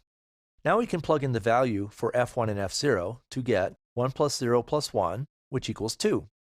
Here are the first few Fibonacci numbers. You can calculate each value by adding the 2 previous ones. For example, 1 plus 1 is 2, 1 plus 2 is 3, 2 plus 3 is 5, and so on. The recurrence relationship I showed on the previous slide leads easily to this recursive definition of the Fibonacci algorithm. If the input value n is 0, the algorithm returns 1. Otherwise, if n is 1, the algorithm also returns 1. If the value isn't 0 or 1, the algorithm calls itself recursively to find the Fibonacci number for n-1 and n-2. It then adds those results and returns the sum. To figure out the runtime behavior of the algorithm, you need to determine how many times the method calls itself. To try to get a handle on that, let's look at a graphic example. Suppose you call the Fibonacci algorithm with input 6. This circle represents a call to the algorithm. To calculate the value, the algorithm calls itself to calculate the Fibonacci numbers for inputs 5 and 4, as shown here. To calculate the value for 5, the algorithm calls itself for values 4 and 3, like this. To calculate the value for 4, the algorithm calls itself for 3 and 2. But notice that the algorithm is already being called for the value 4 over on the right edge of the tree. That call also makes the algorithm call itself for the values 3 and 2. You can continue working through the tree if you like, adding new branches to represent recursive calls to the algorithm. If you work through the whole calculation, you'll get this tree. This is a pretty strange tree. It's binary because each node has at most 2 children. It's not a complete tree because the leaf nodes aren't all at the same level. Some of the paths through the tree are longer than others. If the tree was a complete tree, then it would contain around 2 to the n nodes, and that would give us the algorithm's runtime. In that case, the algorithm would be calling itself 2 to the n times, so the runtime would be 2 to the n. This tree doesn't contain that many nodes, but it does contain a lot of nodes. The question is, how many nodes does it contain? I'll explain that in 2 different ways. First, let's look at the algorithm again. Suppose we let t of n represent the number of steps it takes the algorithm to calculate f of n. To calculate f of n, the algorithm performs some constant amount of work, comparing n to 0 and 1. It then calls itself recursively to calculate f sub n-1 and f sub n-2. Calculating f sub n-1 takes t of n-1 time. Similarly, calculating f sub n-2 takes t of n-2 time. That means the total time to calculate f sub n is the constant plus t of n-1 plus t of n-2. If you ignore the constant, then t of n equals t of n-1 plus t of n-2. This should look familiar. It's the definition of the Fibonacci sequence. That means the time Tn is related to the Fibonacci sequence itself. In other words, this algorithm has runtime big O of the Fibonacci sequence. This somewhat weird function is its own runtime. That seems recursive in a whole new way. That's one way to calculate the algorithm's runtime. To do it another way, let's look again at this tree, which represents a partial Fibonacci calculation. Notice that this tree contains one more leaf node than it contains internal nodes. In this example, it contains 3 leaf nodes holding the values 4, 3, and 4, but it contains only 2 internal nodes holding the values 5 and 6. Now suppose we add nodes for another calculation to the tree. To calculate the Fibonacci number for the value 4 on the left, we add 2 more leaf nodes for the values 3 and 2, like this. When we do that, we convert the node 4 from a leaf node to an internal node. So we gain 2 leaf nodes, we lose 1 leaf node, and gain an internal node. Altogether, we gain a net of 1 leaf node and 1 internal node. That means the number of leaf nodes still equals the number of internal nodes plus 1. Now let's look at the full tree for calculating f sub 6 again. At the bottom of the tree, the leaf nodes are all f sub 0 and f sub 1, so they all have the value 1. The value of an internal node is the sum of the values of its children. Because the only non-calculated values in the tree are in the leaf nodes, that means the value at a node is the sum of the values of its leaf nodes. In particular, the root node's value equals the number of the leaf nodes in the entire tree. This example has 13 leaf nodes, so that tells us that f sub 6 is 13. Here are the first few Fibonacci numbers again. You can see that f sub 6 is in fact 13. Okay, time to put it all together. The number of leaf nodes equals the Fibonacci number. The number of internal nodes is the same as the number of leaf nodes minus 1. The total number of nodes in the tree, which represents the runtime for the algorithm, is the number of leaf nodes plus the internal nodes, which is 2 times the Fibonacci number minus 1. If we ignore the constant multiple in the minus 1, we once again get a runtime of order Fibonacci sequence. That's all I want to say about the Fibonacci algorithm for now. In a different lesson, I'll explain why calculating Fibonacci numbers is hard, and I'll tell you some of the things you can do to make it easier. In this lesson, I'm going to explain a recursive algorithm for solving the Tower of Hanoi puzzle. In the puzzle, You have 3 pegs containing some number of disks of various sizes. The goal is to move the disks from one peg to another. The rules are, you can only move one disk at a time, and you can't place a disk on top of a smaller disk. Let me walk through a quick example. Suppose you want to move the stack from the left peg shown here to the middle peg. First, you move the small disk to the middle peg. Next, you move the medium disk to the right peg. Then, you move the small disk onto the right peg. Now the large disk is free, so you can move it to its final destination on the middle peg. You finish by moving the other 2 disks back on top of the large disk. First, you move the small disk onto the left peg. Next, you move the medium disk onto the middle peg. Finally, you move the small disk onto the middle peg, and the stack is complete. The puzzle isn't too hard for this situation with only 3 disks. In fact, it's not all that hard if you have more disks. You just need to be able to keep track of where you're trying to move everything. An iterative solution to a problem normally looks for a small piece of the problem to break off. By breaking off small pieces, you eventually finish the problem. In contrast, a recursive approach usually looks for the largest piece of the problem that is a smaller version of the problem as a whole. You then recursively solve the large piece, and that lets you solve the whole problem. For an iterative approach to the Tower of Hanoi problem, you would think about moving the individual disks. Initially, you can only move the top disk. Unfortunately, knowing that doesn't really help you figure out where to move that disk or what to do next. If you think about the problem recursively, it's much easier. The big problem here is to move the largest disk from one peg to another. Unfortunately, you can't move that disk because there are disks on top of it. However, you could move the largest disk if you move the other disks to the third peg first. And that looks a lot like a smaller version of the original problem. So here's the recursive approach to the problem. To move the largest disk, you first recursively move the other disks to the third peg. Next, you move the largest disk onto the second peg. That's easy at this point because there are no disks on top of it. Finally, you recursively move the other disks onto the second peg. Here's the algorithm in pseudocode. I'll call the main method moveDisks. It takes as parameters the number of disks to move, the peg where the disks start, the destination peg where the disks should end, and the third peg, which we can use for temporary storage. First, the method makes sure it is supposed to move some disks. If it doesn't need to move any disks, it just returns. This is the step that eventually makes the recursive call stop, so the method doesn't call itself recursively forever. All recursive algorithms need some step like this that lets them know when they should stop the recursion. Next, the algorithm recursively calls itself to move all but the bottom disk to the temporary peg. Notice how the parameters passed into moveDisk have been changed, so the recursive call moves one fewer disks than the original call did. Also notice that the new call's destination peg is the original call's temporary peg. After those disks are moved, the algorithm simply moves the bottom disk to the destination peg. If you're writing a program that animates the solution, this is where you would show a disk moving from one peg to the other. Now the algorithm calls itself recursively again to move the upper disks from their temporary peg to the final destination peg.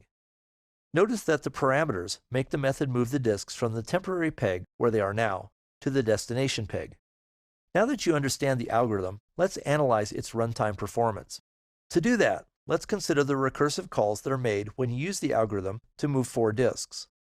When you call the algorithm to move 4 disks, it first moves the top 3 disks to a temporary peg. It then moves the largest disk, and then moves the top 3 disks to the destination peg. That means the algorithm calls itself twice recursively to move the top 3 disks. To move 3 disks, it first moves the top 2 disks to a temporary peg. It then moves the largest disk to the destination peg. It finishes by moving the top 2 disks from the temporary peg to the destination peg. To move the 3 disks, the algorithm again calls itself twice to move the top 2 disks. To move 2 disks, it first moves the top 1 disk to the temporary peg. It then moves the second disk to the destination peg, and it finishes by moving the top 1 disk from the temporary peg to the destination peg. To move the 2 disks, the algorithm again calls itself twice. To move a single disk, the algorithm just moves it without any recursion. Here's the final tree showing the recursive algorithm calls.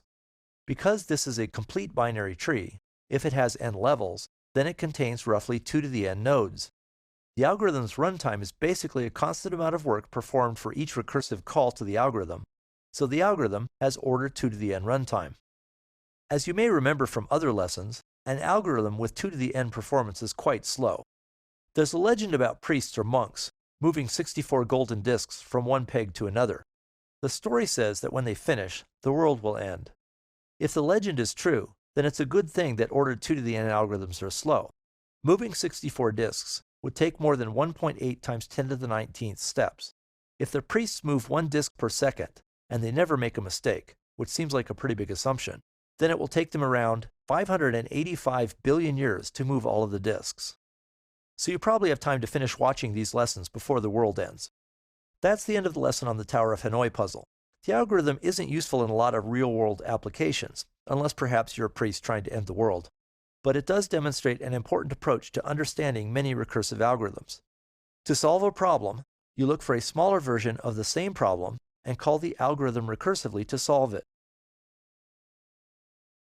In this lesson, I'm going to explain a recursive algorithm for drawing the Koch curve, one of the first fractals described by mathematicians. It was described in 1904 by the Swedish mathematician Helge von Koch.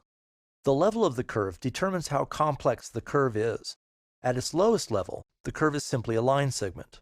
To draw the next level curve, you break the line segment in the previous level into thirds. You then replace the middle third with 2 new segments that have 1/3 the length of the original segment. To draw higher level curves, you repeat the process.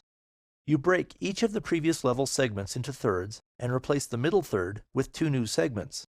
You do the same thing for the next level, and the next level, and the next level, until you reach the level of detail you want. That's how you generate Koch curves graphically. Programmatically, the method you use depends on your graphics software. Here's one way to describe the algorithm. The draw segment method takes as parameters the level of the curve, the angle in which the current line segment should be drawn, and the length of the current line segment. First, the code checks the level parameter. If the level is 0, then the algorithm needs to draw a level 0 curve. That's just a line segment, so the algorithm just draws a line segment of the given length at the given direction. If this isn't a level 0 curve, the algorithm needs to break the segment into 3 pieces and replace the middle piece. To draw the first third of the segment, the algorithm calls itself recursively. It draws a curve 1 level lower at the original angle and for 1/3 of the original distance. Next, the algorithm calls itself recursively to draw another curve of 1 level lower, rotated 60 degrees to the left, and with 1/3 of the original length. The algorithm then calls itself again to draw another curve 1 level lower, this time rotated 60 degrees to the right of the original angle, and again with 1/3 of the original length. Finally, it draws a curve of 1 lower level in the original direction and with 1/3 of the original length. That's how the algorithm works. Now let's turn to its runtime. Let's look at the method calls needed to draw a level 2 curve. The draw segment method calls itself 4 times, so the initial call, with level parameter equal to 2, calls the method 4 times. Each of those calls must also call the method 4 times. Those bottom level calls have level 0, so they just draw line segments without calling the method recursively. In general, if this tree is n levels tall, then it contains roughly 4 to the n nodes, and that means the algorithm has order 4 to the n runtime. As you can probably guess, an algorithm with order 4 to the n runtime is going to be pretty slow. In this case, that doesn't matter too much. As you can see in this picture, the segments in the level 5 curve at the bottom are so small that you can't really pick them out. A level 5 curve contains 4 to the 6th power, or 4096 segments. If you make the curve take up a little more room on the screen, you might be able to go a few more levels. But at some point, each segment will be less than 1 pixel long on your screen, so there's really no point going much further. Before I leave the topic of Koch curves, I'll briefly explain why they and other fractal curves are mathematically interesting. To move from one level to the next, the algorithm first divides each segment in the previous level into thirds. It then replaces the middle third with 2 new segments that have 1/3 the length of the original segment. If the previous level of the curve had total length of L, then the next level of the curve has 4 sections, each with length L over 3. So the new level's total length is L times 4/3. Because 4/3 is greater than 1, the new length is bigger than the old length. As you move to larger and larger levels, the length of the curve continues to grow. And we're not talking about some infinite series that converges on a nice small number. It continues to grow until in the limit, the curve's length is infinite. Here are some of the curve lengths you get if you start with a segment of length 1. The first level curve has length 1.33, the second level is 1.78, and so on. You can see from this series that they do get pretty big. That's the really interesting thing about this kind of fractal. In the limit, the curve has infinite length, but it never crosses itself, and it still fits in a finite two-dimensional area. That's the end of the lesson on Koch curves. I'll leave you with this picture of 3 level 3 Koch curves connected to form a Koch snowflake. In this lesson, I'm going to describe a self-similar fractal curve called a Hilbert curve. Like the Koch curve, the Hilbert curve's level determines how complex the curve is. The level 0 curve is this shape, a sort of square with the left side missing. The level 1 curve contains 4 copies of the level 0 curve that have been scaled, rotated, and connected. The red lines show the connecting lines that have been added. The level 2 curve contains 4 copies of the level 1 curve that have also been scaled, rotated, and connected. Higher level curves are defined similarly by using 4 copies of the next lower level curve, appropriately scaled, rotated, and connected. When you're using 4 copies of a lower level curve to draw a higher level curve, the first copy is rotated 90 degrees clockwise. The second and third copies have the orientation of the original curve, and the last copy is rotated 90 degrees counterclockwise. This picture makes it easier to see the orientations of the smaller curves for the level 1 and 2 curves. That's how Hilbert curves work graphically. Programmatically, I find it easier to use variables dx and dy to keep track of the curve's orientation, instead of using an angle. The values dx and dy give the difference in the x and y coordinates of the curve's starting and ending points. For a level curve like this one, dx is 0, and dy is the height of the curve. Here's a recursive algorithm that uses the dx and dy parameters to draw Hilbert curves. The little pictures on the right show what each line of the code is drawing. The big picture on the far right is there so you can follow along as you read the code. First, the algorithm checks the level parameter. If the level is less than 0, the method returns without doing anything. This is the step that prevents the algorithm from calling itself recursively forever. Next, the program calls itself recursively to draw a lower level copy of the curve. Switching the dx and dy parameters makes the recursive call draw the curve rotated 90 degrees clockwise. After drawing the smaller curve, the algorithm calls the drawRelative method to draw a horizontal connecting segment. I'm assuming the drawRelative method draws a line starting at the current position and moving in the direction indicated by its dx and dy parameters. The method leaves the drawing position at the line's second endpoint. Next, the algorithm calls itself again to draw a lower level curve. This time, the dx and dy parameters are the same as in the original call, so the curve has the same orientation as the original curve. The algorithm then calls drawRelative again, this time to draw a vertical connecting segment. Next, the algorithm calls itself to draw another lower level curve with the original orientation. It then draws a horizontal connecting segment. Finally, the algorithm calls itself one last time. This time, it passes itself the parameters minus dy and minus dx to draw a copy of the curve that is rotated 90 degrees counterclockwise. You may need to walk through a few examples to understand how the switched dx and dy parameters make the curve rotate appropriately. Or you may want to implement the algorithm in your programming language to see how it works. Now let's turn to the algorithm's runtime performance. Like the Koch curve, the Hilbert curve contains 4 copies of itself. That means the algorithm calls itself recursively 4 times. For example, this tree shows the calls the algorithm makes to draw a level 2 curve. If you study the curve on the upper right, you should be able to count the 4 level 1 curves and the 16 level 0 curves. If the tree has n levels, then it contains order 4 to the n nodes, so the algorithm is making order 4 to the n recursive calls to itself. That means the algorithm has order 4 to the n runtime. That's pretty slow, but you can only go a few levels higher before the curve covers every pixel on your screen, so there's really no point drawing level 100 curves. In fact, a level 10 curve will probably cover every pixel on your screen. From a mathematical point of view, this curve is interesting because it is a space-filling curve. In the limit, as the level grows large, the curve's length approaches infinity. Yet it never crosses itself, and it fits within a two-dimensional area. If you use a high enough level, you can also make the curve pass within any given distance of any point within the curve's boundaries. In other words, if you pick a point within the curve's boundaries, you can find a curve that passes arbitrarily close to that point. In that sense, the curve fills its boundaries. However, no matter how large a level you use, there are always points that the curve doesn't touch. It can get arbitrarily close to those points, but it doesn't actually touch them. In this lesson, I'm going to describe a self-similar kind of fractal called a gasket. A gasket consists of a shape with pieces removed. The remaining pieces are then turned into gaskets with lower levels. One example is the Sierpinski's triangle, named after the Polish mathematician Wacław Sierpiński. The level 0 gasket is just a triangle. To build the next level gasket, you divide the triangle into 4 pieces like this. You then remove the centerpiece and recursively fill the pieces on the corners. Here's the level 1 triangle. For the next level, you would recursively divide the 3 red triangles like this. You can continue recursively dividing the triangles to get the level 3, 4, and 5 gaskets.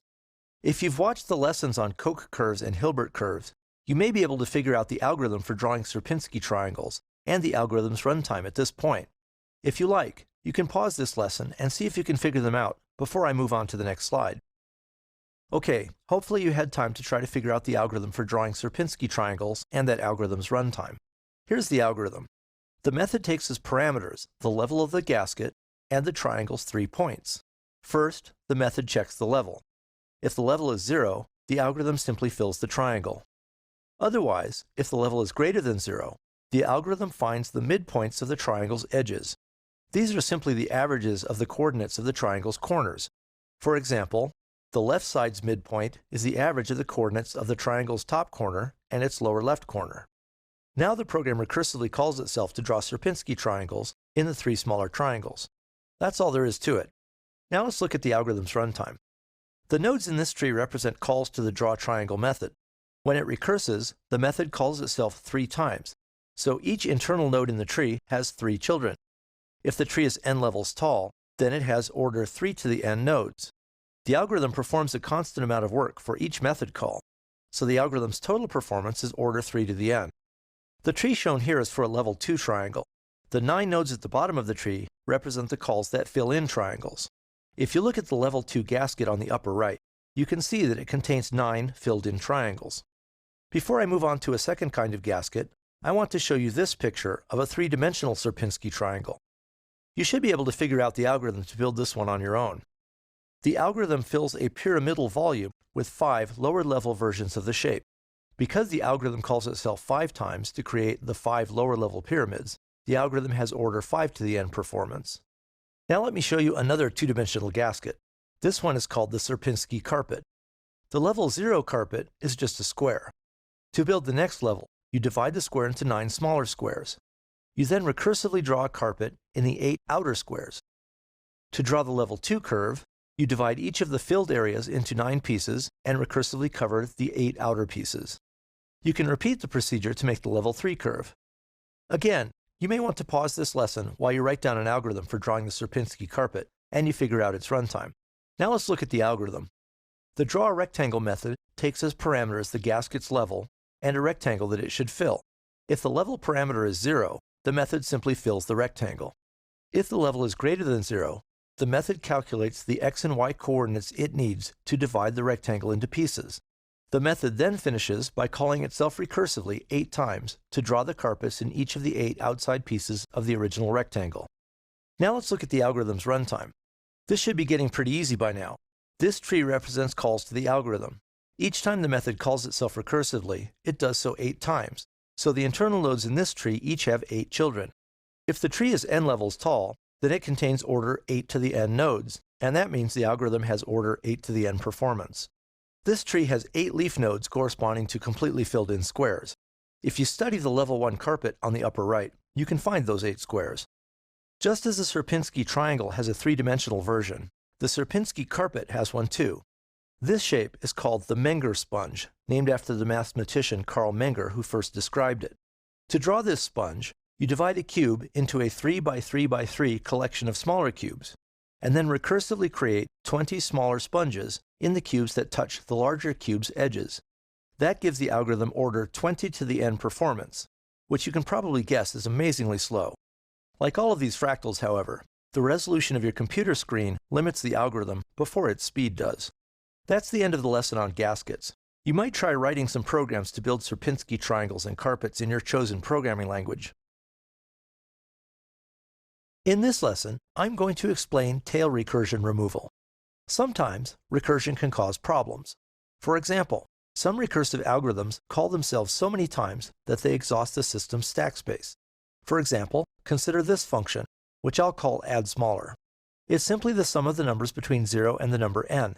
This is similar to the factorial function, except it uses addition instead of multiplication. It's not really a useful function, because that sum is easy to calculate with the equation n times n plus 1 divided by 2. But it'll be useful for this discussion. Here's a recursive algorithm for calculating the addSmaller function. If the number n is 0, the method simply returns 0. Otherwise, it calls itself recursively to calculate addSmaller of n minus 1, multiplies that by n, and returns the product. When you use this method, it creates deeply nested calls to itself. For example, if you call addSmaller, passing it the parameter 1000, then it creates a call stack 1000 calls deep. That could exhaust the system's stack space and make the program crash with a stack overflow exception. In one test on my computer, the program crashed when it tried to calculate addSmaller of 12,664. In this example, the calculation isn't overflowing. The system is running out of stack space. If the code allocated variables inside the method, it would exhaust the stack space even sooner. Fortunately, this algorithm has a structure that makes it easy to avoid stack space limitations. Let's look at the algorithm again. When the last thing an algorithm does is call itself recursively, that's called tail recursion. Fortunately, it's easy to remove tail recursion from an algorithm. Here's the general idea. Suppose you have an algorithm that does something and then calls itself recursively at the end. To remove the recursion, you move the algorithm's code into a loop that executes until the stopping condition is reached. Inside the loop, you do whatever it is the algorithm needs to do. At the end of the loop, you update the algorithm's parameters to prepare it for the next call to the algorithm. However, you don't actually make the recursive call. Instead, the loop just makes the code do the same thing again. Let's look at the addSmaller algorithm. Here's the version with the tail recursion removed. The code starts by initializing a result variable to 0. We need that in this example to keep track of a value that crosses the recursive calls. In this case, it keeps track of the total of the values that would be returned by the recursive calls. Next, the code enters a loop that runs as long as the parameter n is greater than 0. Inside the loop, the code adds the current value of n to the growing result. To prepare for the next recursive call, the code then subtracts 1 from the parameter n. The loop continues until n reaches 0. Then, the method returns the value stored in result. This version doesn't require any stack space, so it can calculate much higher values. After you see the structure of the algorithm with the tail recursion removed, you can often simplify the code to make it easier to read. Here's a neater version that uses a for loop instead of a while loop. Here are the results on my computer. With recursion, the algorithm was able to calculate values for n up to around 12,663 before it crashed. With the tail recursion removed, it was able to calculate values for n up to more than 4 billion. Of course, the program took a while because it had to perform more than 4 billion trips through this loop. To summarize, if you have a method that uses tail recursion and it's limited by the depth of recursion, you can remove the recursion relatively easily. In fact, the process is mechanical enough that some compilers can automatically remove tail recursion for you. There's an added bonus to recursion removal. In addition to using up stack space, making a call to another method takes some time. Removing all those recursive calls usually makes the program slightly faster, particularly because the program doesn't need to unwind the call stack as the recursive calls return. In this lesson, I'm going to explain how you can remove recursion in general. If an algorithm uses tail recursion, you can remove it by using the techniques I described in the lesson on removing tail recursion. But what if an algorithm doesn't perform its recursion at the very end? In that case, tail recursion won't work. One way to remove the recursion is to mimic the behavior that the operating system would use to perform the recursion. Create one or more stacks and use them to hold parameters for recursive calls. Then use a loop that processes the stacks until they're empty. Here's the idea in pseudocode. Suppose you have some algorithm. The top-level call to the algorithm takes some parameters. The recursive version would do some work and then call itself one or more times recursively. The non-recursive version first creates one or more stacks to hold the algorithm's parameters. It then pushes the initial parameters onto the stacks and enters a loop that executes until the stacks are empty. Inside the loop, the program pops the most recent parameters from the stacks and processes them. possibly adding more parameters to the stacks to represent other recursive calls. After the algorithm has finished processing its current parameters, the process repeats until the stacks are empty. To make the technique easier to understand, let's work through an example. Here's the normal recursive version of Quicksort. First, the code checks whether min is less than max. If min is greater than or equal to max, then the part of the array that we're sorting contains 0 or 1 items, so it's already sorted, and the algorithm simply returns. Otherwise, if we're sorting more than one item, the algorithm divides the values into two groups. It picks a dividing value and moves the items less than that value to the beginning of the array. It moves the items greater than the dividing value to the end of this part of the array. If you don't remember how that works, take a look at the lessons where I described Quicksort. After it divides the items into two groups, the algorithm calls itself twice to sort the two groups. Now let's look at the non-recursive version of the algorithm.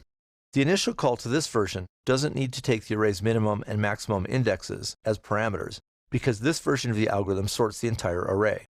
The code then creates two stacks, mins and maxes, to hold the minimum and maximum indexes for parts of the array that the algorithm will later need to sort. Those two stacks correspond to the min and max parameters used by the recursive version of the algorithm. Now the code pushes the initial values for min and max that it will use onto the stacks. Because the initial call to the algorithm is for the entire array, the code pushes the array's smallest and largest indexes onto the stacks. So far, this is the algorithm setup code. Now the algorithm starts the processing. It enters a loop that executes as long as the stacks are not empty. Inside the loop, the algorithm pops the most recent values from the stacks. Those values represent a call to the algorithm, so the algorithm processes them. First, the code checks whether min is less than max. If it is, then we're trying to sort part of the array that contains more than one item, so we actually have some work to do. Here's where the algorithm does the real work. First, it divides this piece of the array into two groups, just as the recursive version of the algorithm did. At this point, the recursive version of the algorithm calls itself twice to sort the two groups of items. This version pushes the minimum and maximum indexes needed by those two groups onto the stacks. Now the loop starts over. The algorithm pops a new set of minimum and maximum indexes off the stacks and processes them, possibly adding more indexes to the stacks. That's all I want to say about general recursion removal. It's not completely trivial, but it's sometimes worth the effort if you have an algorithm that recurses so deeply that it exhausts the stack space. In those cases, you can use your own stacks to prevent the application from crashing. Before you move on to the next lesson, you might want to try removing recursion from some of the more interesting multiply recursive algorithms I've described. For example, try removing recursion from the Hilbert curve and the Sierpinski gasket algorithms.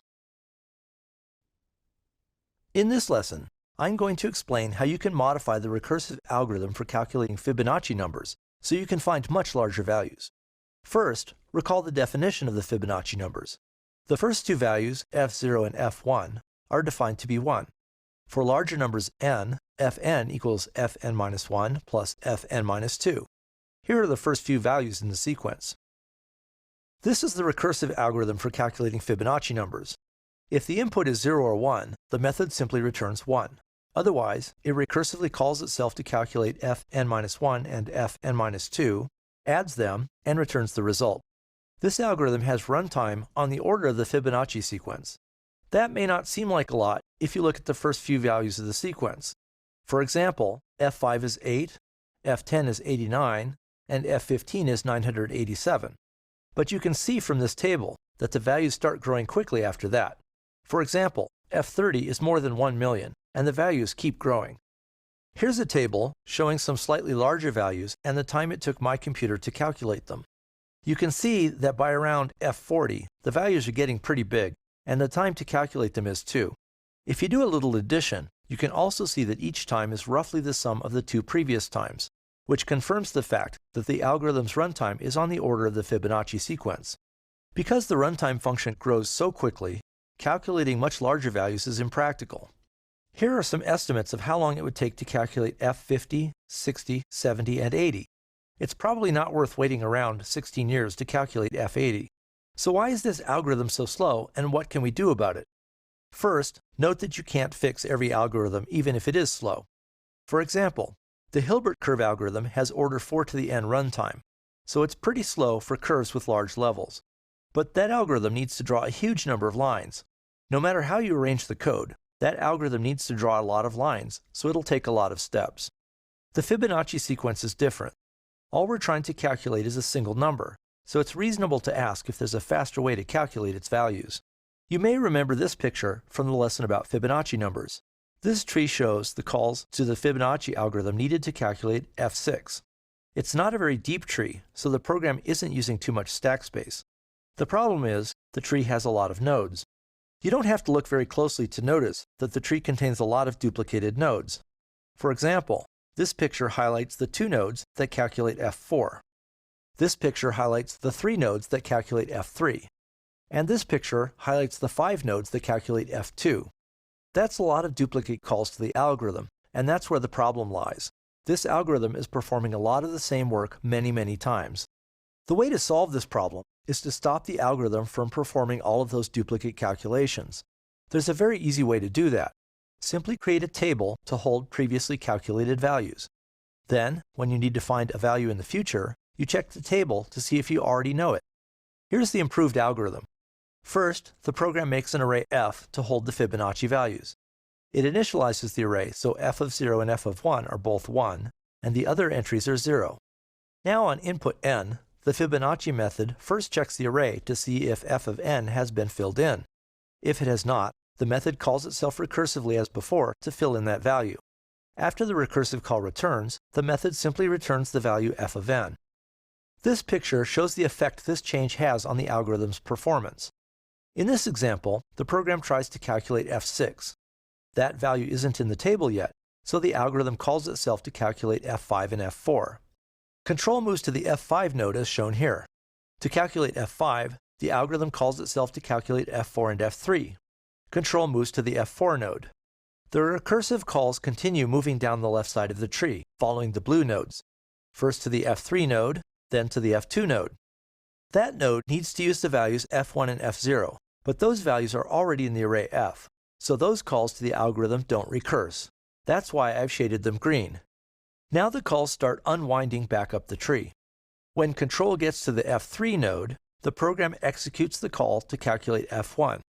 That value is in the f array, so it doesn't need to recurse either. Next, control returns to the f4 node. It needs the value f2, but that value is in the array by now, so the green f2 node doesn't need to recurse. Now control returns to the f5 node. It needs the value f3, but that value is in the array, so the green f3 node doesn't need to recurse. As the calls continue to unwind up the tree, every value that they need to calculate their results is already in the array, so the algorithm doesn't need to perform any more recursion. When the calculation is done, the blue nodes made recursive algorithm calls, the green nodes didn't need recursion, and the gray nodes were never visited. For this example, it looks like about half of the nodes are gray, but for a larger tree, most of the nodes would be gray. The only nodes that aren't gray are those on the leftmost edge of the tree and their children. To calculate f of n, there are n-1 blue nodes and n green nodes, so we visit a total of 2 times n-1 nodes. That means the algorithm's runtime is order n. That's a lot better than a runtime on the order of the Fibonacci sequence. Before I leave the Fibonacci sequence, I want to show you one more modification to the algorithm. If you look at this tree, you can see that all of the work is being done near its left edge. The values f0 and f1 are initially in the array. The algorithm uses them to calculate f2. Then, it uses f2 and f1 to calculate f3. Next, it uses f3 and f2 to calculate f4. The algorithm's recursive structure makes it start at the top and work down into the tree, but the calculations occur bottom up as the recursions end. Realizing that, you might try to make the algorithm skip the tree and perform the calculations bottom up. First, if n is 0 or 1, the algorithm returns 1. Otherwise, the algorithm makes variables to hold fn-1 and fn-2. It sets them equal to 1 to represent f0 and f1. It then uses them to calculate fn, which initially is f2. Now the program enters a loop and runs until the variable fn holds the value we're looking for. Inside the loop, it sets fn-2 equal to fn-1, and then fn-1 equal fn. It then calculates the new value for fn. After the loop finishes, the method simply returns fn. You may want to step through a couple of examples, perhaps calculating f3 and f4, to convince yourself that this works. Using either the array of calculated values or the bottom-up approach, A program can determine that F80 is this huge value in practically no time at all. That's the end of the lesson explaining how to fix the Fibonacci algorithm. In general, if an algorithm is performing the same calculations a huge number of times, you may be able to improve its performance if you make a table of previously calculated values, so you can look up values instead of recalculating them.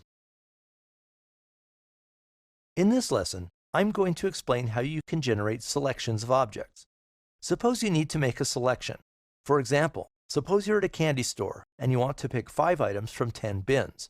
You could pick 5 items from the first bin, or you could pick 4 from the first bin and 1 from the second, or you could pick 1 from each of the first 5 bins, and so on.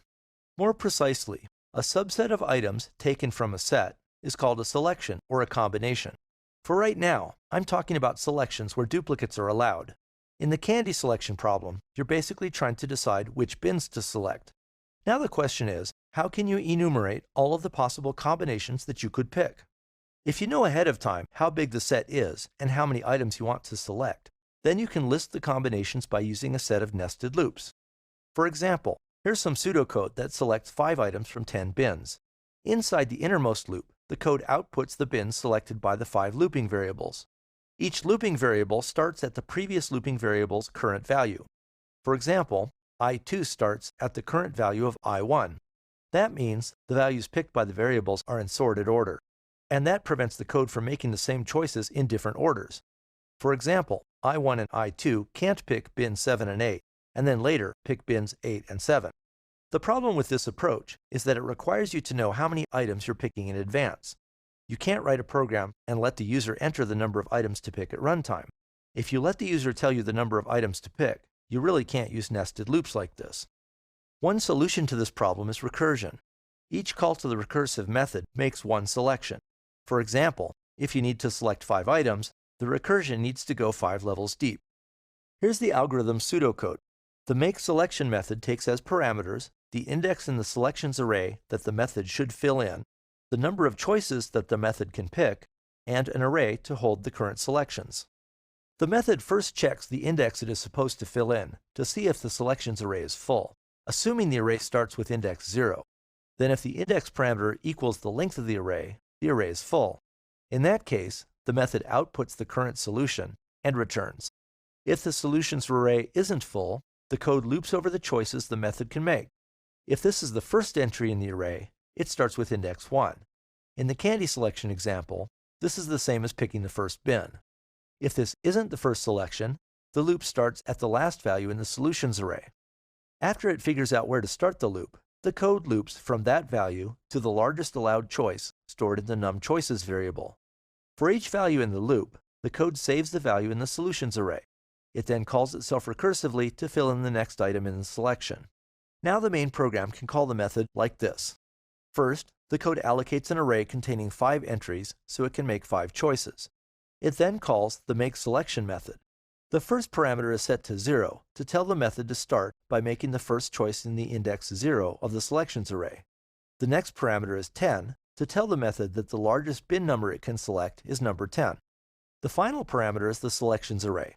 It holds the growing selection as the recursive calls to the method build it. The method also uses its length to tell when it's done making the selection.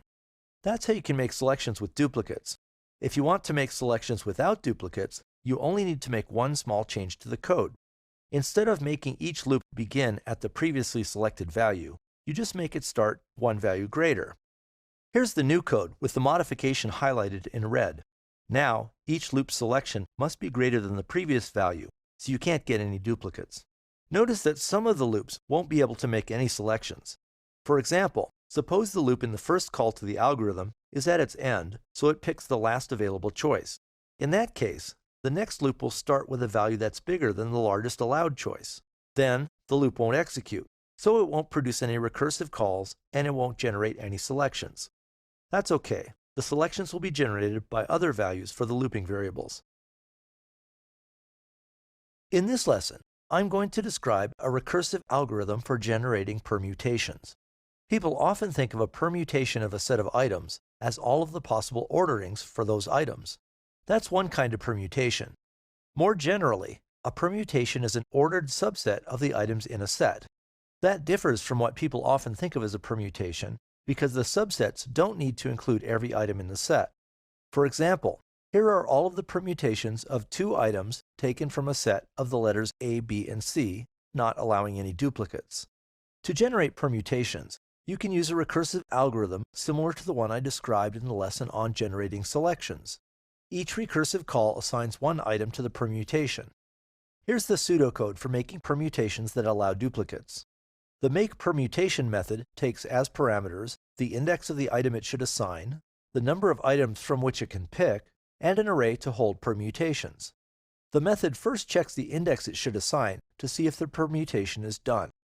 Assuming the array starts with index 0, then if the index equals the length of the array is full, so the method outputs the current permutation and stops.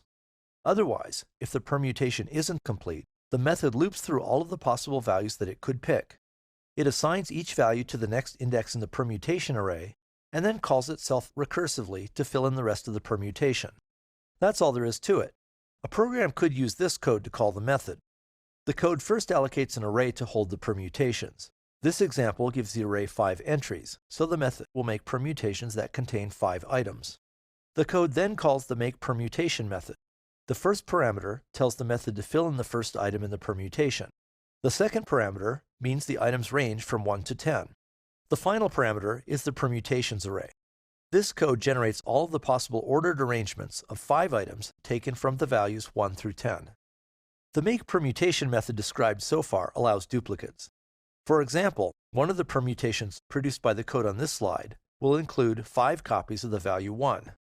If you want to prohibit duplicates, then you need to make a couple of changes to the code. Here's the modified algorithm with the changes highlighted in red. First, there's a new parameter named used. It's a Boolean array that indicates which of the allowed choices has already been used. For example, used of 3 is true if the current permutation includes the item 3. As before, the method compares the index to the length of the permutation array to see if the current permutation is complete. If it isn't complete, the code loops over the possible values that it could use for the next item. Those values are the indexes into the used array. Inside the loop, the code checks the used array to see if the value it is considering has already been used. If it hasn't, the code sets the used entry for that value to true and adds the value to the permutation. The method then recursively calls itself to assign the remaining items in the permutation. When the recursive call returns, the method sets the used entry for the value to false, so later recursive calls can use that value. The method then continues its loop. A program could use this code to call the new version of the method. This code first allocates an array to hold the permutations. As before, it gives the array 5 entries, so the method will make permutations that contain 5 items. Next, the code allocates the used array to keep track of the items that are in the permutation at any given moment. This array has bounds 1 through 10 because the permutations can contain the values 1 through 10. The code then calls the makePermutation method. The first parameter 0 tells the method to start by picking an item to be first in the permutation. The next parameter is the permutation array that holds the permutations as they are built. The final parameter is the used array that keeps track of the values that have been used in the permutation so far. This code shows how you could generate permutations that use all of the allowed choices. This is what people usually mean when they talk about permutations. In this example, the program would generate all of the arrangements of 10 items. In this lesson, I'm going to introduce backtracking algorithms. In other lessons, I'll describe some specific examples of backtracking algorithms. Backtracking is an approach to solving problems where the goal is to find the best arrangement of a number of possible options. The general idea is to recursively see what happens if you pick different options at each step. If you decide that a selection was a mistake, you backtrack to an earlier solution that didn't include that selection, and you try again. You can think of a backtracking algorithm as exploring a tree of possible solutions. Each node in the tree represents a partial solution. A node's children represent possible choices from that partial solution. The algorithm recursively tries each of the possible choices in turn. If one of them leads to a full solution, the algorithm saves that solution and stops. For a concrete example, suppose you're planning an investment portfolio, and you can pick any of 4 possible investments. Each has an expected amount of profit. You want to find the combination of investments that will earn you at least $1 million. The catch is that you have limited funds, so you can't just make all 4 investments. Your goal is to pick a combination of investments that gives you at least $1 million in profit and that you can afford. Here's a tree that represents possible investment strategies.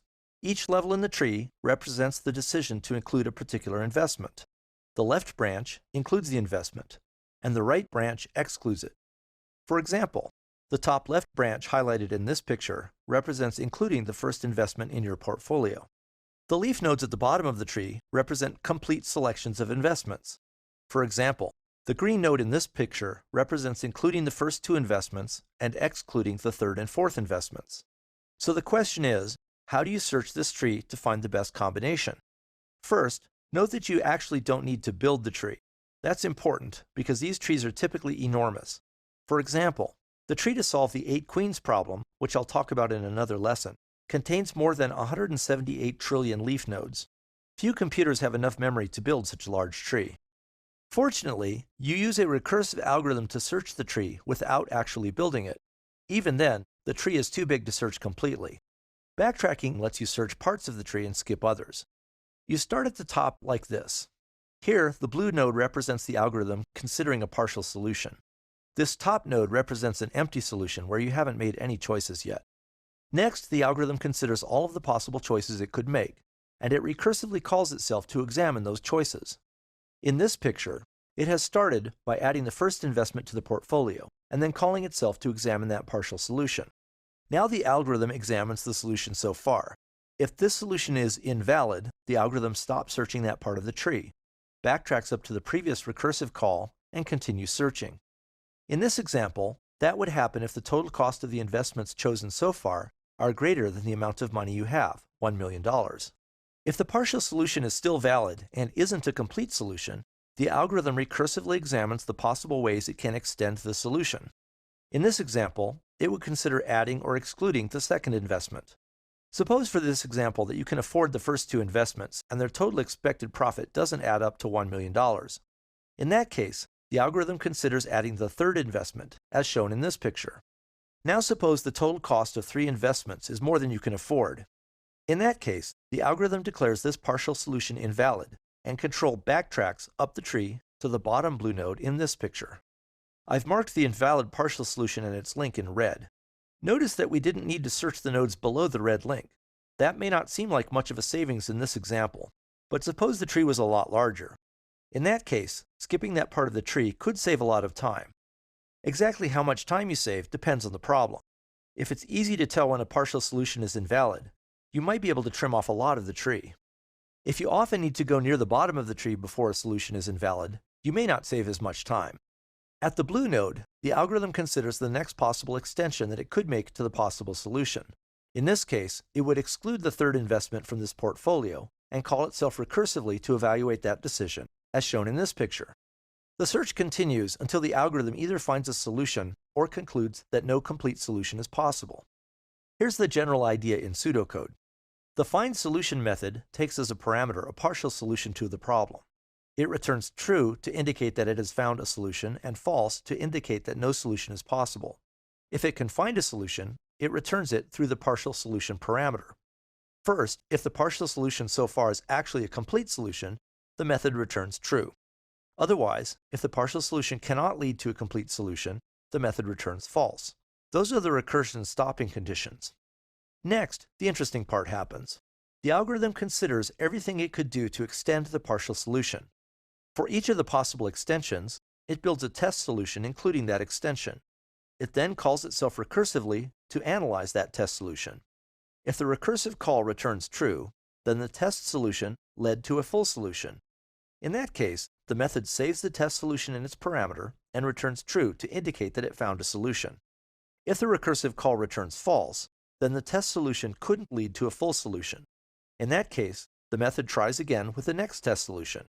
If none of the extensions leads to a valid solution, then the method returns false to indicate that no solution is possible, starting with this partial solution. The higher level recursive calls will then abandon this partial solution and consider other options. That's the general idea behind backtracking algorithms. If it seems a bit confusing, it'll probably make more sense after you see some specific examples, such as the algorithms that solve the 8 queens problem and the Knight's Tour problem. In this lesson, I'm going to describe the 8 queens problem and a backtracking algorithm that solves it. In the first part of the lesson, I'll describe the basic algorithm. In the second and third parts, I'll describe 2 changes you can make to greatly improve the algorithm's performance. In the 8 queens problem, the goal is to place 8 queens on a chessboard so that none of them can attack any of the others. In this picture, the blue lines show where one of the queens can attack. None of the other queens lie along any of these lines. In this picture, none of the queens lies along the row, column, or diagonal of any of the other queens, so this is a solution to the problem. Here's the same solution with each queen's lines of attack drawn in a different color. You can see that none of the lines pass through another queen. So how do you find such a solution? One approach would be to try every possible arrangement of positions for the queens. There would be 64 possible positions for the first queen, 63 for the second, 62 for the third, and so on. Multiplying those numbers together gives you more than 178 trillion possible arrangements. That's too many for most computers to check in a reasonable amount of time. Of those arrangements, many are duplicates where the order of the queens is switched around. For example, if 2 arrangements are the same, except the positions of the first and second queens are switched, then both of those arrangements would be counted separately. Another approach would be to examine only arrangements where the ordering of the queens doesn't matter. In that case, you only need to pick 8 squares out of the 64. The number of possible selections of 8 squares out of 64 is 64 choose 8, which works out to be more than 4 billion possible selections. A program could work through all of them in a couple of minutes, but that's still a lot of possible solutions to examine. Backtracking provides a much better approach. This tree represents the recursive choices the algorithm needs to make. At the top level, the algorithm tries the 64 possible positions for the first queen. For each of those choices, the algorithm recursively calls itself to consider the 63 remaining positions where the second queen could go. For each of those first and second choices, the algorithm calls itself to consider positions for the third queen, and so on. At first, this seems like a big step backwards, because we're looking at more than 178 trillion possible combinations again. The good thing about this approach is that backtracking can trim out huge chunks of the tree. For example, suppose the algorithm puts the first queen in the first square as shown here. The next recursive call then tries to put the second queen in the second position as shown in this picture. You can easily see that this partial solution is illegal because the 2 queens can attack each other. That means the algorithm doesn't need to recursively consider any solutions that begin with these 2 selections. That cuts out a huge part of the tree.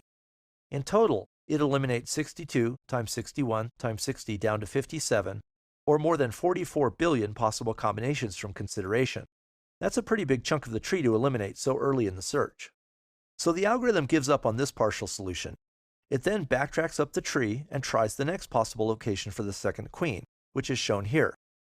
This partial solution is also invalid, so the algorithm abandons it and cuts another 44 billion combinations out of the tree.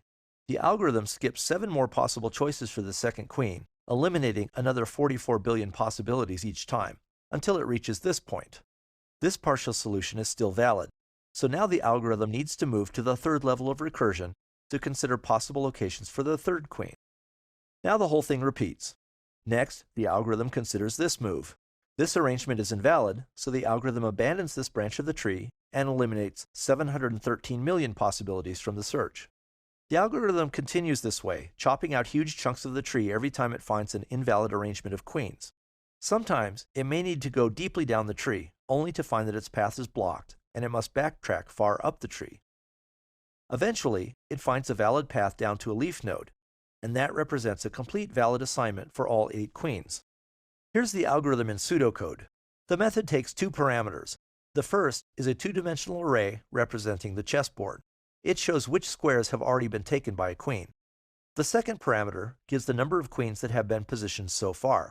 First, the algorithm checks the board. If the current arrangement is illegal, the method returns false to indicate that there is no possible solution starting from this board. Next, the algorithm checks the number of queens positioned so far. If all 8 queens have been positioned, then this board arrangement is a solution, so the method returns true to indicate that it found a solution. If the current board is legal, and we haven't positioned all of the queens, the algorithm tries all possible extensions of the current solution. To do that, it loops over the squares on the board. If a square isn't yet occupied by a queen, the algorithm places a queen there. It then recursively calls itself to see if it can find a solution from that new arrangement.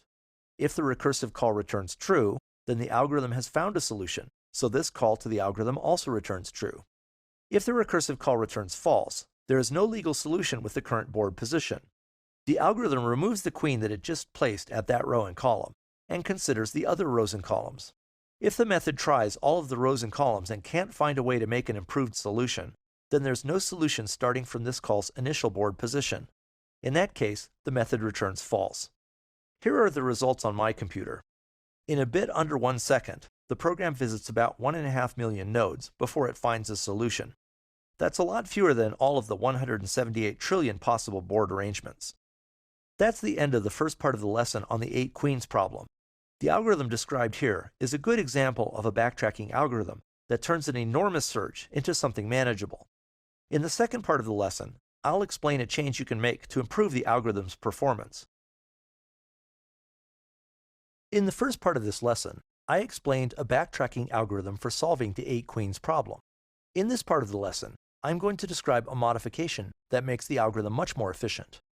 First, let's briefly review the basic algorithm. The method first checks whether the current solution is invalid. It then checks to see if it has found a final solution. If the current board position is neither invalid nor finished, the algorithm tries all of the possible positions for the next queen to see if it can find a solution. This method contains 2 places where it loops over the board's rows and columns. First, these lines obviously make the program loop over the board. The algorithm needs to consider all of the board positions, so there's not much you can do about these loops. The second place is less obvious. This statement checks whether the current board position is legal. To do that, it needs to loop over the board and find the currently positioned queens. It then needs to loop through all of the positions that each queen can attack to see if an attack can hit another queen. This isn't particularly hard, but it adds quite a few steps that the method must perform every time it visits a board position. Here's another approach. Instead of scouring the whole board to see if any queen can attack any other queen, you build a numattacks array. The array's value for a particular row and column tells you how many queens can attack that position. Initially, they're all set to 0. Next, when you try positioning new queens, only place them in squares where numattacks is 0. Because you can make this check before you position a queen, you can never get into an illegal board position. That means you don't need to check for that inside the method. It also lets you avoid making a lot of recursive calls for illegal positions.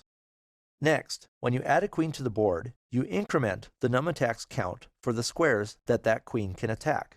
Later, if you decide that the queen can't stay in that position, you decrement the count for the squares that it can attack.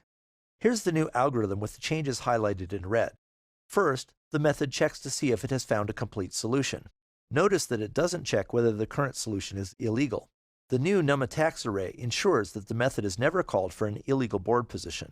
If it hasn't found a complete solution, the code loops over the board's rows and columns as before. This time, it only positions a queen if a square is not taken and if the numattacks array for that square is 0, indicating that no queen can attack that square. If it does position a queen in a square, it also increments the square's numattacks entry. It then calls the algorithm recursively to position the other queens. If the recursive call returns false, indicating that no solution is possible, the code removes the queen from the square and decrements the numattack values for that square, so it's ready to consider the next position. That's how the revised algorithm works. Now let's look at the results. The original version of the algorithm took about 0.86 seconds and visited about 1.5 million board positions before it found a solution. The new version took only about 0.04 of a second and visited a bit under 26,000 board positions to find a solution, a huge improvement. So how does the new version make this huge improvement? First, the numattacks array lets it avoid visiting nodes that represent illegal board positions. The first version of the algorithm visited those nodes, immediately learned that they were invalid, and then returned. Not visiting those nodes saves a bit of time because it avoids recursive calls, which do take some time. The bigger savings is in the way the program detects illegal board positions. The original version looped through the board's squares. If it found a queen, then it looped through the positions that queen could attack to see if that queen conflicted with another queen. The new version's numattacks array lets you check for a conflict in a single step. Updating the array takes a bit of time when you add and remove a queen from the solution, but you don't need to loop over the whole board. That's the end of this part of the lesson on the 8 queens problem. In the third part, I'll describe another change to the algorithm that makes it even faster.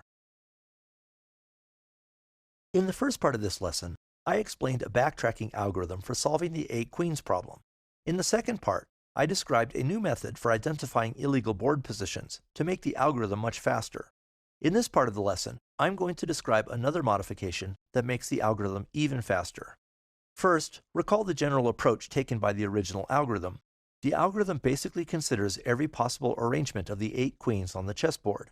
It then uses backtracking to identify illegal positions and avoid searching parts of the tree that begin from those positions. That lets it avoid visiting most of the tree's 178 trillion leaf nodes. The reason the tree is so large is that the algorithm considers every possible location for each queen. There are 64 possible locations for the first queen. After you place that queen somewhere, there are 63 remaining locations where the second queen could go. After you place the first 2 queens, there are 62 remaining positions where the third queen can go, and so on. But a lot of those positions are illegal. For example, this picture shows where the algorithm initially tries to position the second queen. That's obviously illegal. Next, the algorithm tries this position, which is also obviously illegal. In general, the algorithm wastes a lot of time trying to position queens in spots that are obviously illegal. You can greatly speed up the algorithm if you can avoid those obviously illegal positions. To do that, you should stop thinking that every queen could go in any position. Let's look at a solution and think about how the queens are arranged. If you look at this solution, you'll notice that each row and column contains exactly 1 queen. If you think about that for a while, it can lead to a new approach. Instead of thinking about the queens and trying to decide where to put them, you can think about the rows and try to decide where each row's queen should be. Each call to the algorithm positions the queen for its row, and then uses recursive calls to position the queens on later rows. Now, instead of looping through every board position, trying to position the next queen anywhere on the board, the algorithm only needs to loop through the columns on the current queen's row. The original approach needed to consider 64 positions for the first queen, 63 for the second, 62 for the third, and so on, for a total of 178 trillion possible arrangements. The new approach only needs to consider 8 columns for the queen in the first row, 8 columns for the queen in the second row, and so on, for a total of only around 16 million arrangements. Here's the new algorithm. The big change is in the loop. Instead of looping over all of the rows and columns, the modified algorithm only loops over the current row's columns. Here are the results. The original version of the algorithm with backtracking visited about 1.5 million nodes in 0.86 seconds. The version that used the num_attacks array to tell if a board position was illegal visited just under 26,000 nodes in about 0.04 of a second. The final version, which considered the board as a collection of rows, visited only 113 nodes in about 0.00007 seconds. That's the end of the lesson on the 8 queens problem. The first version of the algorithm used backtracking to avoid examining many of the possible board positions. The second version used an improved method for determining whether a board position was legal. The final version used a different method for generating possible board positions, so it was able to avoid considering practically all of the possible arrangements of queens. In general, if you need to search a huge assortment of combinations or arrangements, you should think about different ways you can generate the combinations. You may be able to think of ways to restrict the number you need to consider. If you like, you can try implementing the different versions of the 8 queens algorithm in your programming language. In this lesson, I'll describe the Knight's Tour problem and explain a backtracking algorithm that can solve it. In the Knight's Tour problem, the goal is to move a knight so it visits every square on a chessboard without visiting any square twice. There are actually 2 versions of the problem. In the first, you just need to find any tour. In the second, the tour needs to finish 1 move away from where the knight started. In case you don't remember, the knight moves 2 squares vertically or horizontally, and then 1 more square perpendicularly to the first move. That means there are 8 places a knight can move, if it's not close to one of the board's edges. So how many possible routes are there for you to consider? First, there are 64 possible choices for the knight's starting position. Then you have 8 choices for the first move, assuming you're not too close to an edge. For the second move, you have only 7 choices, because you can't move back to where you just came from. In fact, for all of the other moves, you have at most 7 choices. So a rough upper bound is 64 times 8 times 7 to the 63rd power. which is about 8.9 times 10 to the 55 routes. A lot of those routes are impossible because the knight gets too close to the edge of the board, or sometimes some of the choices may have already been visited. But even if you throw out 99.99% of the routes, you still have far too many to consider individually. That's where backtracking comes in. Here's the basic algorithm. The find solution method takes as a parameter a partial solution. First, if the test solution is a complete solution, the method returns true to indicate that it found a solution. If the test solution isn't complete, the method loops through all of the possible legal moves from the knight's current position. For each move, the method adds the move to the test solution and then calls itself recursively to look for solutions that use the new move. If the recursive call returns true, then this instance of the method also returns true to indicate that it found a solution. If the recursive call returns false, the method removes the move it just tried from the solution and considers the next legal move. If none of the legal moves can lead to a complete solution, then the method returns false to indicate that no solution is possible from this test solution. That's all there is to the basic Knight's Tour backtracking algorithm. Unfortunately, even the backtracking algorithm can't eliminate enough possible routes to find a solution for a full-size chessboard. To make things more interesting, you can find tours on smaller boards. In one set of tests, my program was able to find a tour on a 6x6 board in about 1/10 of a second. The program also found a tour for a 6x7 board in about 1/10 of a second, although for a 7x6 board it took about 4 seconds, due to the order in which it considered the legal moves from each position. With a 7x7 board, I got tired of waiting after an hour. So backtracking does let you find solutions for up to 7x6 boards. For larger boards, you need to use some other method. For this example, you can use a heuristic to decide what moves to make. In general, a heuristic is a rule that helps you decide what to do, but that isn't guaranteed to produce a perfect result. For example, a heuristic for deciding whether you need an umbrella might be to look outside and see if it's raining. If it is, bring the umbrella. Sometimes it will start or stop raining after you go outside, but much of the time that heuristic will give you good results. Way back in 1823, H.C. von Warnsdorf proposed a heuristic for the Knight's Tour. When you're considering a knight's moves, the heuristic says you should pick the move that gives the knight the fewest legal moves in the next step. For example, suppose the knight has 2 legal moves. If you take the first one, then in the next move, the knight will have 4 legal moves.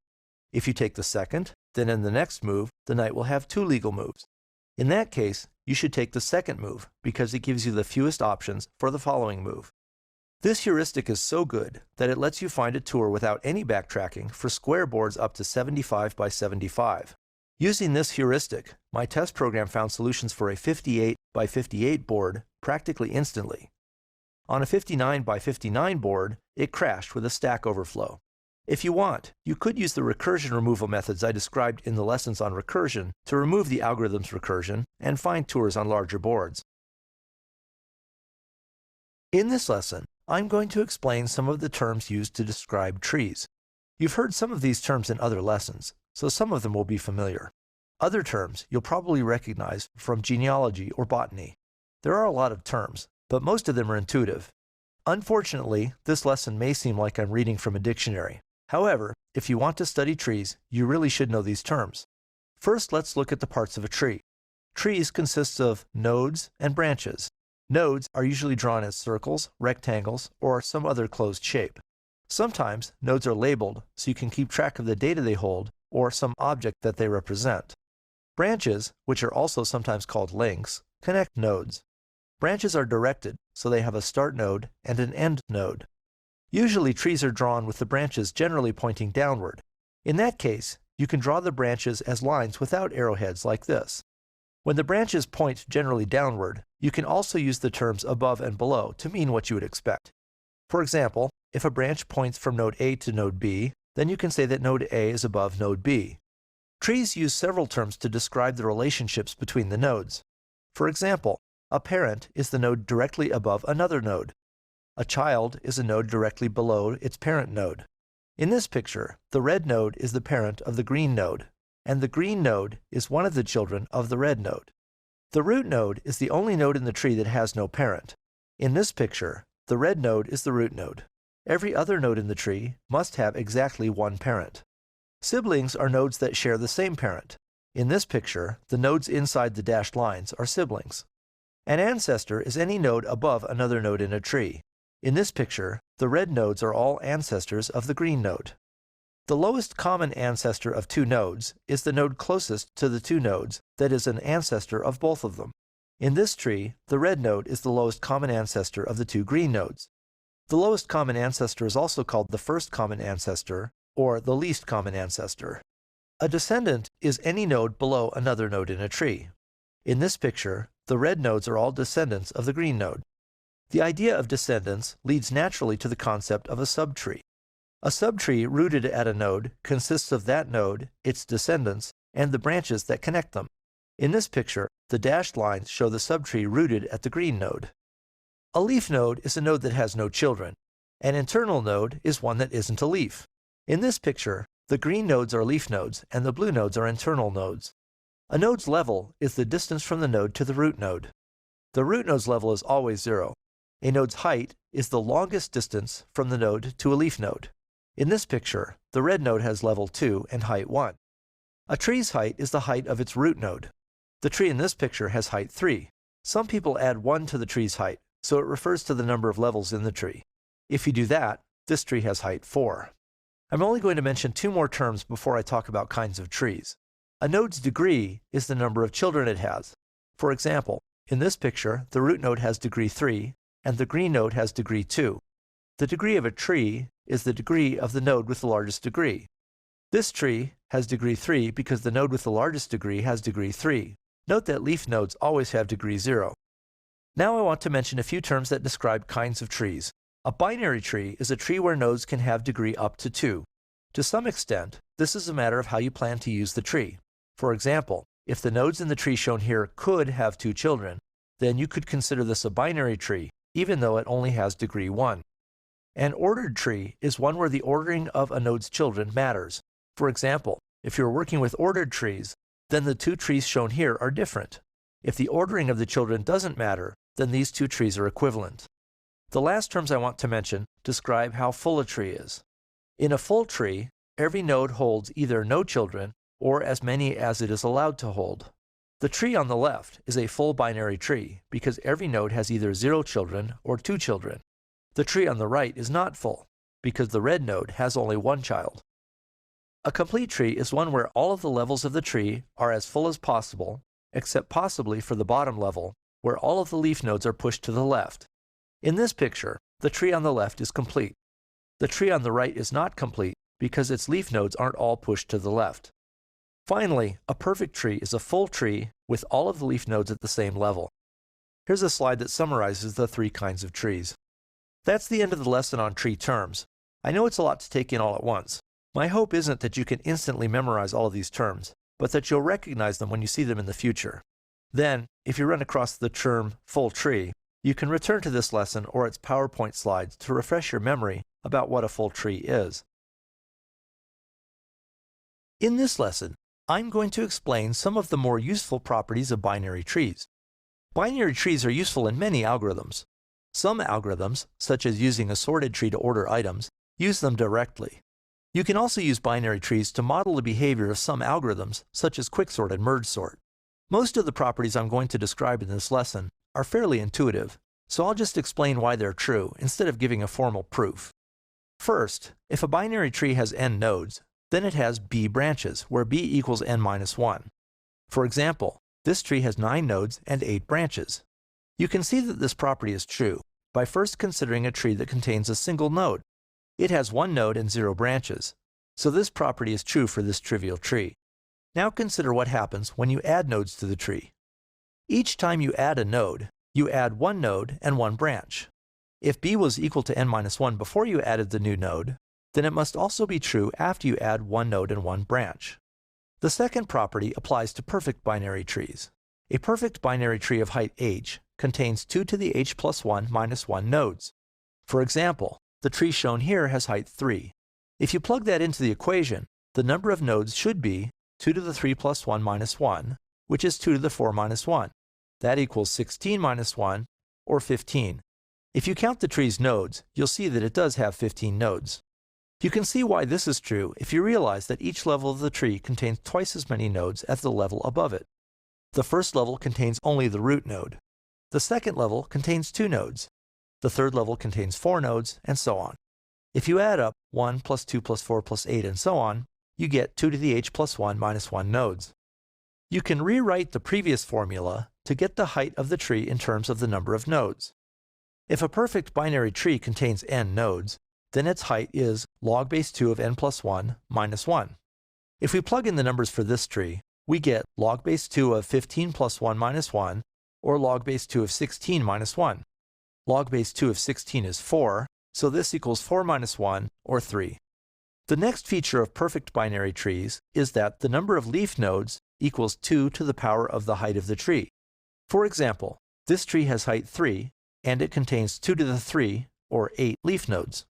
Now you can subtract the earlier formulas for the total number of nodes and the number of leaf nodes to calculate the number of internal nodes in terms of the tree's height. For a perfect binary tree, the number of internal nodes is 2 to the h minus 1. This tree has height 3, so the number of internal nodes is 2 to the 3 minus 1, which is 7. All of these properties that apply to perfect trees also apply to mostly perfect trees, at least as far as big O notation is concerned. By mostly perfect, I mean a good fraction of the nodes at every level contain a lot of children, so the tree is relatively short and wide.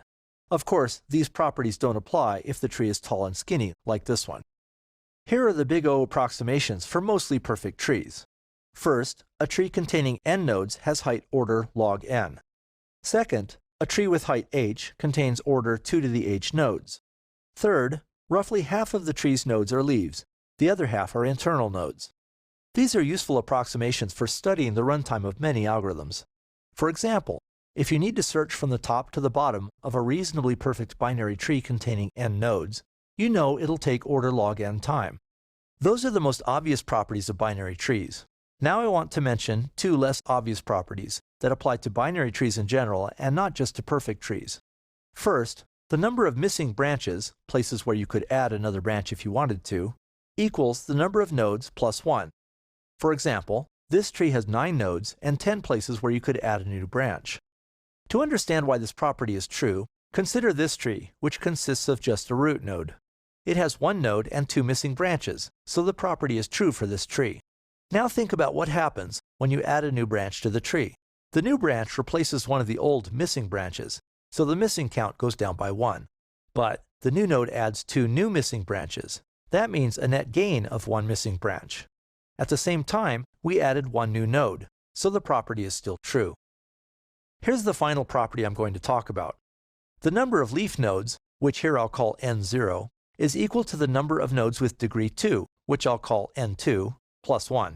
For example, this tree has 9 nodes of degree 2 shown in red, and 10 degree leaf nodes shown in green. This is the least obvious, and I admit probably the least useful, of these properties.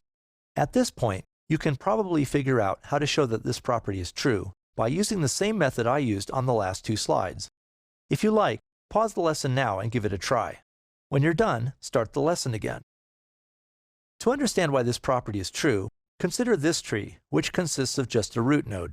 It has 1 leaf node and no nodes of degree 2, so the number of leaf nodes does equal the number of degree 2 nodes plus 1. Now let's consider this bigger tree and think about how you could add a new branch to the tree. You can't add a branch to a node with degree 2 because it already has all of the children it's allowed to have. That leaves 2 cases: adding a branch to a leaf node and adding a branch to a node with degree 1. Suppose we add a new node below the leftmost leaf node, as shown in this picture. This converts the leaf node into a type n1 node with 1 child, so we lose a leaf node. It also adds a new leaf node, so we gain the leaf node back. Because the numbers of leaf nodes and degree 2 nodes don't change, the property still holds. Now suppose we add a new child to an n1 type node, as shown in this picture. This converts an n1 node into an n2 node, so we gain an n2 node. It also adds a new leaf node.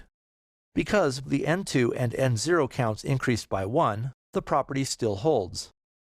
That's the end of the lesson on binary tree properties. Some, such as the relationships between height and number of nodes for mostly perfect trees, are quite important for analyzing algorithms. In this lesson, I'm going to explain how you can make a program perform a preorder traversal of the nodes in a tree. After you build a tree, it's only natural that you might want to visit the items that it contains. Then the program can do something for each of the nodes. For example, it might print out the values of the nodes, display the values on the screen, or modify the data in the nodes.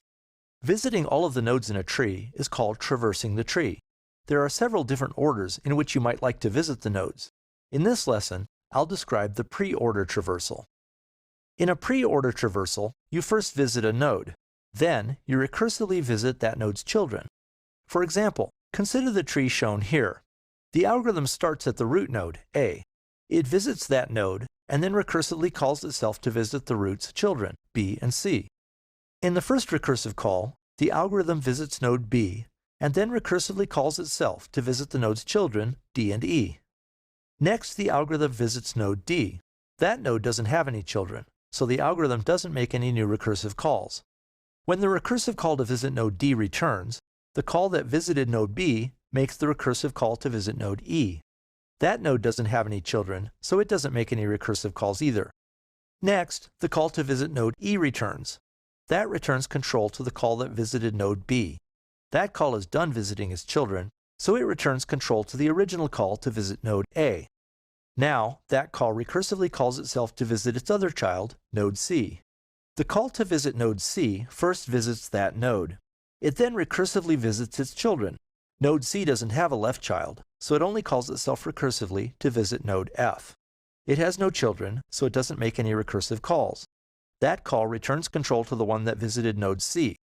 That call is also done, so it returns the control to the original call to visit the root node. That call is also done, so the whole traversal is complete. The entire traversal visits the nodes in the order shown here, A, B, D, E, C, F. Here's the algorithm for the preorder traversal in high-level pseudocode. The preorder traverse method takes as a parameter the node it should visit. It starts by visiting that node. By visit, I mean it does whatever it needs to do to the node. For example, it updates the node's data, prints its value, or whatever. Next, the algorithm calls itself recursively to visit that node's left child, if that child exists. Finally, it calls itself one more time to visit the node's right child, again if that child exists. So far in this lesson, I've assumed the tree was a binary tree. The preorder traversal works just as well for other trees. For example, here's a trinary tree, or a ternary tree, where each node can have up to 3 children. A preorder traversal of this tree would start at node A. It would visit node A, and then recursively visit that node's children, starting with node B. Next, the algorithm would visit node B's children. They don't have any children of their own, so I'll skip a few steps and just mark them as visited. Next, the recursive call to visit node B returns, and the algorithm visits node C. By now I'm sure you get the idea. Next, the algorithm visits node C's children. When the call to visit node C returns, the algorithm visits node D. Finally, that call visits node D's children. Here's the general recursive algorithm for performing a preorder traversal of a tree. It's basically the same as the previous algorithm, except it doesn't assume the node has 2 children. The algorithm visits the node. Then, for each of the node's children, the algorithm calls itself to visit that child recursively. Now that you understand the general idea of traversals and how this one works recursively, learning how to perform other kinds of traversals will be easier. In this lesson, I'm going to explain how you can perform a postorder traversal of a tree. In a postorder traversal, you first recursively visit a node's children. You then visit the node itself. Remember that visiting a node means more than just looking at it. This is where the program modifies the node's data, displays its value on the screen, prints out its data, or does whatever else you want to do during the traversal. The program will go to a node to visit its children before it officially visits that node. For example, consider the tree shown here. The algorithm starts at the root node A and recursively calls itself to visit that node's children. Next, the algorithm considers the first child, node B, and it recursively calls itself to visit that node's children. The algorithm then considers node B's first child, which is node D. Node D doesn't have any children, so the algorithm visits node D. This is the first time the algorithm officially visits a node. Now control returns to the algorithm call that was made for node B, and the algorithm calls itself to visit that node's other child, node E. That node has no children, so the algorithm visits it. When that call returns, the algorithm ends up back at node B. It's done visiting that node's children, so it officially visits node B. Hopefully by now you get the idea.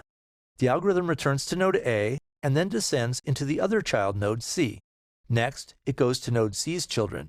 Node C has no left child, so it goes to node F. Node F has no children, so the algorithm visits it. Finally, as the recursive calls unwind, the algorithm visits node C and then node A. The final order for the traversal is D, E, B, F, C, and A. Here's the post-order traversal algorithm in pseudocode. First, the algorithm recursively visits the node's left and right children. Then it visits the node. Just as you can define a preorder traversal for trees with degree greater than 2, you can also define a post-order traversal for those trees. For example, you could define a post-order traversal for this trinary tree. The algorithm would descend down the left side of the tree and first visit node B's children. Then it visits node B.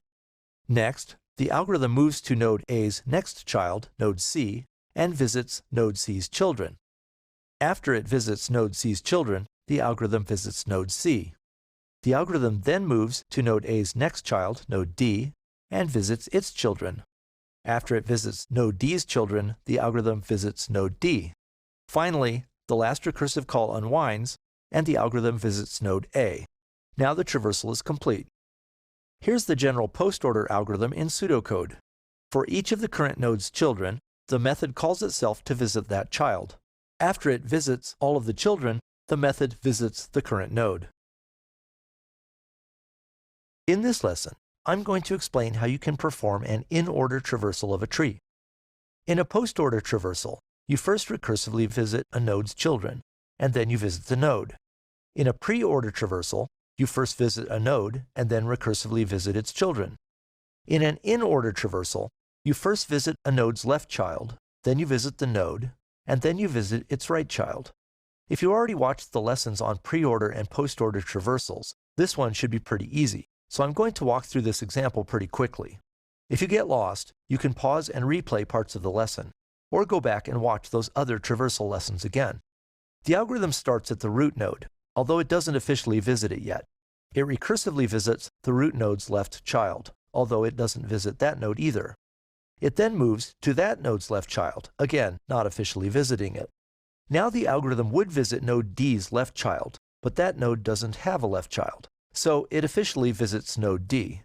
The algorithm would then visit node D's right child, but node D doesn't have a right child, so control returns to the call visiting node B, and that call now visits node B. The algorithm then goes to the node's right child, node E. Like node D, node E has no children, so the algorithm doesn't visit the left child, officially visits node E, doesn't visit the right child, and then returns to node B. At this point, the algorithm is done with node B, so it returns to node A. It's visited node A's left child, so the algorithm officially visits node A. It then moves to node A's right child, node C. Node C has no left child, so the algorithm visits node C. It then moves to the right child, node F. That node has no children, so the algorithm simply visits it and returns to node C. As the recursive calls unwind, the algorithm returns to node A and then is done. Here's the in-order traversal algorithm. First, the method calls itself recursively to visit the node's left child. It then visits the node itself, and finally it calls itself recursively again to visit the node's right child. That's the algorithm for a binary tree. The pre-order and post-order algorithms have generalizations for trees with higher degrees. Here's a generalization for the in-order traversal algorithm for trees with higher degrees. First, the algorithm loops through the first half of the node's children and calls itself for them. It then visits the node. It finishes by looping through the node's remaining children and calling itself recursively for them. It's not exactly clear what you should do if the number of child nodes is odd, but then again it's not exactly clear whether this generalization will be useful anyway. Programs mostly use in-order traversals for binary trees. In this lesson, I'm going to explain how you can perform breadth-first traversals of a tree. Post-order, pre-order, and in-order traversals all work their way to the bottom of the tree before they officially visit any nodes. This picture shows the order in which all of those algorithms consider a tree's nodes. They all follow the same path, although they officially visit the nodes in different orders. Basically, They all use the tree's structure to climb down the leftmost branch. Then they move up and down, panning to the right, until they've visited every node in the tree. In a breadth-first traversal, the algorithm visits all of the nodes on one level of the tree before it moves to the next deeper level. First, it visits the root node. Then, it visits the nodes with depth 1. Next, it visits the nodes with depth 2, and so on until it's visited every node in the tree. At first, you might think this is a lot harder than the other kinds of traversals, because the tree's structure doesn't provide a good way to visit the nodes in the necessary order. For example, it's hard to imagine how you could use the tree to skip across the gap shown in this picture. You would have to climb up to the root node and back down again. I suppose you could do that, basically climbing up and down the tree for each level, but it would be pretty slow. Fortunately, there's a much easier approach. Simply use a queue to hold the nodes that you need to visit next. When you visit a node, you add its children to the end of the queue. Then, when you're finished visiting the nodes at one level of the tree, their children are in the queue ready to go. Here's the algorithm in pseudocode. First, you create a queue and add the root node to it. Then, as long as the queue isn't empty, you remove a node from the queue, visit that node, and add its children to the end of the queue. That's all there is to it. Let's walk through an example. First, you create a queue and add the root node to it. This slide shows the tree at that point. Next, you dequeue the first node in the queue, which initially is the root node A. You visit that node and add its children to the queue as shown here. After visiting node A, you remove the next node from the queue, B. You visit it and add its children to the queue. Next, you remove node C from the queue, visit it, and add its children to the queue. At this point, you've finished visiting all of the nodes at level 1 in the tree. The next node in the queue is node D, so you remove it from the queue and visit it. It has no children, so you don't add anything new to the queue. Now, you remove node E from the queue and visit it. It also doesn't have any children, so again, you don't add anything new to the queue. Finally, you remove node F from the queue and visit it. Now the queue is empty, so the algorithm stops and you finish the tree's traversal. That's the end of the lesson on breadth-first traversals. You'll see similar techniques used in some of the other lessons, such as the lessons on breadth-first network traversal and label setting shortest paths. If you like, you can spend a few minutes implementing the breadth-first traversal algorithm in your favorite programming language. In this lesson, I'm going to describe sorted trees and explain how you can manage them as you add and remove items. Many data structures and algorithms arrange data so you can find it later. They range from simple structures, like sorted arrays, to more complex and efficient structures, such as hash tables. There are several kinds of sorted trees that let you store and retrieve data. In this lesson, I'm going to talk about one of the simplest, a sorted binary tree. In a sorted binary tree, a node's value is greater than its left child's value and smaller than its right child's value. For example, in this tree, the root node's value 20 lies between the values of its children, 9 and 29. Here I'm assuming you don't want to allow duplicate values in the tree. If you want to allow duplicates, you can use some sort of chaining technique to store multiple values for each node, the way I described in the lessons on hash tables.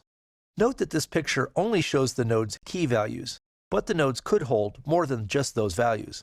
For example, the nodes could hold employee records, and the values shown here could be employee IDs. To use a sorted tree as a database, you need to be able to do three things. First, you need to be able to find an item in the tree. Second, you need to be able to add a new item to the tree. Third, you need to be able to remove items from the tree. In this part of the lesson, I'll explain how you can find and add items in a sorted binary tree. Removing items is a bit more involved, so I'll explain that in the second part of this lesson. For now, to find an item, you start at the root node. At each node, you compare the node's value to the target value, and you move down the appropriate branch. For example, suppose you want to find the value 21 in this tree. You start at the root node and compare its value 20 to the target value 21. The target value 21 is greater than 20, so you move down the right branch. Now you compare the new node's value, 29, to the target value. 29 is larger than 21, so you move down the left branch. Again, you compare the node's value, this time 27, to the target value. 27 is greater than 21, so you move down the left branch. Now when you compare the node's value to the target value, you discover that you've found the value you wanted. If the tree held employee information, the node would contain the information for employee number 21. So what's this algorithm's runtime performance? If the tree contains n items and is reasonably bushy, so it's not too tall and skinny, then it will have height order log n. In the worst case, you'll need to search from the top of the tree to the bottom to find an item, so the algorithm has runtime order log n. In fact, most of a bushy tree's nodes are near the bottom, so you'll need to search order log n nodes most of the time. Here's the pseudocode for finding an item in the tree. First, the algorithm sets the variable node equal to the root node. It then enters a loop that runs until it finds the target node. Inside the loop, the algorithm first checks whether the variable node has the value null. If it does, then the algorithm fell off the bottom of the tree without finding the target value. In that case, the algorithm returns null to indicate that the target value isn't in the tree. Next, if the new value is less than the node's value, the algorithm should move to the node's left child.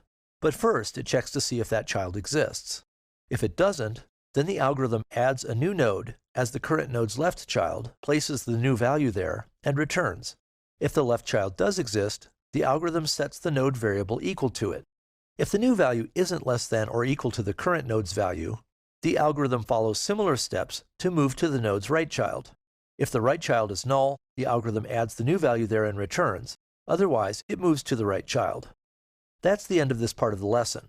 When you're ready, you can watch the second part, where I'll explain how you can remove items from a sorted binary tree.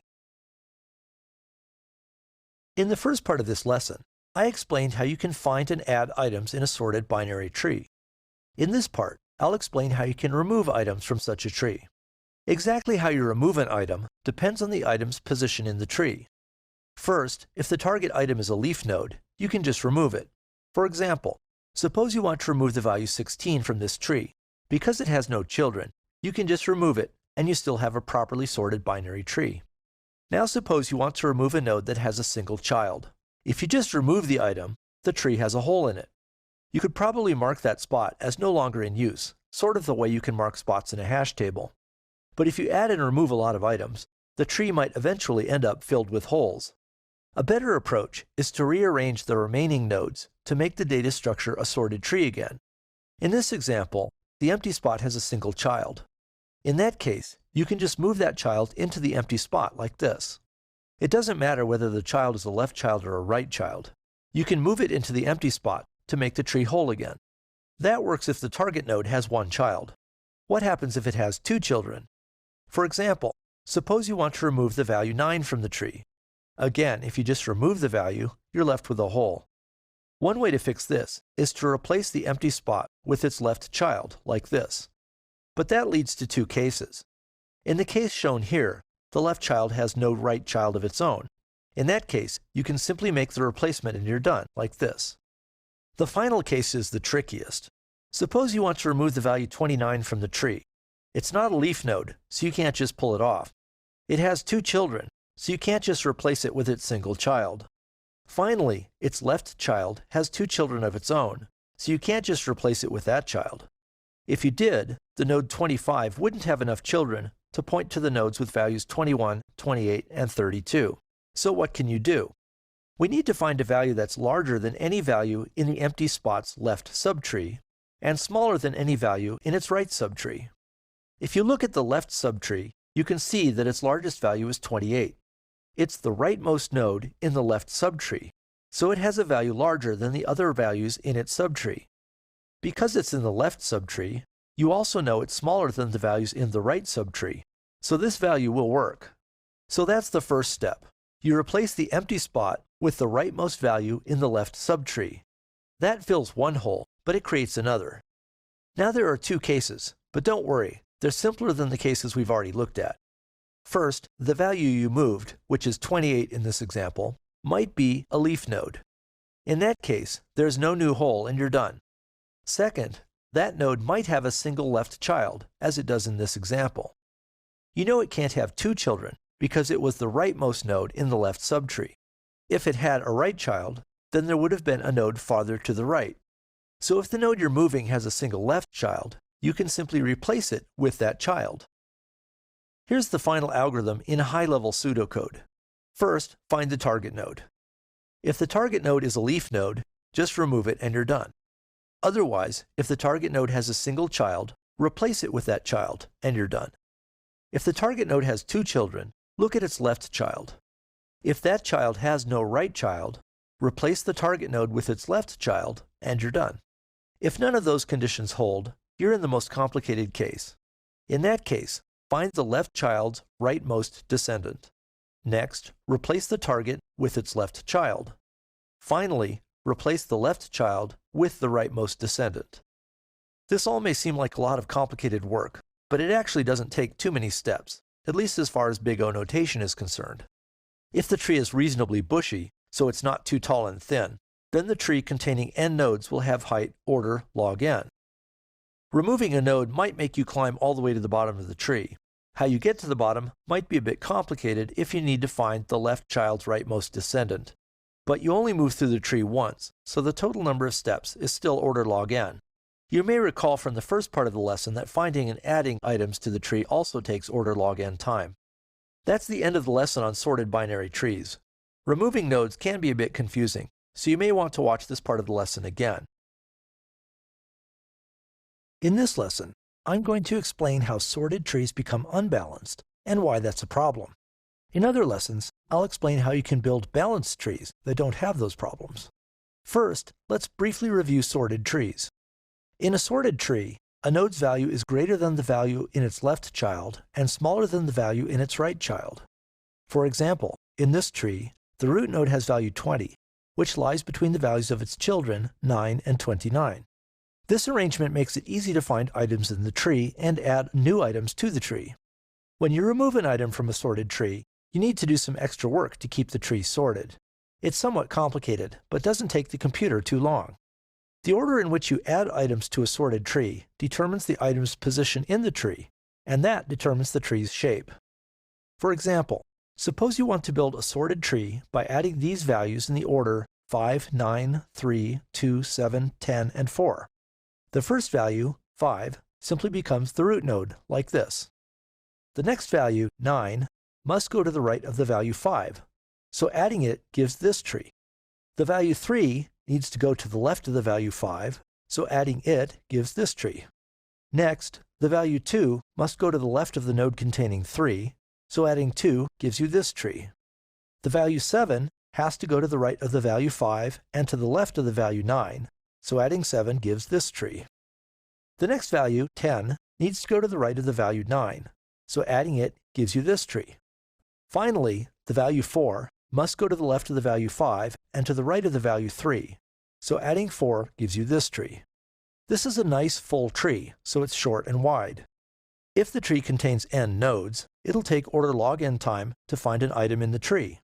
It'll also take order log n time to add a new value to the tree or to remove a value from the tree. All in all, this tree is as efficient as it can be. Now suppose we build another tree containing the same values but added to the tree in a different order. This time we'll add them in sorted order. The first value, 2, becomes the root of the tree. The second value, 3, needs to go to the right of the value 2, so adding 3 gives you this tree. Now the value 4 must go to the right of the value 3, so adding 4 gives this tree. The next value, 5, needs to go to the right of the 4, so adding it gives this tree. By now you can probably see where this is heading. Because we're adding nodes to the tree in sorted order, each value needs to go on the far right of the tree. Adding 7 gives this tree, adding 9 gives this tree, and adding 10 gives this tree. The result is a very tall, skinny tree. This is basically a sorted linked list built from binary tree nodes. If you need to find an item in this tree, you'll need to search about halfway through on the average. So finding an item in the tree takes order n time. If you need to add a new item, on average, it will belong in the middle of the tree. So adding new items also takes order n time. Finally, if you want to remove an item, that item will be on the average near the middle of the tree. So removing items also takes order n time. Instead of having a nicely balanced tree with good performance, what we have here is a strange linked list with poor performance. The problem is, the order in which we added the items to the tree gave it a really unbalanced shape. For example, if you start with this tree and remove nodes 4, 7, 9, and 10, you get this tree, which is unbalanced. So that's how unbalanced trees form. You either add or remove items in an order that makes the tree unbalanced. The result is poor performance. Fortunately, there are several kinds of trees that are self-balancing. When you add or remove values, they rearrange their remaining nodes so that they stay relatively short and wide, and they give good performance. That's the end of this lesson. Other lessons explain how you can build self-balancing trees.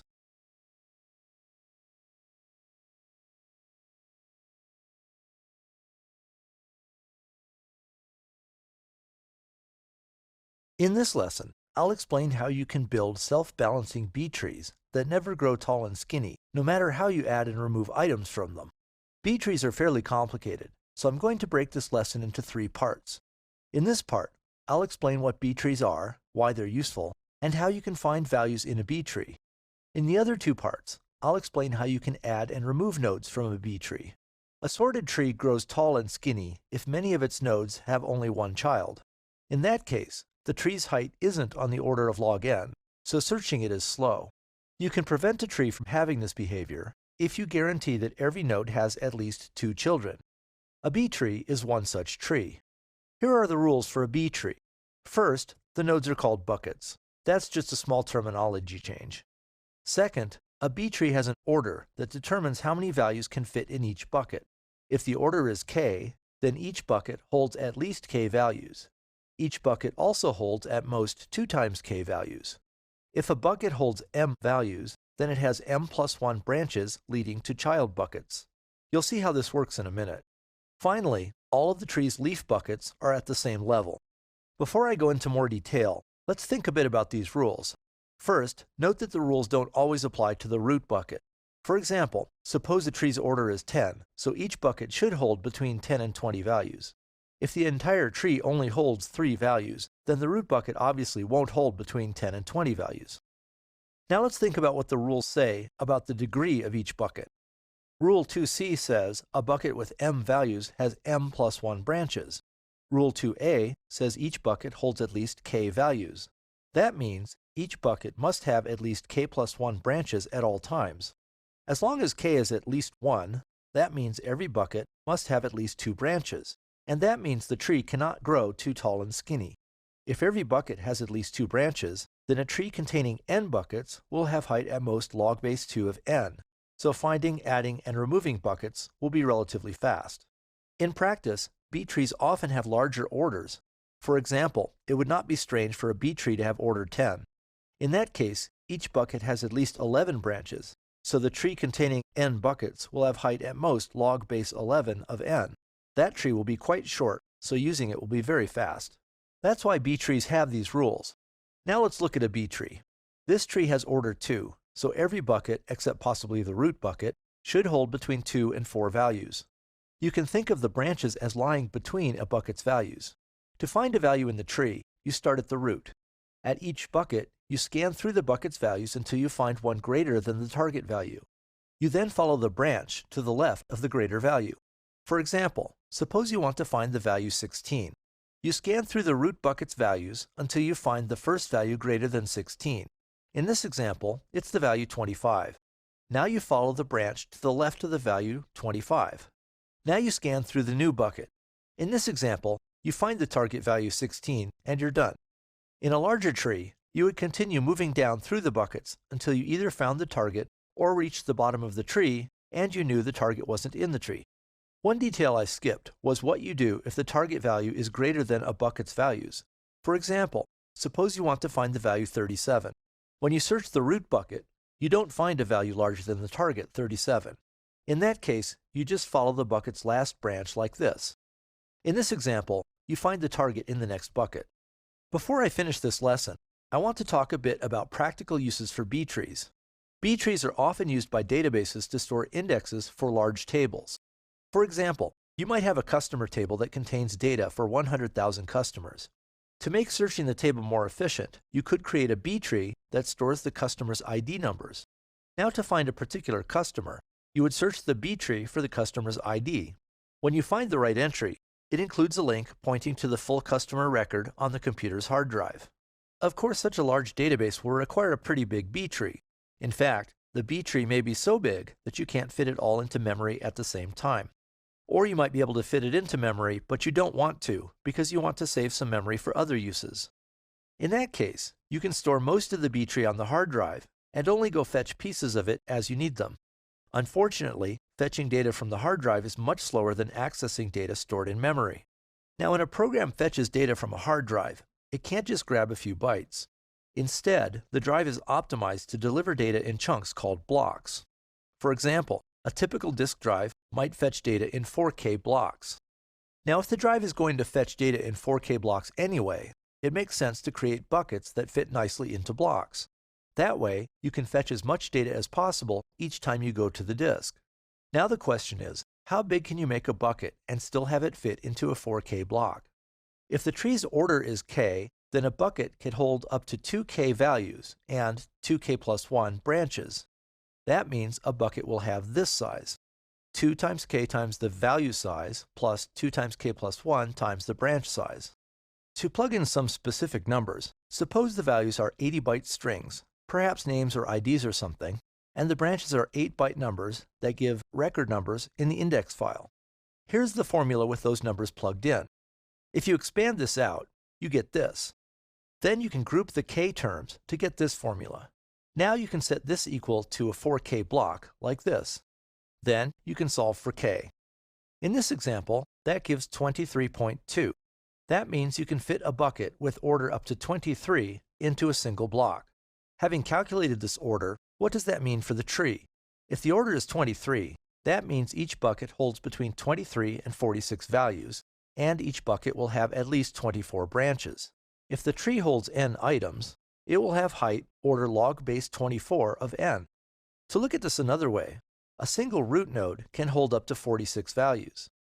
A tree that's only 2 levels tall can hold up to 46 squared or 2,116 values. A tree that's 3 levels tall can hold up to 46 cubed or 97,336 values. That means you can search almost 100,000 values by examining only 3 buckets. In fact, if you keep the root node cached in memory, you'll never need to fetch it, so you really only need to make 2 disk accesses. The buckets are pretty big, so you might think searching them will be slow, but that search takes place in memory, so it's much faster than fetching values from the disk. That's all I want to say about B-trees in this part of the lesson. You might want to try calculating a tree's order. For example, suppose the keys are 100-byte strings, and see how many values you can fit into a 4K bucket. When you're done, you can move on to the next part of the lesson to learn how to build a B-tree. In this part of the lesson on B-trees, I'm going to explain how you can add items to a B-tree while keeping it balanced. Exactly how you add a value depends on where in the tree that value belongs. For example, suppose you have this B-tree and you want to add the value 3. First, you search through the tree to find the position where the new value belongs. In this example, the value belongs here, in the leftmost leaf bucket. That bucket isn't full, so adding the item is easy. You just drop it in, rearranging the items slightly if you must to keep them in sorted order. In this example, you need to slide the 5 over to make room. Here's the result. That was the easy case. Now suppose you want to add a value to a bucket that's already full. For example, suppose you want to add the value 17 to the tree shown here. That leaf bucket is already full, so you can't add it there. However, if you look at that bucket's siblings, you'll see that they have extra room. For example, consider the target bucket, its right sibling, the value in the level above that's used to separate the 2 buckets, and the new value 17. In total, that includes 8 values. 8 values will fit into 2 buckets. In fact, 9 values would fit if you include the dividing item in the level above. So to insert the new value, you can rearrange the values in these 2 buckets. Here's how you do it for this example. First, you move the values in the sibling bucket over 1 spot. Next, you move the item that divides the 2 siblings in the level above into the newly emptied spot. In this case, you move the 25 down into the sibling. Now you move the largest item from the full bucket up to the level above. In this example, you move the 18 up. Finally, you can move the new value into the newly emptied spot. Here's the updated tree. That may seem like a lot of work, but it's not the hardest case. Suppose you now want to add the value 40. That's easy because the rightmost bucket has room for it. But now suppose you want to add the value 39. There's no room in the bucket that should hold it. Unfortunately, that bucket's next door sibling doesn't have room either, so you can't redistribute the values between those 2 buckets. You could rearrange the values in all of the bucket's siblings. The far left leaf bucket has room, so that would work. Unfortunately, that would also be pretty complicated. Remember that the tree might have a fairly large order, so the buckets might hold a lot of values. If the tree has order 10, then the buckets could hold up to 20 values and 21 branches. So any given bucket might have up to 20 siblings. Rearranging all 20 siblings to find an empty spot would be a lot of work. Even worse, fetching each bucket might require a disk access. Looking at a bucket's left and right adjacent siblings wouldn't be too bad, but fetching all 20 siblings might slow down the program noticeably. In any case, you're going to have to deal with this issue sooner or later, because all of the siblings could be full. While you can't redistribute values, you can consider the bucket's values plus the new one. In total, that's 5 values, and that's enough to split the bucket into 2 new buckets plus a dividing item in the level above. So that's what you do. First, you create a new sibling bucket. Then you move the 2 largest values into the new bucket like this. Finally, you move the next largest value up to the level above in the tree. Here's the final tree. There's one step I sort of glossed over. In this example, the bucket that we split was the rightmost bucket, so it was easy to move the dividing item, 37, up to the level above. Generally, that item might not belong on the right end of the values in the level above. In that case, you would need to slide the existing values over to make room for the new value. In the worst case, the bucket in the level above is also full. Then you would need to handle the situation the same way you handle inserting new value in a full leaf bucket. You can redistribute values between the upper level bucket and its siblings. If the nearby siblings are full, you can split the bucket into 2 buckets and distribute its values between them. Of course, if you split the bucket, you need to move a value up to the next level above that one in the tree, and the whole thing starts all over again. In the very worst case, you keep splitting buckets and moving values up all the way up to the root node. If the root bucket is full, you'll need to split it too. In that case, you make a new level above the previous root and its new sibling, and that new level becomes the root of the tree. This is one of the oddities of B trees. Most trees grow at the bottom when you add a new node below the existing leaf nodes. In contrast, a B tree grows from the top when you add a new root bucket above the old root bucket. Before I end this part of the lesson, I want to mention one variation of B tree. When you're adding a new value to a full bucket, you could not bother trying to redistribute values with siblings and just split the bucket. You might end up splitting the bucket before you really need to, but that adds more empty space to the tree, so you'll be able to add more values later without a lot of rearranging. Of course, now you have 2 buckets with the fewest allowed number of items, so you'll have problems if you want to remove an item from one of them. As long as you add items more often than you remove them, it may be worth the trade-off. That's all I'll say about B trees for now. When you're ready, you can move on to the last part of the lesson, where I'll explain how to remove items from a B tree. In this part of the lesson on B trees, I'm going to explain how you can remove items from a B tree while keeping it balanced. As is the case when you're adding a value, exactly how you remove a value depends on where it lies in the tree. First, suppose you want to remove a value from an internal bucket. For example, suppose you have this B tree and you want to remove the value 18.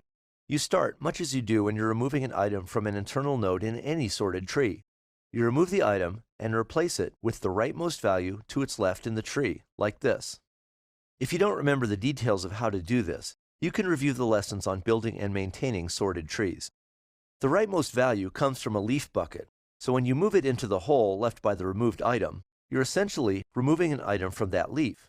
Because this is an ordered 2 tree, each bucket must hold between 2 and 4 items. In this example, after you rearrange the values, the leaf bucket holds 3 items. That's between 2 and 4, so the tree is still a B tree. Now suppose you want to remove the value 32 from the tree. Unfortunately, when you remove the value, you get this tree. Here, one of the leaf buckets holds only 1 value. This is a problem because the tree no longer satisfies the B tree properties. You might think it's no big deal, and sometimes it might not be, but if each bucket doesn't contain at least 2 values, then there's no guarantee that the tree won't become tall and skinny over time and ruin your performance. To fix the tree, you have roughly the same options you have when you add values to the tree. First, you can rebalance a bucket with its siblings. In this example, the left sibling bucket holds 3 items, so you could consider these values. To redistribute the values, you would move the value 25 over one spot like this. Next, you would move the dividing item on the level above down into the bucket where you removed the value, like this. Finally, you move the rightmost item in the sibling bucket up to be the new dividing item, like this. The tree is again a B tree. Here's the rebalanced tree. When you're adding a new item to a B tree, sometimes you'll need to split a bucket into two. Similarly, sometimes when you remove an item from a B tree, you may need to merge two buckets into one. Suppose you want to remove the value 25 from this tree. When you remove that value, the bucket now holds only one value, so this is no longer a valid B tree.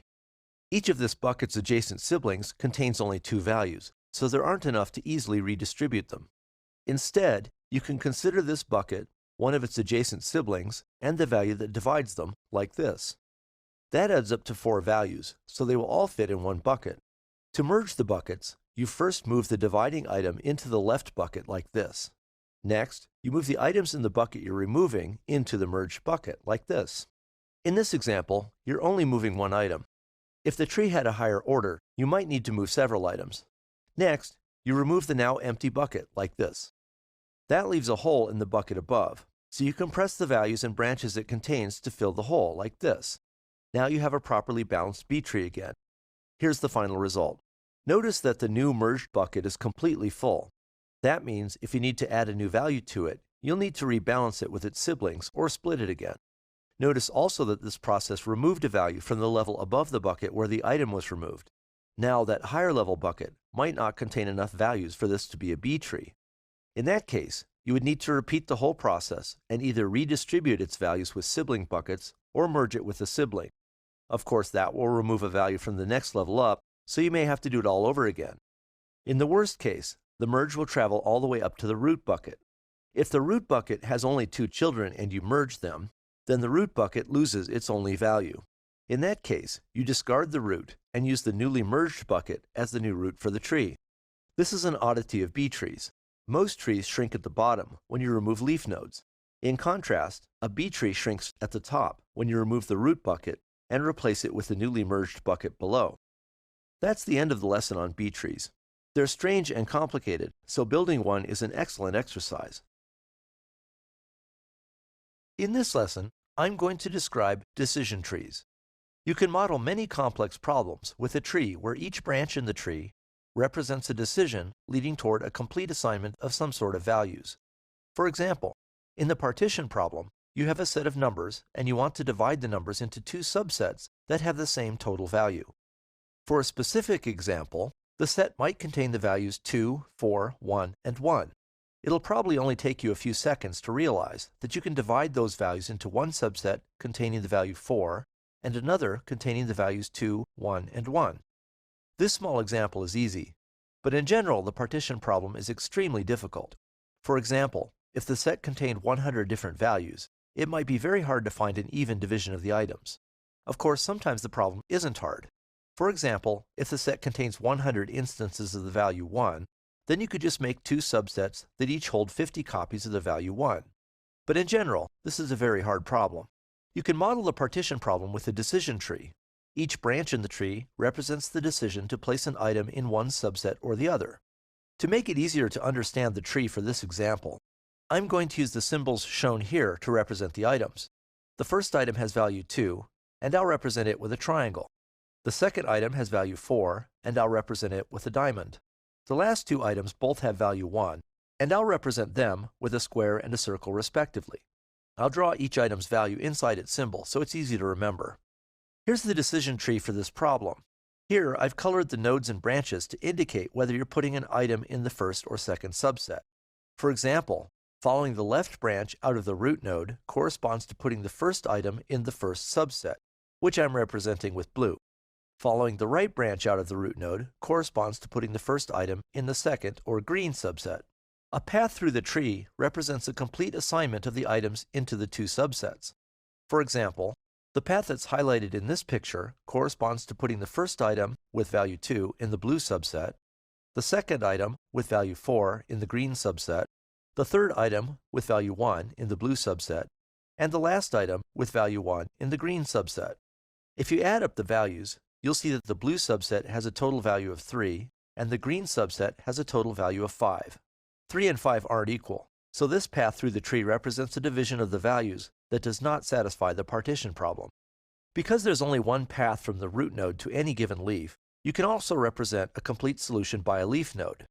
Here are the total values for each of the leaf nodes in the tree. In general, these kinds of decision trees can be enormous.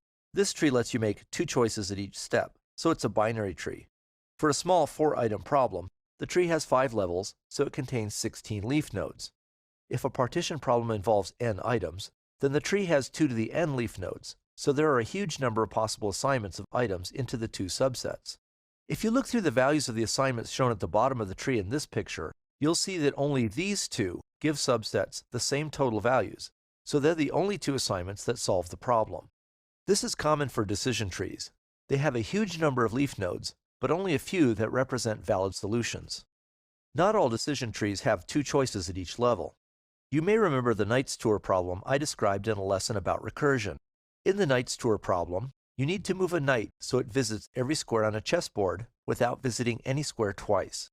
If a knight isn't too close to the board's edges, it can move from its current position to 8 different squares. That means you could model this problem as a decision tree, where each branch selects a move for the knight. In that case, a node would have up to 8 branches corresponding to the possible moves. Some of the branches might be unusable, either because they represent moving off the board, or because they move the knight somewhere it has been before. Even with those invalid branches removed, this would be a huge tree. The big question is, how can you search these potentially gigantic trees to find the few paths that solve the problem? In other lessons, I'll talk about methods you can use to search decision trees, but for now, I want to point out one trick that can often help, although usually it only helps a tiny bit. Let's go back to the partition problem tree for a moment. If you look closely at the results shown below the tree, you'll see that the results come in pairs. For every assignment of items to the blue and green subsets, there's another assignment with the subsets reversed. For example, the assignment on the far left puts every item in the blue subset and nothing in the green subset. The assignment on the far right does the opposite.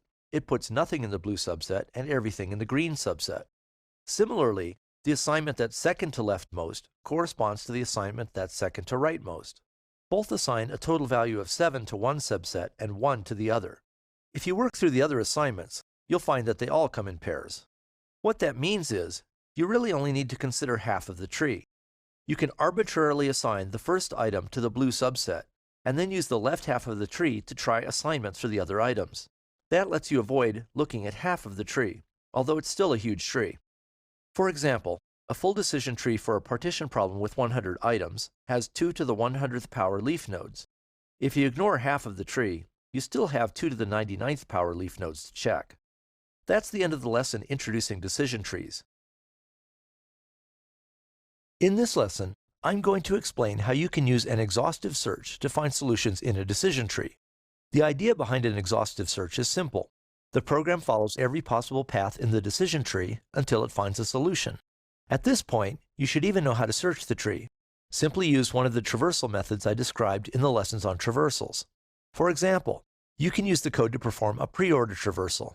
The only twist is that the code needs to keep track of the solution it is building as it climbs through the tree. Then, when it reaches a leaf node, it needs to evaluate that solution to see if it's valid.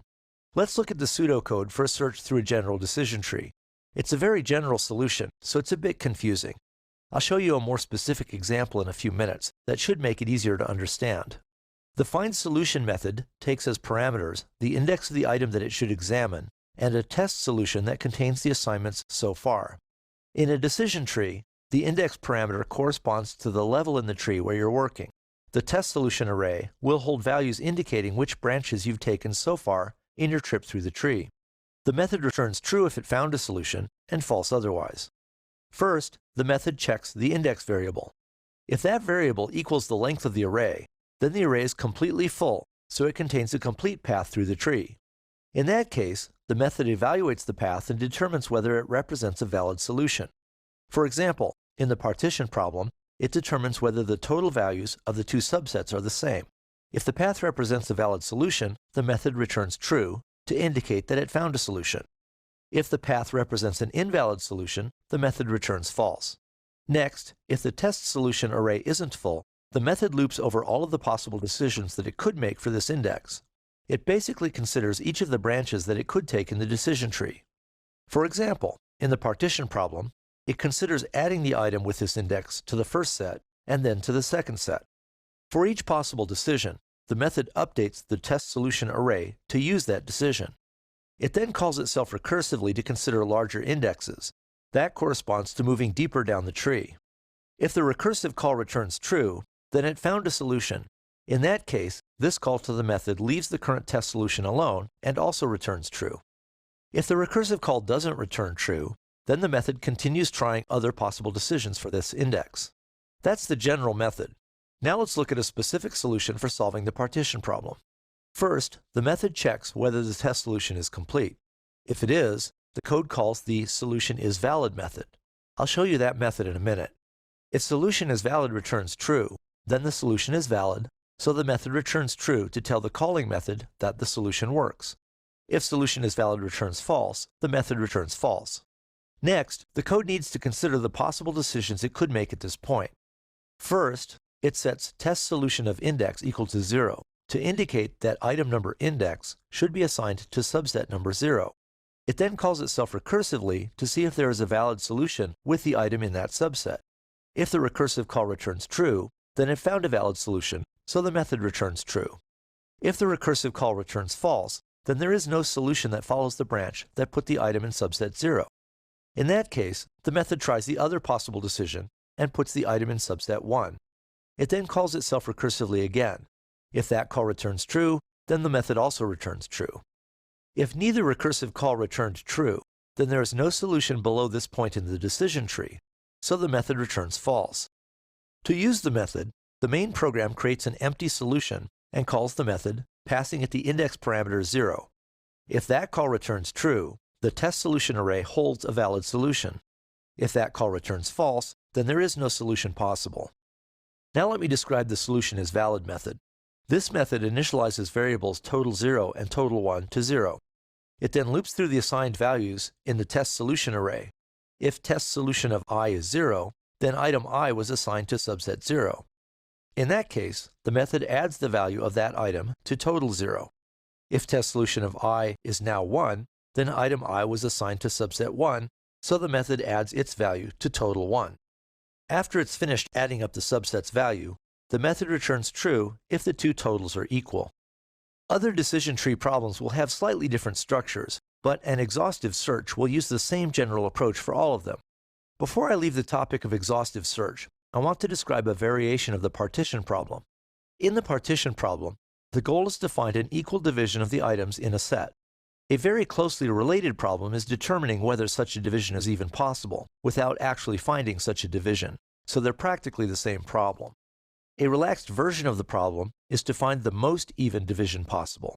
In other words, it may be impossible to find a perfectly even division, but maybe you can divide the items into two subsets with totals that differ only by 1 or 2. The question is, how small can you make that difference? In some sense, this may seem like an easier problem than the original version. After all, there may be no way to find an even division, but there is always an answer to the question, how even a division can you make? Although the best division may not be very good. In terms of searching for the most even division, however, the new problem is just as hard as the original one. To solve the problem, you can search the decision tree as before. This time, you keep track of the best solution you found so far, and you update that solution whenever you find a better one. If you ever find a perfectly even division, then you can stop, because you can't get better than that.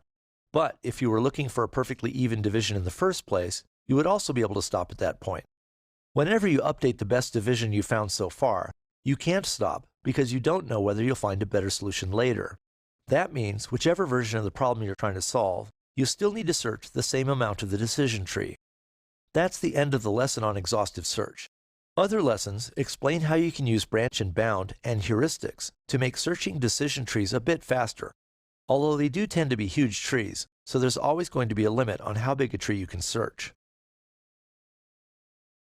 In this lesson, I'm going to explain how you can use the branch and bound technique to make searching decision trees faster. To understand the idea behind branch and bound, first, think about how you would try to solve the partition problem by hand. There are lots of possible assignments of values to subsets that you wouldn't even bother considering. For example, suppose you have a set containing these numbers, and you want to divide them into two subsets with the same total value. You wouldn't even think about this assignment, where every value is placed in the first subset. Obviously, if you put every item in one of the subsets, the total values of the two subsets can't be the same. For a slightly less obvious example, Suppose you're building a test solution and you get to this point. You've assigned the values 2 and 4 to the first subset, so it has a total value of 6. You haven't assigned any values to the second subset. Even if you put both of the remaining values in the second subset, you can't make its total add up to 6, so there's no possible solution from this starting point. Basically, there's no way to improve the current test solution until it's viable, so you discard the current solution. That lets you avoid considering any other solutions that start from this point. That's the basic technique used by branch and bound. Anytime you're considering a partial solution, you determine whether it is possible to improve that solution into a complete solution. If it's not possible, then you abandon that partial solution. Here's the pseudocode for a general branch and bound search. The code in red shows the difference between this code and an exhaustive search. If the test solution is finished, the method returns true or false as before, depending on whether the solution solves the partition problem. Next, the method decides whether the test solution has any chance of solving the problem. If it doesn't, the method returns false. If the test solution does have a chance of solving the problem, the method continues as before to examine possible decisions it can make from that point. For a specific example, let's look again at the partition problem. This time, the method takes some extra parameters. The total remaining parameter holds the total value of all of the items that haven't yet been assigned to either subset. The parameters total 0 and total 1 hold the total values in the two subsets. The method starts by checking whether the test solution array is full. If it is full, then the method has a complete test solution, so it needs to see if it solves the partition problem. The previous version of the algorithm called a separate method to see if the solution was valid, but this version has a test built in. At this point, all of the items have been assigned to one of the two subsets, so all the code needs to do is see if total 0 equals total 1. Next, if the test solution array isn't full, the method determines whether the solution so far is hopelessly uneven. It calculates the absolute value of total 0 minus total 1. That tells you how far apart the two subsets' total values are. If that difference is greater than the total of all of the unassigned values, then no solution is possible, so the method returns false. If the method is not already returned by this point, it continues more or less as it would for an exhaustive search.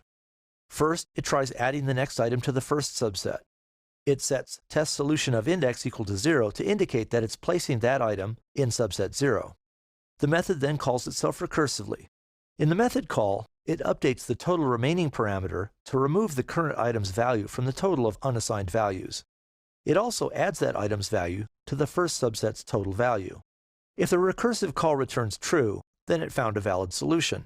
In that case, this instance of the method also returns true to indicate that it found a valid solution. If the recursive call returns false, then the method performs the same steps to see what happens if it places the item in the second subset. It sets test solution of index equal to 1. The method then calls itself recursively, adjusting the parameters to indicate that the item has been placed in the second subset. Again, if the recursive call returns true, this instance of the method also returns true. Finally, if the method couldn't find a valid solution with the current item in either subset, it returns false to indicate that no solution is possible from this partial assignment. That's how branch and bound works for the partition problem. Exactly how much time branch and bound can save will depend on the values you're using. For problems other than the partition problem, it will also depend on how tight a bound you can place on the solution you're considering. In other words, if it's hard to tell whether a partial solution could lead to a complete solution, then you won't be able to discard as many partial solutions. That means it's hard to predict how much time branch and bound will save you. However, think about what happens near the bottom of the tree. One level above the bottom of the tree, the algorithm has assigned every item into one subset or the other, and it only has one item left to consider. In a lot of the possible solutions, the two subsets will be too unbalanced for that last item to even them up. In those cases, the algorithm doesn't need to consider the final level of the tree. You're only shaving off one level of the tree, but remember that a full tree contains a lot of leaf nodes. For example, in a perfect binary tree, roughly half of its nodes are leaf nodes. By trimming off even one level at the bottom of the tree, you can cut the size of the tree in half. Depending on the values you're using, many pieces of the tree will be cut off at higher levels, and the algorithm can skip entire subtrees. All of that can add up to some pretty substantial savings. However, these trees are often truly enormous. Branch and bound can sometimes cut off a decent fraction of the tree, but skipping half the nodes in a tree that grows exponentially still has its limits. For example, It doesn't really matter if branch and bound can cut the time to search a tree from 50 million years to 10 million years. You're still probably not going to be able to wait that long. The last thing I want to do in this lesson is revisit the generalized partition problem, where you're trying to find the most even division of the values possible, instead of trying to find a completely perfect division. In that version of the problem, you can still use branch and bound. You just need to make a small change to the test that determines whether a partial solution won't work. Here's the relevant piece of pseudocode for this version of the problem. Before the algorithm starts, the program needs to initialize two variables. The best solution array will hold the best solution the algorithm has found so far as it searches the tree. The best difference variable holds the difference between the total values of the two subsets for the best solution. Initially, this value is set to infinity, so the first valid solution will become the best solution. When the method starts, it checks whether the current test solution is a complete and valid solution. If the test array is full, it calculates the absolute value of the difference between the two subsets' total values. If that difference is smaller than the current best difference, the method saves the new best solution and returns true. If the test solution isn't an improvement on the best solution so far, the method returns false. If the test solution isn't complete, the algorithm needs to decide whether it can be improved so it beats the current best solution. To do that, it calculates the absolute value of the difference between the two subsets' total values. If the algorithm distributed all of the remaining unassigned values correctly, it might be able to subtract the remaining total from that difference. In that case, it could improve this partial solution until it's a complete solution. The method calculates the smallest difference that might be possible and compares it to the best difference found so far. If the new difference could not be smaller than the best difference, then the current test solution cannot be improved enough to make it the best solution. For example, suppose the test subsets currently have total values of 20 and 10, so their difference is 10. Suppose the total value of the remaining items is 4. If you assigned all of those items to the second subset, then you could make the subsets have total values 20 and 14, so their difference would only be 6. Now, if you already found a best solution where the difference was 5, the current test solution can't be improved enough to make it better than that. In that case, the method can give up on this partial solution. If the method makes it past this test, it continues to call itself recursively as before. You can apply branch and bound to many different kinds of decision trees. It just sometimes takes a little creativity. That's the end of the lesson on branch and bound. Try finding solutions to a partition problem with 20 random items and see how much time branch and bound saves over an exhaustive search.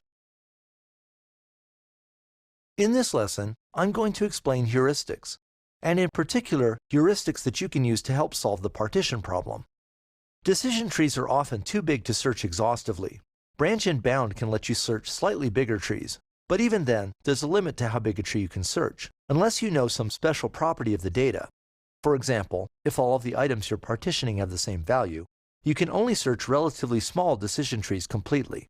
In problems like this one, where there's no known way to get an exact solution, you can turn to heuristics. A heuristic is an algorithm that is likely to produce a useful result, but that isn't guaranteed to produce the best result possible. Probably the simplest heuristic for the partition problem is one that makes random assignments of the items. This heuristic is very unlikely to produce the best possible solution. In fact, decision trees for the partition problem are huge, so it's unlikely to produce a solution that's even vaguely close to an even distribution of the items. However, it does have the big advantage of being very easy and fast. A branch and bound search for a large partition problem could take hours, days, or even longer. A random assignment will take milliseconds, even for a large problem. Although a random assignment probably won't give you a very good result, you may be able to improve that result. For example, you could pick one random item from each of the two subsets and see what happens if you swap them. If the swap improves the result, you keep the swap and continue. If the swap doesn't give an improvement, you undo it and try again. Swapping two items will take only a few steps, so you can try a lot of swaps. For example, you might make 1,000,000 random swaps to see what happens. Alternatively, you could continue making swaps until you have 10,000 in a row that don't produce any improvement. In fact, you could try swapping every possible pair of objects to see if any of the swaps makes an improvement. There may be a lot of pairs for a moderately large problem. For example, if you have 100 items with around 50 in each subset, then there will be 50 squared or 2,500 pairs. But that's a tiny number to the computer, so it would be easy to try swapping every pair. If any of the swaps makes an improvement, you could start over and try swapping pairs again with the new arrangement of items. You could continue swapping every possible pair until you can't find any more improvements. All that swapping could take a few seconds, but that's still going to be very fast compared to a full tree search. Unfortunately, swaps will only get you so far. Sometimes you need to make other changes to improve the solution. For example, consider these two subsets. Because every item has the value 1, swapping won't change the total values of the subsets, so it can't improve the solution. What you need to do in this example is move an item from the first subset into the second without making a swap. So you can add that as another improvement method for the heuristic. Try moving single items from one subset to the other. Sometimes that won't work either. For example, consider these two subsets. Right now their total values are 9 and 7, so the difference between the two is 2. First, let's consider moving a single item from one subset to the other. Suppose you move an item from the second subset to the first. The first subset already has the bigger total, so moving an item from the second subset into it will only make matters worse. Moving a 3 from the first subset into the second would make their totals 6 and 10 respectively. The difference in the totals would then be 4, which is greater than the original difference of 2, so that won't help either. Now let's think about swapping pairs of items. If we swap a 3 and a 1, the new totals are 7 and 9. Those are the same as the original totals switched, so that won't help. What if we swap a 3 and a 5? Then the totals would become 11 and 5, which is worse. So there's no way you can move a single item or swap two items to make an improvement. But there is a change that improves the solution. If you swap 2 of the 3's for the 5, you get this, which is a perfect solution for the partition problem. In this example, the problem is that small incremental changes don't improve the solution, but a bigger change will. You could add a new improvement heuristic and try 2-for-1 swaps like this one, but then you might run into situations where you need to make 2-for-2 swaps, or 2-for-3 swaps, or 3-for-1 swaps. In general, you might need to swap just about any combination of items to make an improvement. Rather than coding in dozens of different kinds of swaps, most people just start with a random solution and go as far as they can by moving single items or making 1-for-1 swaps. Then they start over with a new random solution. Here's a pseudocode description of the random heuristic for the partition problem. First, you enter a loop that continues until you get bored or you run out of time. Inside that loop, you generate a random solution.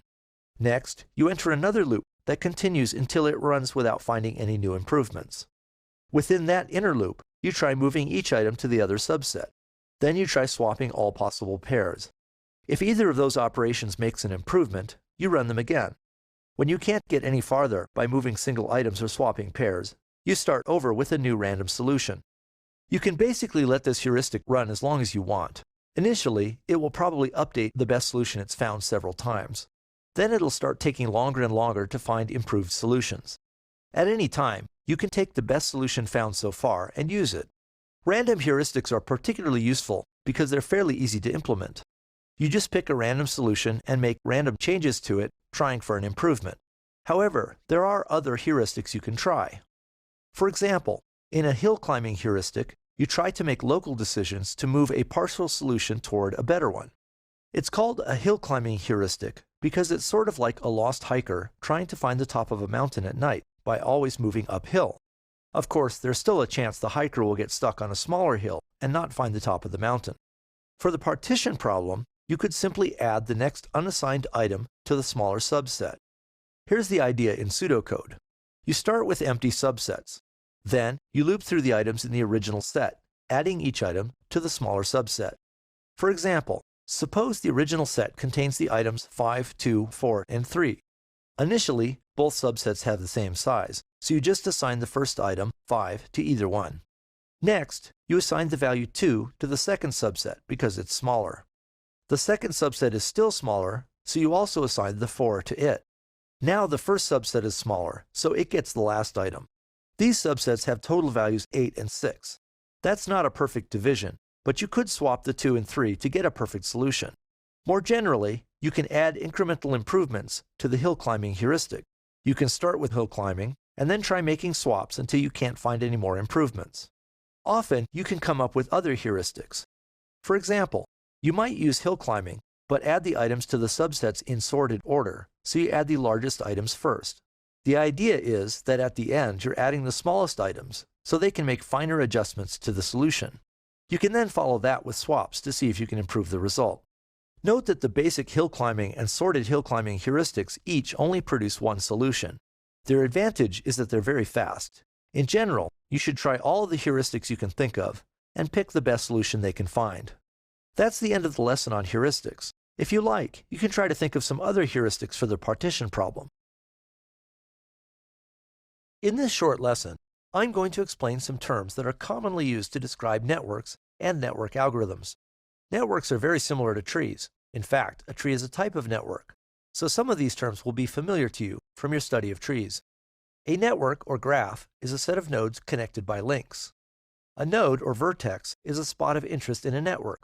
Often nodes are labeled for easy reference, and they may represent something special in a physical or logical system. For example, in a street network, nodes might represent intersections or points of interest in the network. Links or edges connect the nodes in the network. Links can be directed or undirected.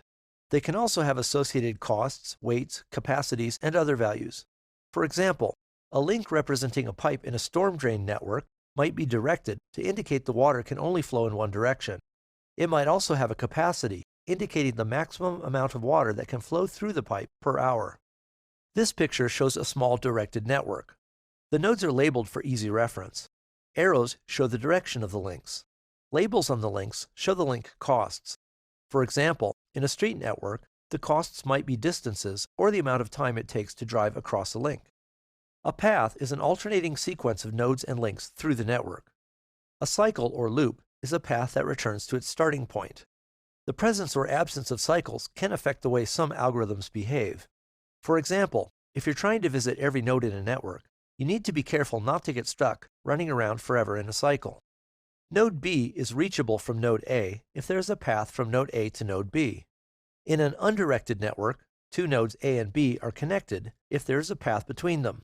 Because the network is undirected, if there's a path from A to B, then there's also a path from B to A. An undirected network is connected if every node is connected to every other node. A connected component is a set of connected nodes in a network. For example, this picture shows a disconnected network that consists of two connected components. A directed network is strongly connected if every node is reachable from every other node. In other words, there are paths from every node to every other node. A directed network is weakly connected if it becomes connected when you replace the directed links with undirected links. For example, this network isn't strongly connected because there aren't paths between every pair of nodes. For instance, there's no path from node F to node A. However, if you replace all of the links with undirected links, then there are paths from every node to every other node. That means this network is weakly connected. Two nodes are adjacent if they are connected by a link. In that case, they're called neighbors. Note that in a directed network, node A might be node B's neighbor, but node B might not be node A's neighbor. For example, in this network, node B is node A's neighbor because there is a link from node A to node B. But node A isn't a neighbor of node B because there's no backward link leading from node B to node A. The last terms I'm going to mention in this lesson deal with the number of links entering and leaving a node. In an undirected network, a node's degree is the number of links it has. In a directed network, a node's in degree is the number of links entering the node, and its out degree is the number of links leaving the node. That should be enough terms to get you started. Most of them are fairly intuitive, so you'll probably know what they mean when you see them again. In this lesson, I'm going to describe some classes that you can use to model networks. The best design for the classes will depend on the algorithms that you want to use on the network. For example, if you're planning to use very simple algorithms, you may not need the most complete representation for the network's nodes and links. If you don't need to use link capacities, then there's no point in cluttering up the link class by adding capacities. This is about the simplest class you can use to represent a network. It's a single node class. The label property gives you a way to tell the nodes apart. The neighbors property is a list or array of node objects that contains references to a node's neighbors. The links are represented implicitly by the neighbors list. This class lets you start at a node and visit its neighbors, but that's about all it lets you do. For some algorithms, you may want to enhance the class slightly. For example, you might want to add a list of costs that go with the neighbors so you know how expensive it is to use a link. You might also want to add other values to each node, such as a flag that indicates whether the node has been visited during an algorithm's operation. This code shows an enhanced version of the node class. This class is good enough for very simple uses, but sometimes you may want to manipulate the network in more complicated ways. For example, suppose you wanted to update a link's cost. To update the cost in both directions, you would need to find the node at the other end of the link and look through its neighbors list to find the backward link. Then you could update its cost too. You can certainly do that, but operations such as this one that manipulate the link are usually easier if you have a separate link class. Here are two classes you could use to represent a directed network. The node class has a label as before.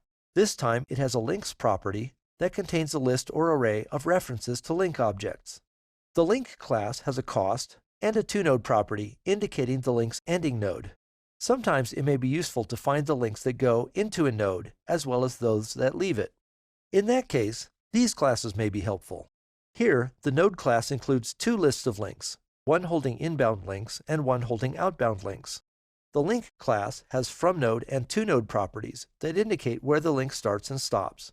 You do need to be careful when you work with these classes to avoid getting confused. For example, if you're looking at a node's inlinks, then that node will be stored in the link's toNode properties, not in their fromNode properties. It can get a bit confusing, but it's manageable if you keep track of which kind of link you're using. The last set of classes I'm going to talk about is for use with undirected networks. In an undirected network, every link is both inbound and outbound, so you don't really need separate lists for those two kinds of links. Undirected links also don't really have start and end nodes, so it doesn't make as much sense to give the link class fromNode and toNode properties. Instead, you can store the node's two endpoints in a two-item nodes array. This does make it a bit more confusing to follow a link, because you don't know whether a particular node is stored in the first or second entry in that array. For example, suppose you want to follow a link out of node A. One of that link's nodes entries refers to node A. You need to figure out which entry that is and go to the other node. The last topics I'm going to mention in this lesson are methods for saving and restoring networks in files. When you're working with networks, it's often useful to be able to build a network and store it in a file so you can reload it later. One way to do this is to just write the network's values into a text file. For example, you could just write the data for each node on a separate line in the file. Each node's line would include the node's name, followed by its link data. A link's data might include the name of the destination node and its cost. Here's a small example. The first line is for node A, so it starts with the node's name, A. The next two entries, B and 10, indicate that this node has a link to node B with cost 10.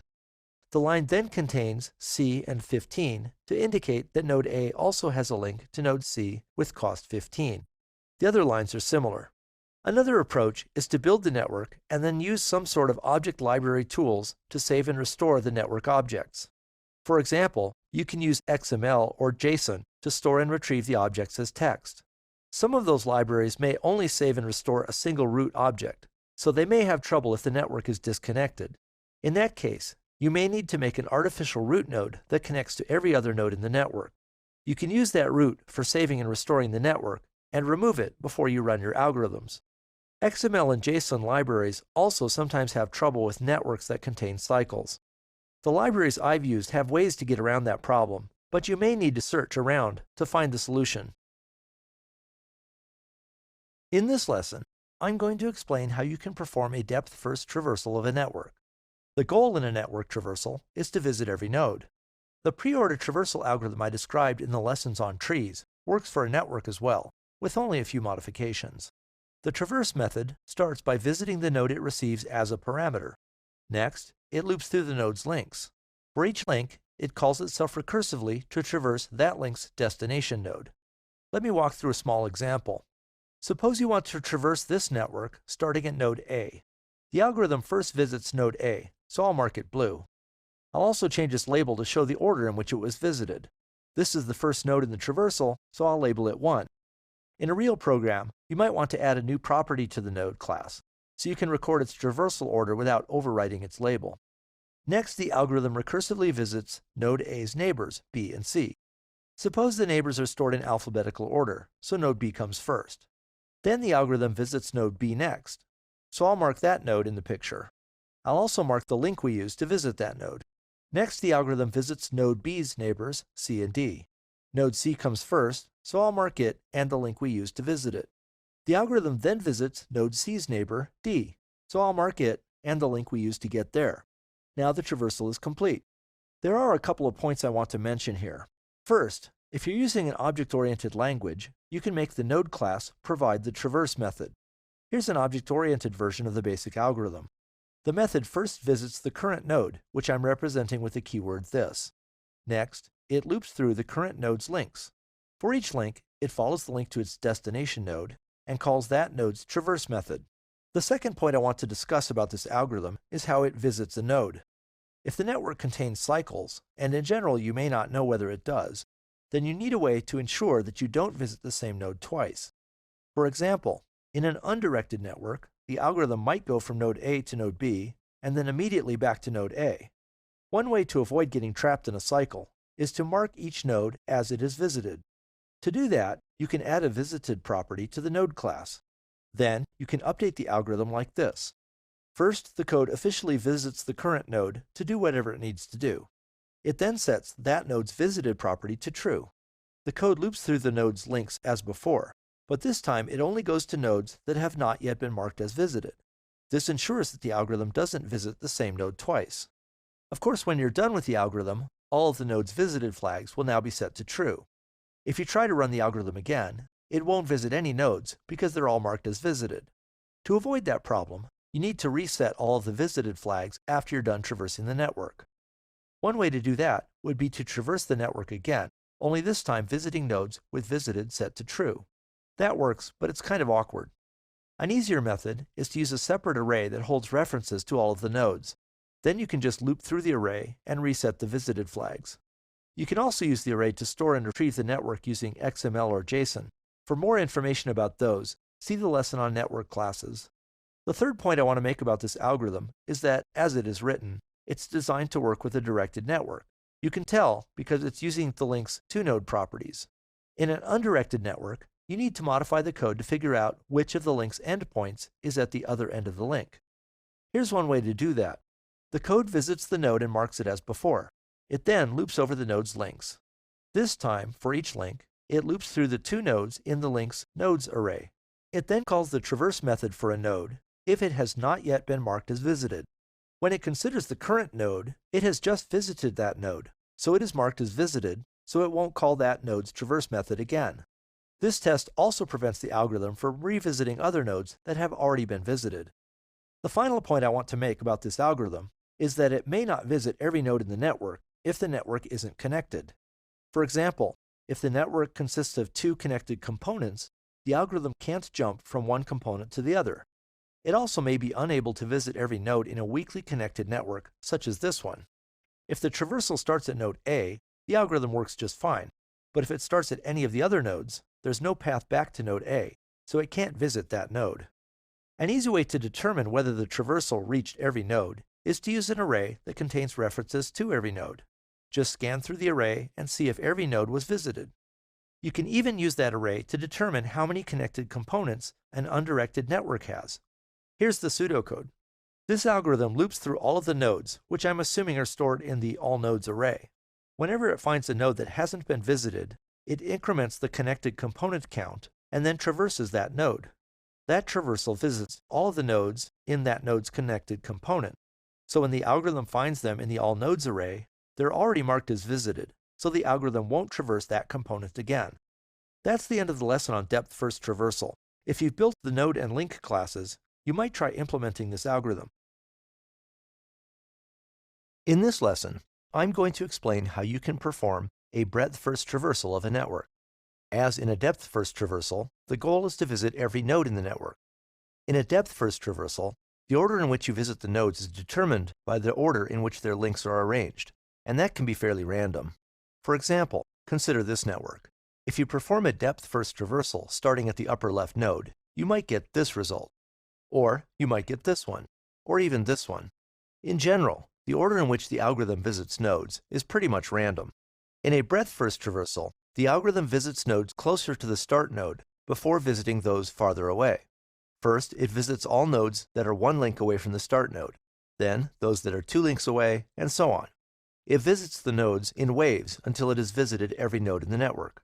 For example, suppose you start a breadth-first traversal at the same node in the upper left corner. After visiting the start node, the algorithm visits all of the nodes that are one link away from the start node. Of course, it doesn't actually visit the nodes simultaneously, and the order in which it visits the nodes still depends on their order in each node's links list. But it will visit all the nodes that are one link away before it visits any other node. Next, the algorithm visits nodes that are 2 links away from the start node. It then visits the nodes that are 3 links away from the start, and finally, it visits the last node, which is 4 links from the start. Here's the algorithm's pseudocode. The algorithm starts by creating a queue named ready. It adds the start node to the queue, and then enters a loop that runs as long as the queue isn't empty. Inside the loop, the algorithm removes the next item from the queue, visits it, and sets its visited flag to true. The algorithm then adds the node's unvisited neighbors to the ready queue. If you like, you can modify the algorithm to identify the nodes in each wave that are a given distance from the start node. Here's the modified pseudocode. The algorithm starts by creating 2 queues, ready and next. Ready will contain nodes that are in the current wave, and next will hold nodes in the next wave. The algorithm adds the start node to the next queue, and then enters a loop that runs as long as the next queue isn't empty. Each time through the loop, the algorithm sets the ready queue equal to the next queue, and then resets the next queue so it's empty. It then visits the nodes in the ready queue as before, except this time it adds each node's unvisited neighbor to the next queue, so it's ready to visit in the next wave. That's the end of the lesson on breadth-first network traversal. If you review the lesson on tree traversals, you'll find that it's very similar to the breadth-first traversal algorithm for trees. The only real difference is the network version needs the extra visited flags, so it doesn't get stuck in a loop. In the first part of this lesson, I'm going to explain what minimal spanning trees are. I'll also describe Prim's algorithm for finding minimal spanning trees. A spanning tree is a collection of links that forms a tree and that visits every node in a network. For example, the blue links in this picture form a spanning tree rooted at the blue node for this network. Note that spanning trees aren't always unique. For example, this picture shows a different spanning tree for the same network. The algorithms I describe in the lessons on depth-first and breadth-first traversal for networks actually build spanning trees, so you can use them if you want to find a spanning tree. A minimal spanning tree is a spanning tree that has links with the smallest possible total cost. Note that minimal spanning trees may not be unique either. It's possible that a network could have several different spanning trees with the same total costs. Spanning trees are useful in many applications. Suppose you're designing a circuit board and you need to get power to the components on the board. You could start by designing a network that connects the components to the power supply and to each other in as many ways as possible. A minimal spanning tree for that network would then show you a simpler way to connect the components that uses connections with the shortest possible total length. Similarly, you can use minimal spanning trees to find connections for gas, electric, storm drain, and other networks. Prim's algorithm is one way you can find a minimal spanning tree. Here's the algorithm at a very high level. You initialize the tree so it holds the node that you want to use as the tree's root. For an undirected network, it doesn't matter which node you use, because you can follow the tree's links in either direction, so any node can serve as the root. After you initialize the tree, you enter a loop that runs until every node is in the tree. Inside the loop, you add the smallest link that connects a node that's already in the tree to one that is not in the tree. That's all there is to the algorithm at a high level. The tricky part is creating some sort of bookkeeping system that lets you easily find the smallest link at each step. Here's a more detailed view of the algorithm. It uses a candidate list, which I'll call CL, to keep track of the links that connect nodes in the tree to nodes that are not in the tree. You can use a linked list to store the candidate list. First, the algorithm sets the root node's visited flag to true to indicate that it is in the tree. It then adds the links coming out of the root node to the candidate list. The algorithm then enters a loop that runs n-1 time. Each time through the loop, the algorithm adds one more node to the tree, and the tree starts out containing the root node, so the loop needs to run n-1 times to build the tree. Inside the loop, the algorithm loops through the candidate list to find the link with the smallest cost. If it finds a link that ends at a node that is already in the tree, the algorithm removes it from the candidate list. After it finds the least cost link in the candidate list, the algorithm removes it from the list and adds it to the tree. It marks that link's end node as visited and adds that node's links to the candidate list. Of course, it skips any links that lead to other nodes that are already in the tree. If the network is connected, then when the algorithm is finished, every node will be marked as visited, and the tree will hold the links that make up the minimal spanning tree.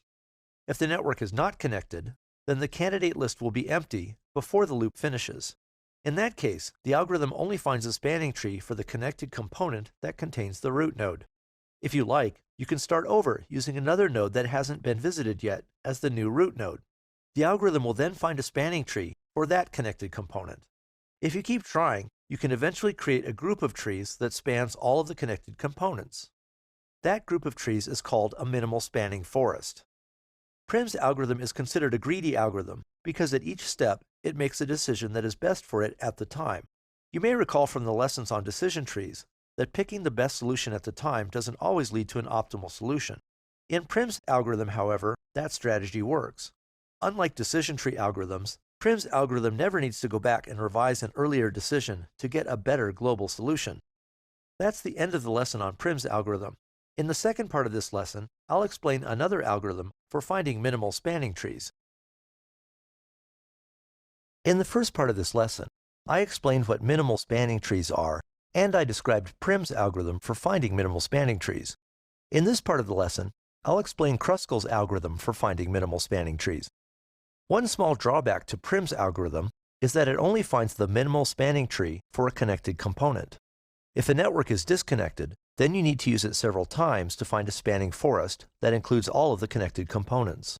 Kruskal's algorithm uses a different approach that lets it handle disconnected networks somewhat more naturally. The basic idea is that it starts with a spanning forest where each node is its own spanning tree. It then merges the trees that are part of the same connected component to form bigger and bigger trees until they're as large as they can be. At that point, the forest includes minimal spanning trees for each of the network's connected components. Here's the algorithm pseudocode. First, the algorithm creates a forest where each node is its own spanning tree. One way you could do that is by giving the node class a property named root that indicates the root of its spanning tree. Initially, you would set each node's root property equal to that node. Next, the algorithm creates a list named S and adds all of the network's links to it. The algorithm then enters a loop that runs until S is empty, or until you've merged every tree in the forest into one big spanning tree. Inside the loop, the algorithm searches S to find a link with smallest cost, and it removes that link from S. Next, it examines that link's start and end nodes to see if they are in the same tree. If they are, the algorithm discards the link and continues the loop. If the two nodes are in different trees, the algorithm merges the two trees into one bigger tree. That's all there is to the algorithm. If you merge trees n-1 times, then all of the trees have been merged into one big spanning tree. If the set S empties out first, then you have a spanning forest containing multiple trees. I want to say a bit more about the last step, where you merge two trees. How exactly do you do that? There are a couple of methods you might use. First, you could create a list of links for each of the trees. Before you start the algorithm, you create the lists, which are initially empty. Then, to merge two trees, you loop through the links in the second tree. For each link, you look at that link's end node and set its root property equal to the root node of the first tree. You then add the link to the first tree's list of links. After you've processed all of the second tree's links, you delete its list of links because that tree no longer exists separately. The second approach uses a smaller data structure, although it's a bit more confusing. The idea is to traverse the second tree, updating the root property of each of its nodes, so they refer to the root of the first tree. Then, all of the nodes in both trees have the same root property. Here's the pseudocode for this approach. The span traverse method takes as parameters the old and new root nodes. First, it sets the current node's root property to the new root node. It then loops through the current node's links. For each link, it examines the link's destination node. If that node's root property is equal to the old root, then the method calls itself recursively to traverse that node. When the traversal is finished, every node in the spanning tree will have the new root value. After you build the span traverse method, using it is easy. Suppose the variable link holds a link that connects two spanning trees. In other words, link.fromNode is in one spanning tree, and link.toNode is in another. Then link.fromNode.root is the root node for the first tree, and link.toNode.root is the root of the second tree. the program simply gets those two root nodes and then calls the span traverse method to merge the two-node tree into the from-node tree. That's the end of the lesson on Kruskal's algorithm. If you have time, you might want to implement it in your chosen programming language. In this lesson, I'm going to describe two shortest path algorithms. In the first part of the lesson, I'll describe a label setting algorithm. In the second part, I'll describe a label correcting algorithm. There are several versions of the shortest path problem. For example, you might want to find the shortest path between two nodes, from one node to every other node, or between all pairs of nodes in the network. In this lesson, I'll focus on finding shortest paths from one node to every other node in the network. I'll also mention how you can modify the algorithm to find the shortest path between two nodes. It turns out that you can represent the shortest paths from one node to every other node as a spanning tree in the network. A label setting algorithm builds a shortest path tree much as you can perform a breadth-first traversal of the network. Instead of visiting the nodes in order of the number of links to the start node, however, you visit them in order of their distances from the start node. Before I get to the algorithm, I want to show how you can modify the node class to support shortest path calculations. Here's the new node class. It has a label and a list of links as usual. The new shortest path link property indicates the link that attaches the node to the shortest path tree. The distance property gives the distance from the start node to this node in the tree. Here's the initialization pseudocode for a label setting algorithm that uses this node class. First, the algorithm sets each node's distance property to infinity. It then sets the start node's distance property to 0, because the distance from the start node to itself is 0. Next, the algorithm creates a candidate list, which I'll call CL, to hold links. It then adds the start node's links to the candidate list. Here's the code that builds the shortest path tree. The algorithm enters a loop that executes as long as the candidate list isn't empty. Each time through the loop, the algorithm first examines the links and removes any that have end nodes with distance value less than infinity. Those nodes have already been added to the shortest path tree. In the label setting algorithm, that distance is set only once and then never needs to be updated, so we don't need to visit those nodes again. That's why this is called a label setting algorithm. The nodes are labeled with their distances, and the distances don't need to be updated later. Next, the algorithm loops through the candidate list and adds up the distance to each link's start node plus the link's cost. That's the distance to the link's end node via that link. The algorithm looks at all of those distances and finds the link that gives the smallest distance. It then adds that link and its end node to the shortest path tree. To do that, the algorithm does four things. First, it sets the node's shortest path link property to the link. Second, it sets the node's distance to the distance calculated using that link. Third, it adds the node's links to the candidate list. Finally, it removes the original link from the candidate list, so it isn't considered again. The algorithm repeats the loop, adding new nodes and links to the tree until every node has been added to the tree. In case that seems a bit confusing, I'll walk through a few steps in an example network. Suppose you want to find the shortest path tree in this network, rooted at the node in the upper left corner. Initially, you add that node to the tree by setting its distance property to 0 and adding its links to the candidate list. To make it easier to keep track of nodes and links that are in the tree, I'll draw them in blue. I'll also show each node's distance property in a blue label. I'll draw the links in the candidate list in red. This picture shows the network after the algorithm performs its initialization. Now we enter the algorithm's loop. All of the links in the candidate list point to nodes that are not yet in the shortest path tree, so we don't need to remove any just yet. The next step is to calculate the distances to nodes that use those links. All of the links in the candidate list right now start at the start node, which has distance 0, so the calculated distances are simply the lengths of the links. I'll add them in red labels. The smallest of those distances is 5, and that link leads to node B, so we add the node and link to the tree. After doing that, and adding node B's links to the candidate list, the network looks like this. Now we do it again. None of the candidate links point to a node that's already in the tree, so we don't need to remove any. Next, we calculate the distances to the nodes at the ends of the candidate links. Here are the new distances. These calculations are a bit more interesting than the previous ones because some of the candidate links don't start at the start node A. For example, the distance to node C is the distance to node B, which is 5, plus the cost of the link from node B to node C, which is also 5. That means the total distance to node C is 10.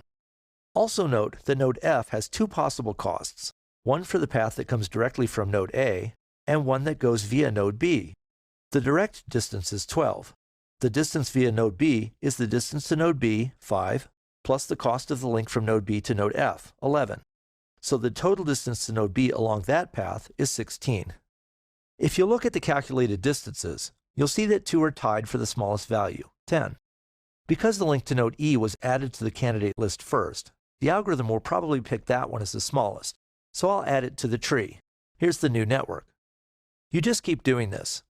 First, you calculate the distances using candidate links. This time there are 3 paths to node F. Then, you pick the shortest, in this case the path to node C, and add it to the shortest path tree. I'm going to do one more round because something interesting is going to happen. We calculate the distances again. This time, we pick the path to node F that uses the diagonal link. Now notice that there are 2 candidate links that lead to node F, which has already been added to the tree. Because that node is already in the tree, during the next round, we remove those links from the candidate list, so the network looks like this. Hopefully by now you have the hang of it, and you can continue the example if you like. Here's the final result. After you build the shortest path tree, you can use it to find shortest paths. To find the path to a particular destination node, you start at that node and follow the tree's links back to the start node. For example, here's the tree with all of the labels removed so it's less cluttered. To find the path from node A to node P, you start at node P and follow the link to its parent in the tree, which is shown here in red.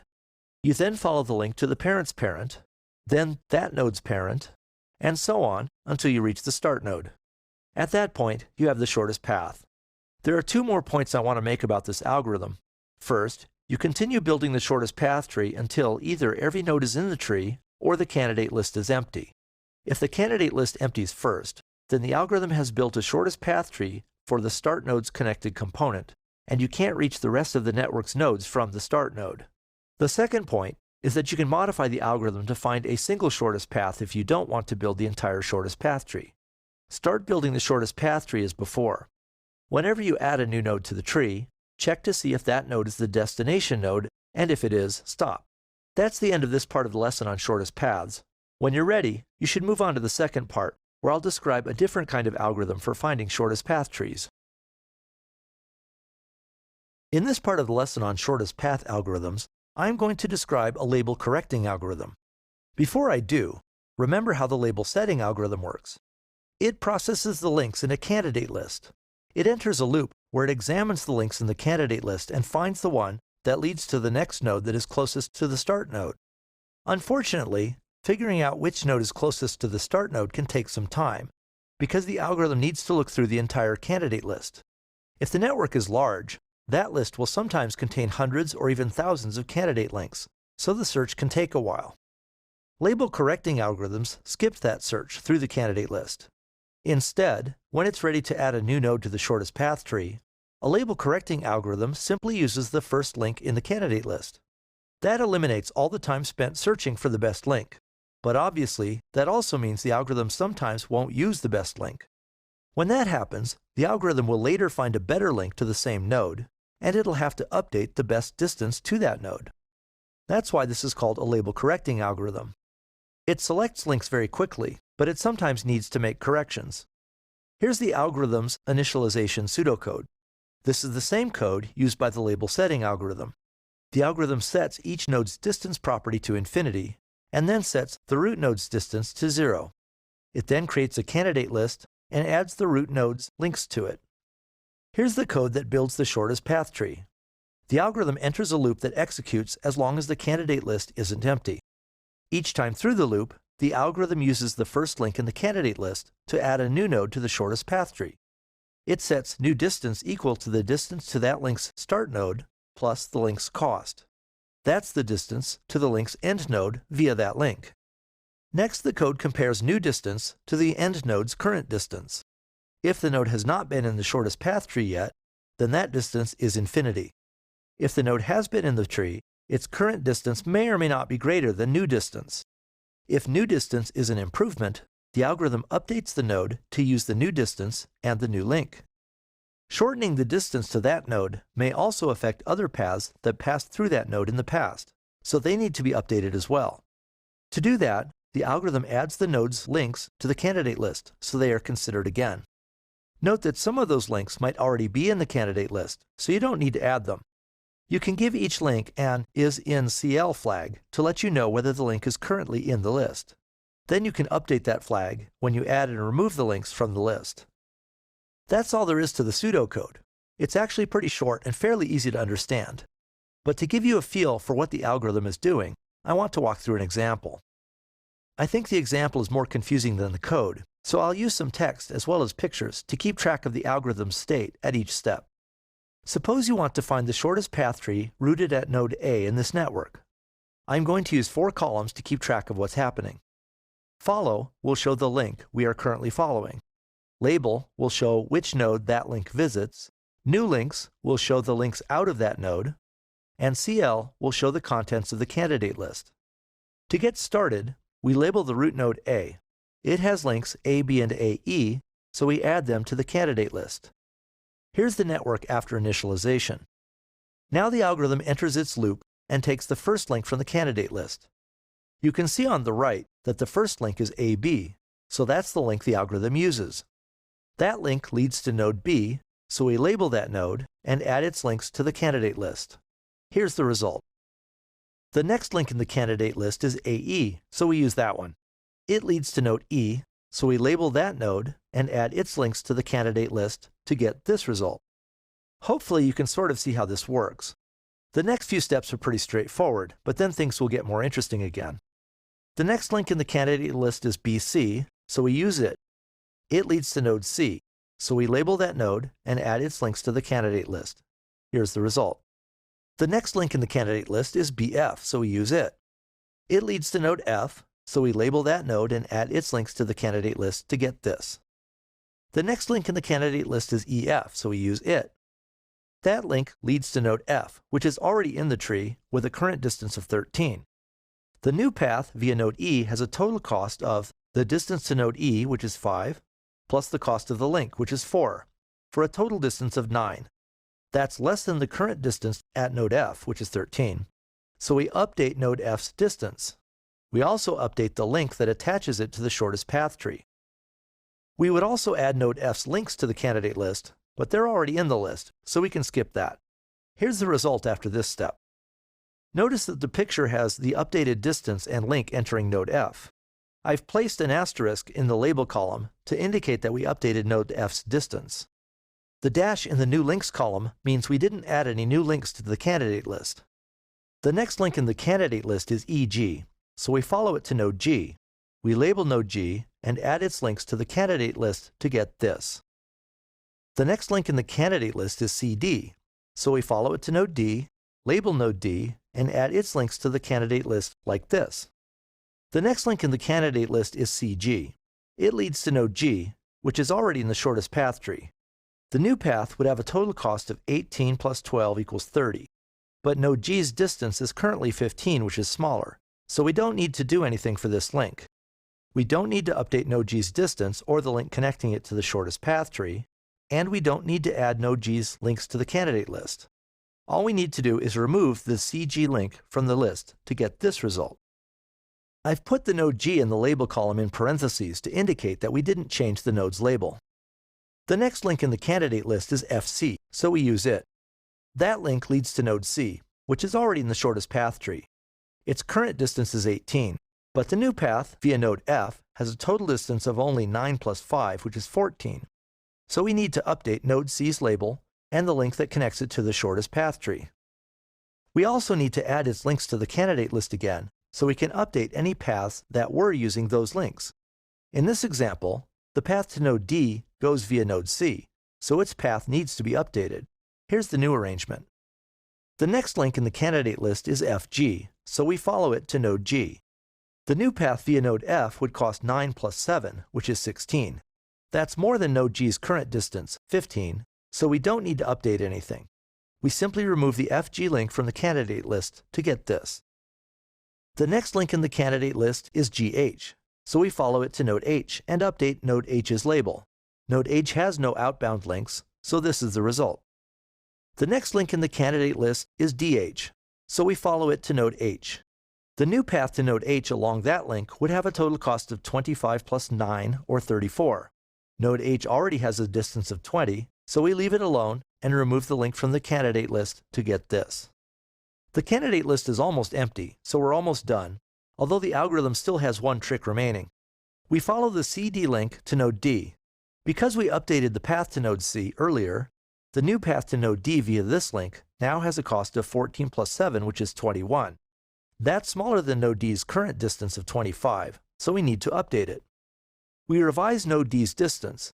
We would also update the link connecting node D to the shortest path tree, but it happens to be the same link. We then add node D's links to the candidate list to get this result. Now the only link in the candidate list is DH. The new path to node H via that link has a cost of 21 plus 9, which is 30. That's greater than node H's current distance of 20, so we just remove the DH link from the candidate list to get this. At this point, the candidate list is empty, so the algorithm is done, and this picture shows the final shortest path tree. You can see in the picture that the algorithm made 3 mistakes that it later had to correct. It saved time by not searching the candidate list for the best possible link, but then it had to spend extra time making those corrections. That's all the time I have for this course. I hope you found it interesting and useful. I've always found algorithms to be like fascinating puzzles, and I hope you've learned to enjoy them too. Here are some resources you can use to continue your study of algorithms. Focus on specific kinds of algorithms, such as numerical algorithms, graphics, artificial intelligence, and more. There are even whole books dedicated to sorting and searching algorithms. There are also lots of useful resources available on the web. C#helper.com contains thousands of tips and tricks for C# programmers. I happen to really enjoy algorithms and graphics programming, so a lot of the examples deal with those topics. Another excellent website for information about algorithms is Wolfram MathWorld. As you might guess from its name, that site also contains a huge amount of information about various mathematical topics. Of course, you can always get information from Wikipedia. Good luck in all your programming endeavors.